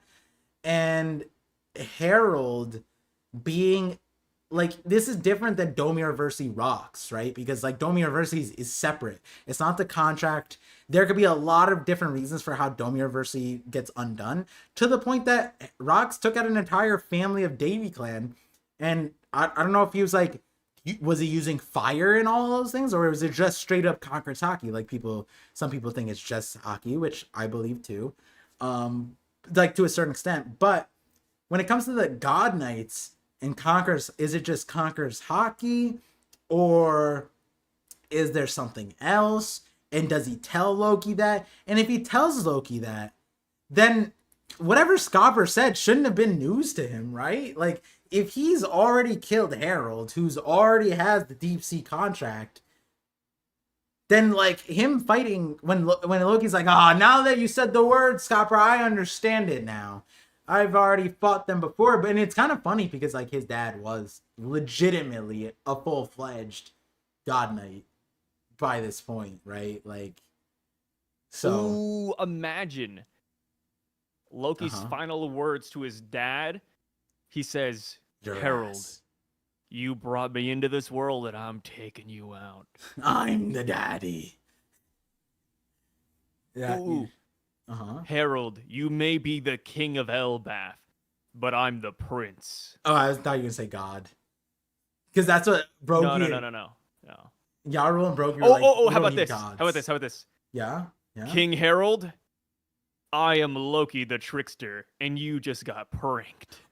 I just realized I'm completely wrong. We did hear about Nika in this flashback. Loki talked about him to Rocks. But Harold wasn't there. In Harold never talks about, but the kid does. So the last line to Harold would be, I am Nika. And then Harold goes, who? Who? Nika, who? Cool. Loki could hit Harold with one of these. Your time is up. Old man. Right? Oh! Yeah! And then old man. It's a double thing. It's one because Harold is old, but it's also his dad. Yeah. We're cooking. Yeah, that's good. Yeah, that's good. Cooking. Or like imagine he says, Harold, you may be a god knight, but I'm a demon. No. He hits him with you may be a god knight, but I'm gonna show you a good night. Ooh, that's a good one. Yeah. Or maybe. In his final moments, Loki takes off his eyes and he says, "Look at me, father." Yo, true. And that's it. Dude, wait, hold on. Yeah, dude. I would like the eye thing. I've been waiting for the eye thing. I've been waiting. Like, when he took out the alcohol belt, I wanted it to be like Gojo Kakashi ass, like, eye pull down. Like, we need Loki to start aura farming like that. It's like JJK, where King Harold is about to fight Loki, and then, just like Megumi's dad, he's like, whoa, oh, Loki! And then, like, he stops, and then he stabs himself, and he says, Loki, you are always my son. Dude.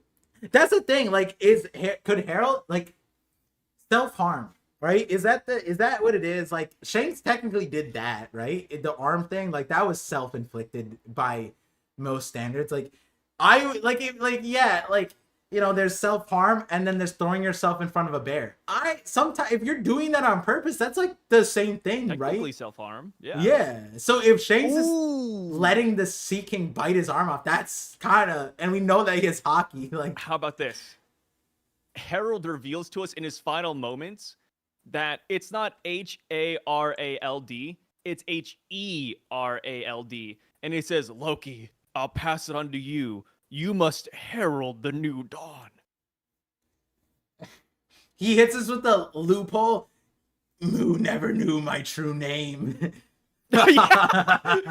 Emu never knew that I'm actually Harold, not Harold. And then Loki's like, what the fuck is moon? Oh god. Dude. Loki, you're not just my son. You're the sun god. Oh god. Yeah, Harold Loki, you're adopted. I don't know what they're gonna. What could they say? Like honestly. Loki, me and Estrid were related. Oh, what the fuck?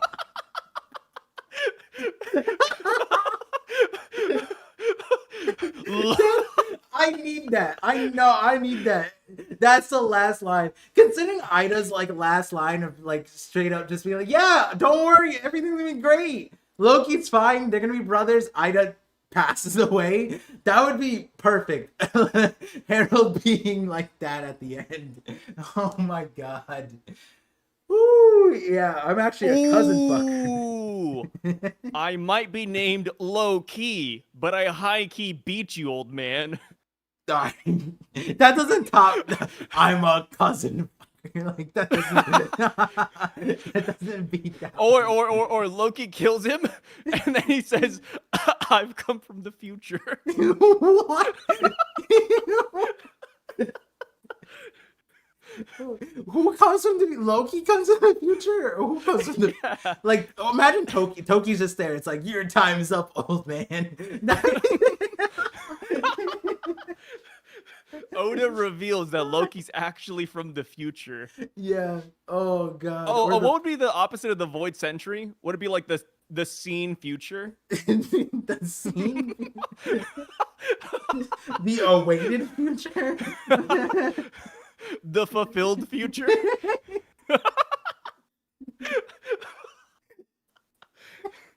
That's technically what we're in, right? Because like Odin and everyone's like waiting for a time, so that like it's that is what it is. Instead of emu, it's cow. Wait, what? Emu cow? Because a cow moves. Oh.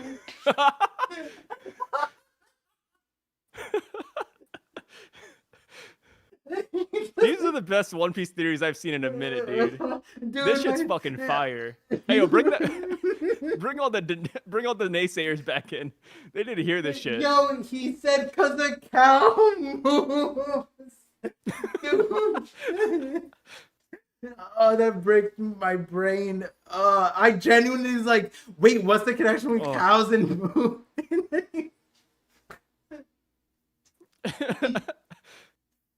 Oh god, that guy. Hey, yo, somebody bring Oda into the room. Ooh. Oh god. Oh. Yeah, next chapter. If Harold's last line isn't hard, I don't know if I could look back and be like, yeah, Harold's is cool. You know, because he's had his moments and he's had his moments. But if his last moment wasn't like inspiring or whatever, and the reason why I'm so pessimistic again is because we know the current timeline, and from what it seems like, Loki still has rocks as like inspiration, right? And that's the hardest part about this situation. Harold goes, bring my sons here. Hiredin's not here. Loki's here, and Loki doesn't even like him. Loki hates his ass. He likes Rocks as a dad more than Harold to this day, which means that like Loki's worldview of Harold before this moment and after this moment are the same. Like Loki kept the same energy, at least from what we know. Like now after the thing, Loki could be like, yeah, dad, I didn't like. I think what could happen is Loki's like, yeah, I didn't understand what he said at the end, so yeah, I still hate him. Rox was right. Like that's still his worldview. So I don't imagine Harold does anything like inspiring beyond the fact that like had he let Emu just take him over and do all this stuff, like Elbaf would have been more militarily ready for a fight. I guess that's also the other part of it too. Harold's plan was against what Emu wanted and against him defending himself, right? Because if he doesn't want a military, then the God Knights come in anyways and win, right? So like his plan was bad for himself and for Emu. That's how weird that plan is. Like, and Loki's sitting there saying that straight up. It's like, yo, why are we doing this? Like, they need to know how to fight. Do you guys see the outside world? Like, they're not fightless. Like, it's like what you said. Other people have armies. And you reference Alabasta. Their numbers were nuts. I'm pretty sure it's like the fight was like 2 million people fighting. That's insane.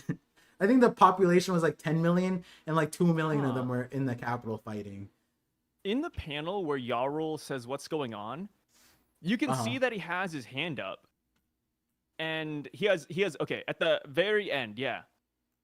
He has 5 fingers up. Do you think that's the amount of time it's going to take for him to beat Harold?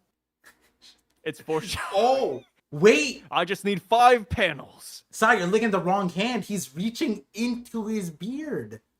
Oh. His secret weapon in there. Do you think that's where he keeps Yorul? Or I mean, he's known as like the mountain beard.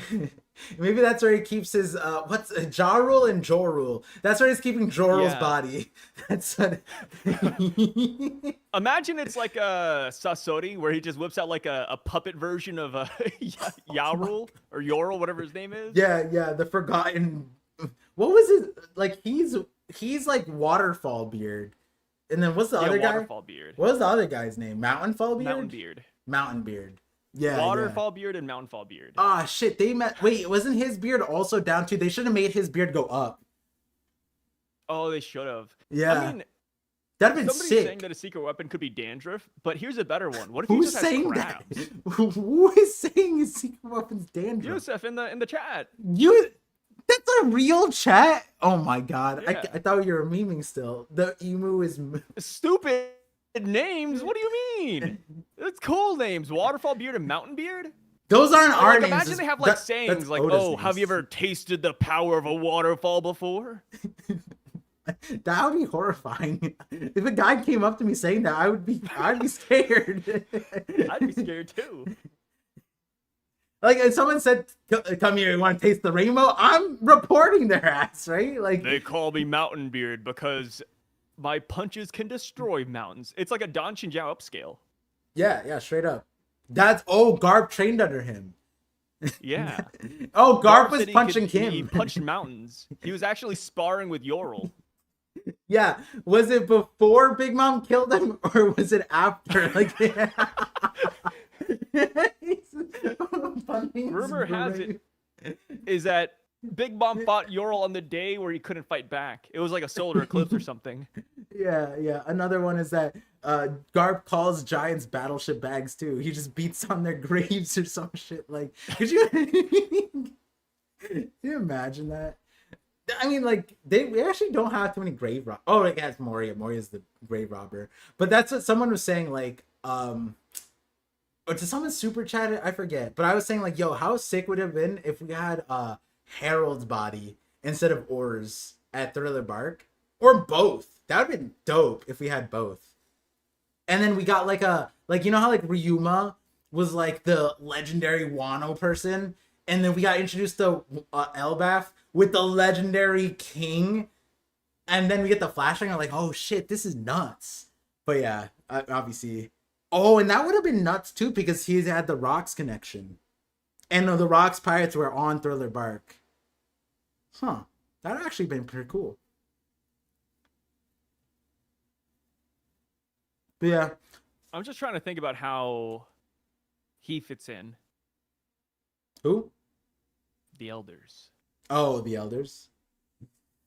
Oh! The Elders show up. Maybe they're the ones who beat Harold. I was just gonna say it. We see the Elders come down like they're the what's it not Team Zero. Squad Zero. Yeah, they just come down. We've been waiting. We're only tasked with protecting the king. Like, and then they just come down and their job is to, I guess, kill him. I don't know. Would they hit us with the 4-star kill thing? Maybe that's what it is. The forbidden jutsu. Do you think they have? Maybe they have like their own. That's the thing. They have a one shot. I like to think they have magic. Hey, I'm down for it. I think they have because Esther. They've got to have something above everybody else. Yeah, because Estrid came in here with feng shui and all this stuff. And the thing is, like, we meme on it now, but Oda is referencing that stuff with some of these things. And, you know, Estrid is Elbaf, and she's also, like, the lineage that they recommended. So I wouldn't be surprised if they were like, no, yeah, the 5-point star thing is a real thing. And then they are, like, the masters at it. And who did Estrid train under?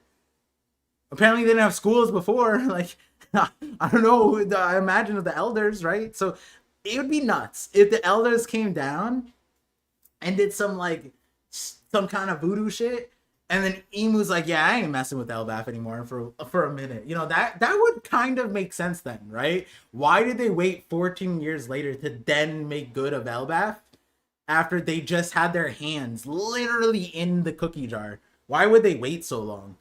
Also, like, the Shanks, like Shamrock showing up and to Elbaf, they asked for Loki, but it was also, they showed up to the throne room, like, where's Loki at? So I guess they assumed that Loki just took the throne, which is interesting because that's what Harold wanted. He's told them, like, hey, he told the Gorosei, I'm planning on relinquishing my throne and giving it to, like, the new age. I guess Loki would be that person, because let's admit it, guys, Oda hates Hiruden. No, Oda, stop it.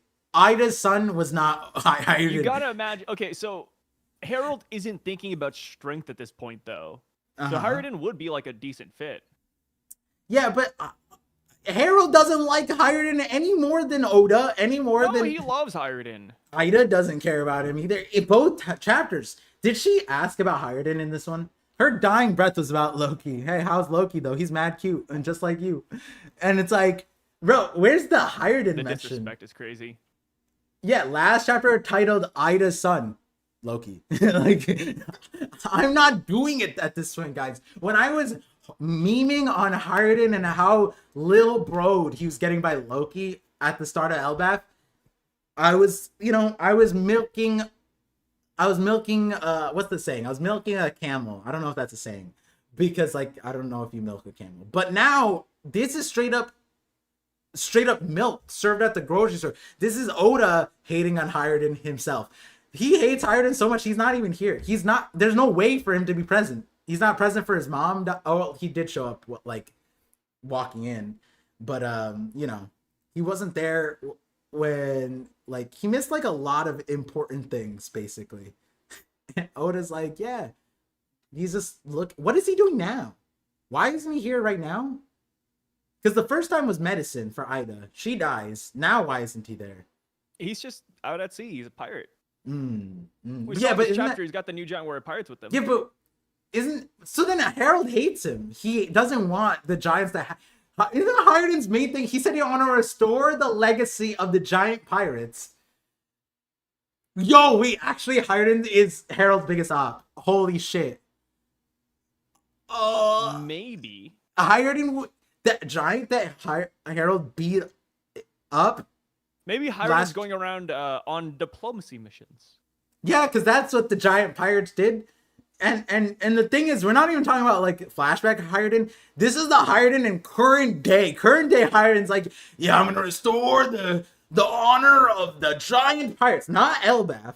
Not what my dad was talking about. Literally, like, the fighting stuff.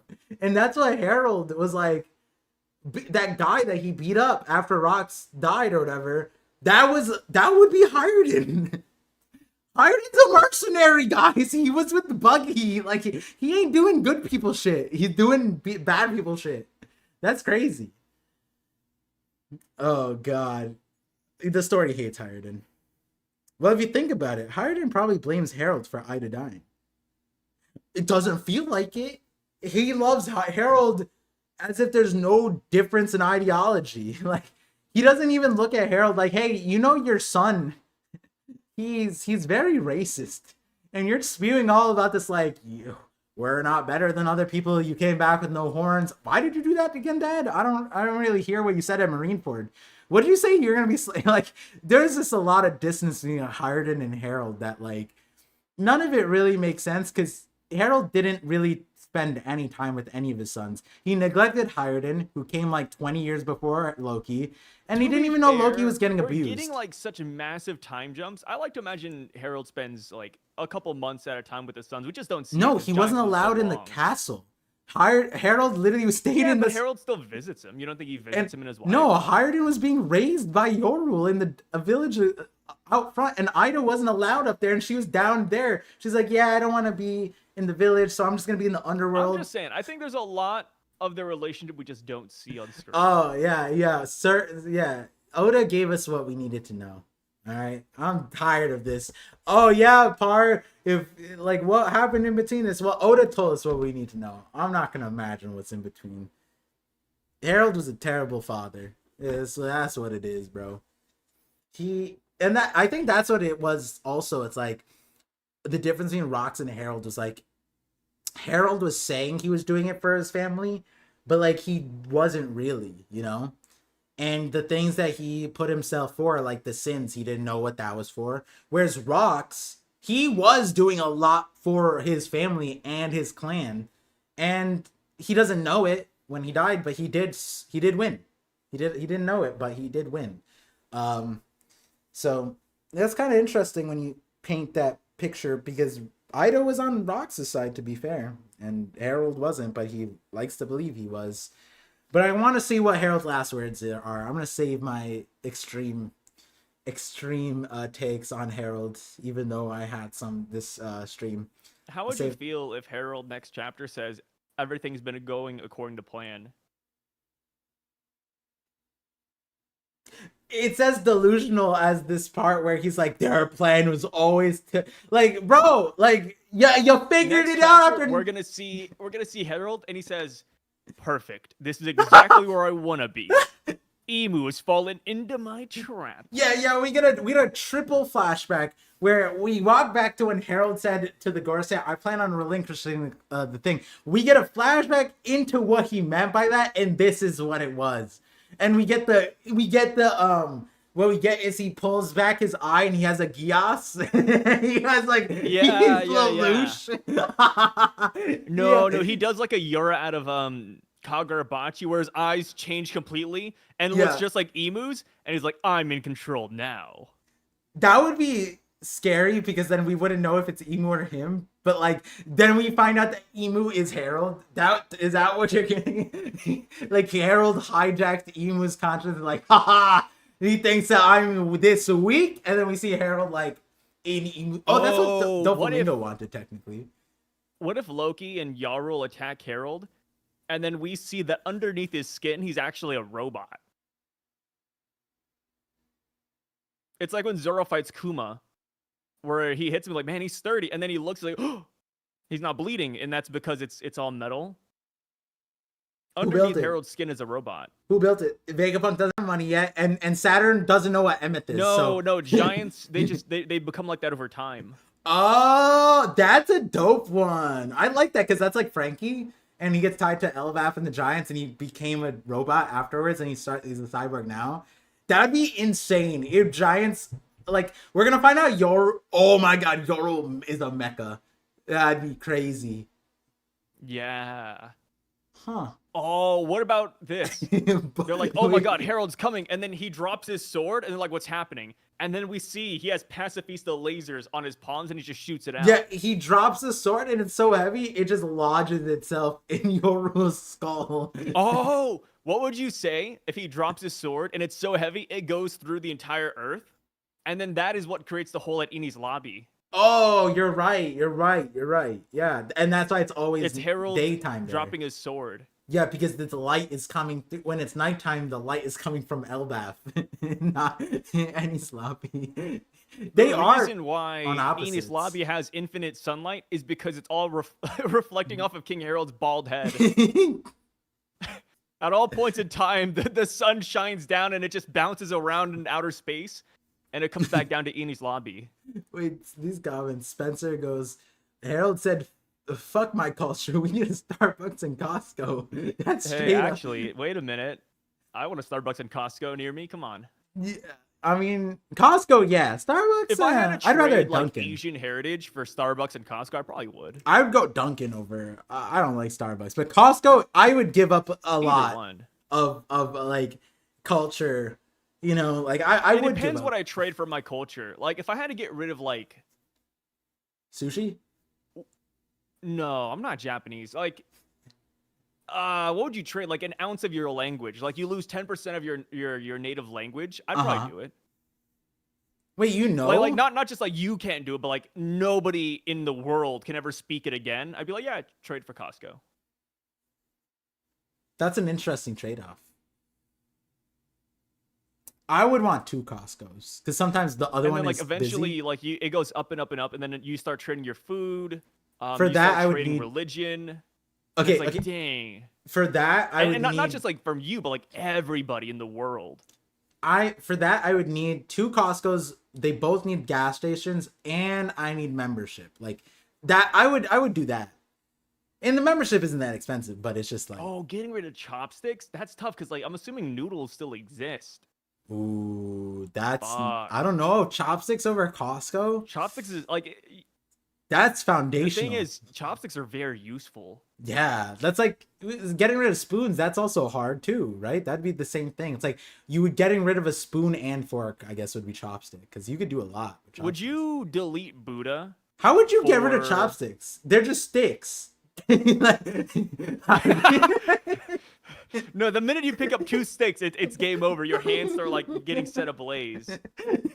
yeah, the hypothetical is just like we'd Fuck. also have to forget about fences and shit. Like, like fences are brown. This is they're all Huh. spoons. Yeah, we just don't. Yeah, even our fences are made of like spoons and forks and knives instead of Oh, you get sticks. rid of sushi, it's just fish? No. But like you can't put it on a plate anymore. You lose the ability to put it on a plate. That's all it is. Oh Okay, god. let's see here. None of this makes logical sense. You can't just erase culture like completely from the entire Yeah, world but would in you? exchange for a magical Costco that pops up across the street. Nothing about this actually makes sense. We're just going with it. Hey, at least we're making more sense It's like than. the Quartzark thing. No, we're making more sense than like the Gorsey just like changing sizes from panel to panel. Like that one's kind of different, you know? Oh god, that one's. We're gonna find out they have a biblio too. They're just like an owl up top that's just like making them grow and shrink. We're gonna find out the ruler of the One Piece world is Biblio, and he's the one that's making like Enma shrink and grow. He was watching. That's what I happened. still like the theory that Biblo is Mosa, but I don't think it makes too much sense given the timeline. I want the Biblo to have the whoo, and so like Mosa being able to like that. The same thing with Jamones, right? Like if he's not doing Jamones and he's not doing who's, then he's got to be a normal person, right? I Shiroshi's hope kind of so. normal, but like I the feel like Biblo's an owl person. that's fair. I believe Because I that mean, the you. whole thing about Biblo having the grow no me is just the speculation on Vegapunk's part. Yeah, and Vegapunk's famously stupid on Elbaf. Forgot the place, like got lost on the way to the embassy. Like there's a lot of questionable things that what's her fate Lilith has been doing, but the what's it called? Yeah, the Biblio. I mean, the main thing that you pointed out was the chair. I was like, yeah, why is The there that chair chair? is so weird. Biblo has a chair, Yeah, and it's like I don't know, man. And then I think it's a I small mean, I think chair. Biblo is gonna be massive because Chopper did not talk to him whatsoever. Like that seems like a interaction that Oda would have done, and he just avoided it. Chopper's like trying to talk to the owl. The owl's just like, this motherfucker thinks I'm an owl. Like, or like thinks I'm an animal I like speak him. English. Yeah, that's crazy. Who said that? Like what's that one actor? He said English motherfucker. I It's don't like, remember. whoa. You think Rocks would approve of It's like Blackbeard? Samuel L. Jackson. Possibly. I don't. I think Rocks. My take on Rocks is Rocks was like I get like a lot of people are gonna take that King of the World thing to heart, but like what he said to Harold and in front of the Rocks crew was saying that if I don't do it, someone else will. It's a very like not greedy way of talking about it. Like I'm gonna be like, imagine if Blackbeard said that. Like Blackbeard would not say that. Like, I'm gonna be king of the world, and if not me, one of these guys. You know, it's like kind of weird. And when you think about like the crew that he got, I think Rox cared more about just taking down the world government. And yeah, if he was the one, he'd be king of the world. It's kind of what Loki said. Loki's like, if I had gotten to the point of the sea where I faced the Holy Knights, I would have been king of the world. Rox ended up losing a lot of things, but I think like Rox was creating a culture of people, especially when he's looking at Roger and Garp, and he's like, yeah, these are the people that are the most qualified of taking down the world government. Like, and then we look at his crew, and you look at the reality that even without Rox, they ended up becoming world level threats. Kaido, Big Mom, Whitebeard, each one of them, like the Navy shuddered at the thought of facing them. So like I look at it as like, I don't know if Rox cared if Blackbeard is insanely evil. He just cared if like Emu's not there anymore, because Emu like betrayed something, broke a promise, is bad for the world. But what he specifically said, it kind of sounded like, I'm not saying it's like a Nell, but he kind of said it in the line where it's like, it's power is meant to be like cycled through or something like that. I forgot what. Yeah, I'll just pull it up. I like that line. It was like 11:55, I believe. Right. Yeah, it was right here. He said, "There's no authority in the world that lasts forever." That is a very. That's a fucking bar. Yeah, and that is a very insightful thing, in not just like the One Piece world, but also himself. The line after saying, "I'll be the king of the world," and then Harold goes, "You're making an enemy." Oh my god, Harold looks so good with hair and his horns. Jesus Christ, bro. Looking back at this is like a jump scare. He goes, "You're making an enemy out of the entire world. It's too much to handle." And then Rox goes, "Go ahead and doubt me. Sooner or later, someone's going to do it." That's a very not like when he's saying, "I'll be king of the world," and then the next line is like, "If it's not me, it's gonna be someone else." And then the very next line is, "There's no authority in the world that lasts forever," and that's applying to him too, right? It's like if he were the king of the world, he's basically saying like, "I'm not gonna last forever." I imagine Blackbeard has that same line of logic too. The difference is, what would Rox do as king of the world, and what would he sacrifice? The reality is, Rox would not sacrifice the same things that Blackbeard sacrificed, and that's made apparent by the story, right? Like Blackbeard's out here sacrificing his, like, the person who adopted him, his family, his brother, everything. Like, I'm almost questioning when he's gonna start abandoning his crewmates. Rox doesn't seem like he'd be on that boat, right? I don't think Rox inherently would like put Whitebeard down. Hey, he didn't even ask Whitebeard's help against Emu. He's like, "Yo, you don't have to do this." Blackbeard's ass like, "Get your ass over here, bro. I'm trying to sacrifice you first." Like, that's Blackbeard. I don't think Blackbeard and Rox see eye to eye on that, but I do think that Rox would be supportive of anybody taking down the world government. That's kind of how I look at it. Whereas Harold being, that's what hurt Rox the most, that his best friend, the guy he like enjoyed, he went out of his way to go see him. That guy was like, "Bro, I'm trying to beat world government, WG, baby." And he's trying to change Elbaf's name. He was like, "Bro, set me up with a McDonald's, Starbucks, like every goddamn conglomerate that saps away the life here. Let's do it." And then he's like, "I want a school though." And then the McDonald's said, "No schools. McDonald's University." Oh, Trump University. That's literally what he is. Like, wait, no, I want learned folks. And Emu was like, "No, that's where I draw the line. You're dead now." And then Harold started crashing out, and then Emu was just like, "All right, well." And here's the other thing, going back to it. There's another vacancy now, right? Because Harold filled a vacancy in the deep sea thing, and then someone filled that vacancy. So I guess, is that Gunko? Or is that someone else? I think it's somebody else. So that means there's If there's more. like an actual waiting list, then I feel like Gunko should be on it, considering she was a God's Blade like 20 years before Harold even joined. She should be there before Shanks, but Shanks was there, and then next in line was Harold. So that, I would assume Gunko's already a Blade of God Knight. So that means that there was another person who left the line. Now Harold's leaving it, and now they're filling it up with someone more recent. And that means Like a revolving door. that means that there's more Blades of Gods. We got introduced to 2 of them in a single chapter. We went from Gunko to Shanks and Harold, and now I'm thinking like, first of all, I don't put Gunko on the same plane as Shanks and Harold at any point in history. I just It's can't a see broad that. spectrum, you know? It's like the Straw Hats. It's like, oh, like they're all just Straw Hats, but I mean, Zoro's a Straw Hat, Nami's a Straw Hat. If they were to fight, I feel like Zoro might win that battle. Okay, being a Usopp's straw a Straw hat, Hat. Sanji's a Straw Hat. I think Sanji might win that battle. being a straw Yeah, hat, Gunko's a God Knight, and Harold's a God Knight. Yeah. being a straw hat and being a god knight are very different. You had to sign a contract. I You don't have know, to man. you have to get inducted into it in the first place. You have to go to a temple prayer. Like he has to Well, he has to if become you a wanna join the slave. Straw Hats, you need like a super sad, depressing backstory. So I mean, it kind of works. You're doing the book talk thing. Ooh, okay, Sai, Yeah, we've yeah, gone this yeah. far. Okay. Fucking book talk, dude. That Yeah, shit's yeah, so yeah. funny. Book talk is so hilarious, man. Yeah. It is. We do it, but there's a balance to everything. It's the yin and yang. You know what I mean? Yeah.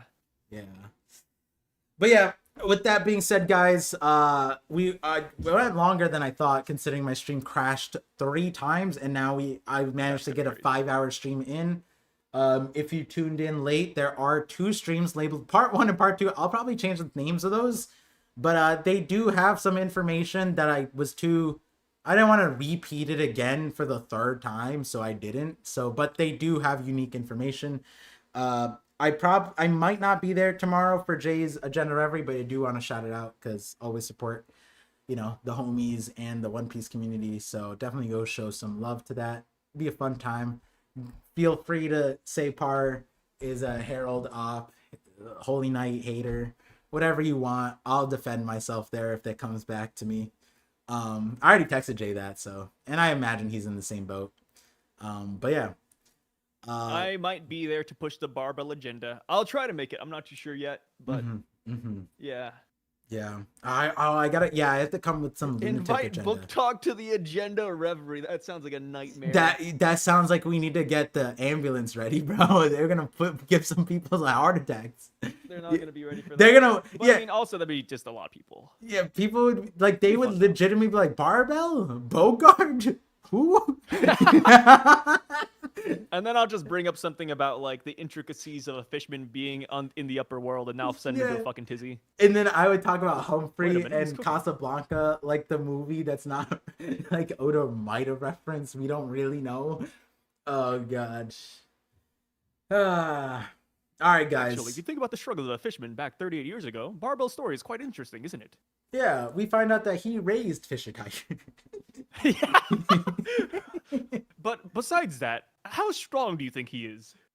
Oh, actually, on a Fucking serious note, so I was wondering, are the Celestial What's that? Dragon slave marks, are those like faucet level sea contracts, or like what is that, a river level contracts? Wouldn't it make sense I to don't give? think it's a part of it. I think back in the day, the Celestial Dragon mark was like a big thing, but nowadays it's just slavery. I just feel like it would make sense because like it's like, oh, the obedience thing, like I feel like it would make sense to give them like a contract and it just make it like river level. I don't know. It's like, yeah, you guys can't flow into the ocean. That's how surface level you guys are. But this lets me like keep tabs on you guys. Maybe back in the day, the OG Celestial Dragons had this because they were slaves to like an actual dragon, and now they used to enslave other humans. I like that. It's a full circle moment.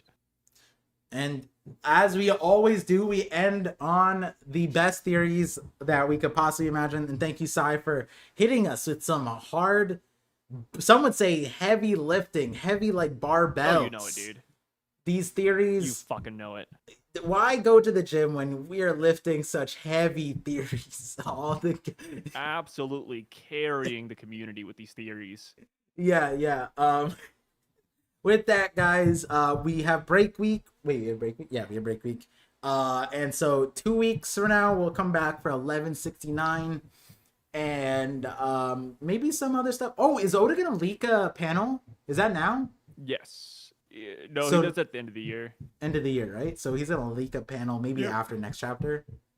It should was- be end of December. I think those panels are important. I discovered something. Oh, is there a list of like all the panels he's leaked like that? Because I remember the last two, but I don't remember. I'm sure you could find it somewhere. If you do, let me know. Or if you guys in the chat know, send it to me in the Discord. Just tag me. And yeah, feel free to tag me in the Discord. Like, I don't mind. I could just mute it if I get annoyed. But I like the last few times you guys tagged me, I'm like, wait, Fucking I far. enjoyed Please, responding guys. to this. Like it's kind of dead in here. You can what's going on? Yeah. So, shocker, spoiler. I enjoy you guys. Thank you guys for enjoying the stream. Hope you guys are good for the holiday season. Take it easy. Take care of yourselves. Stay breezy. Stay breezy. Okay. Stay With the breezy. P. Oh, FaZe clan sign. FaZe sign up, bro. That's Stupid. you said stay breezy with the... Bro.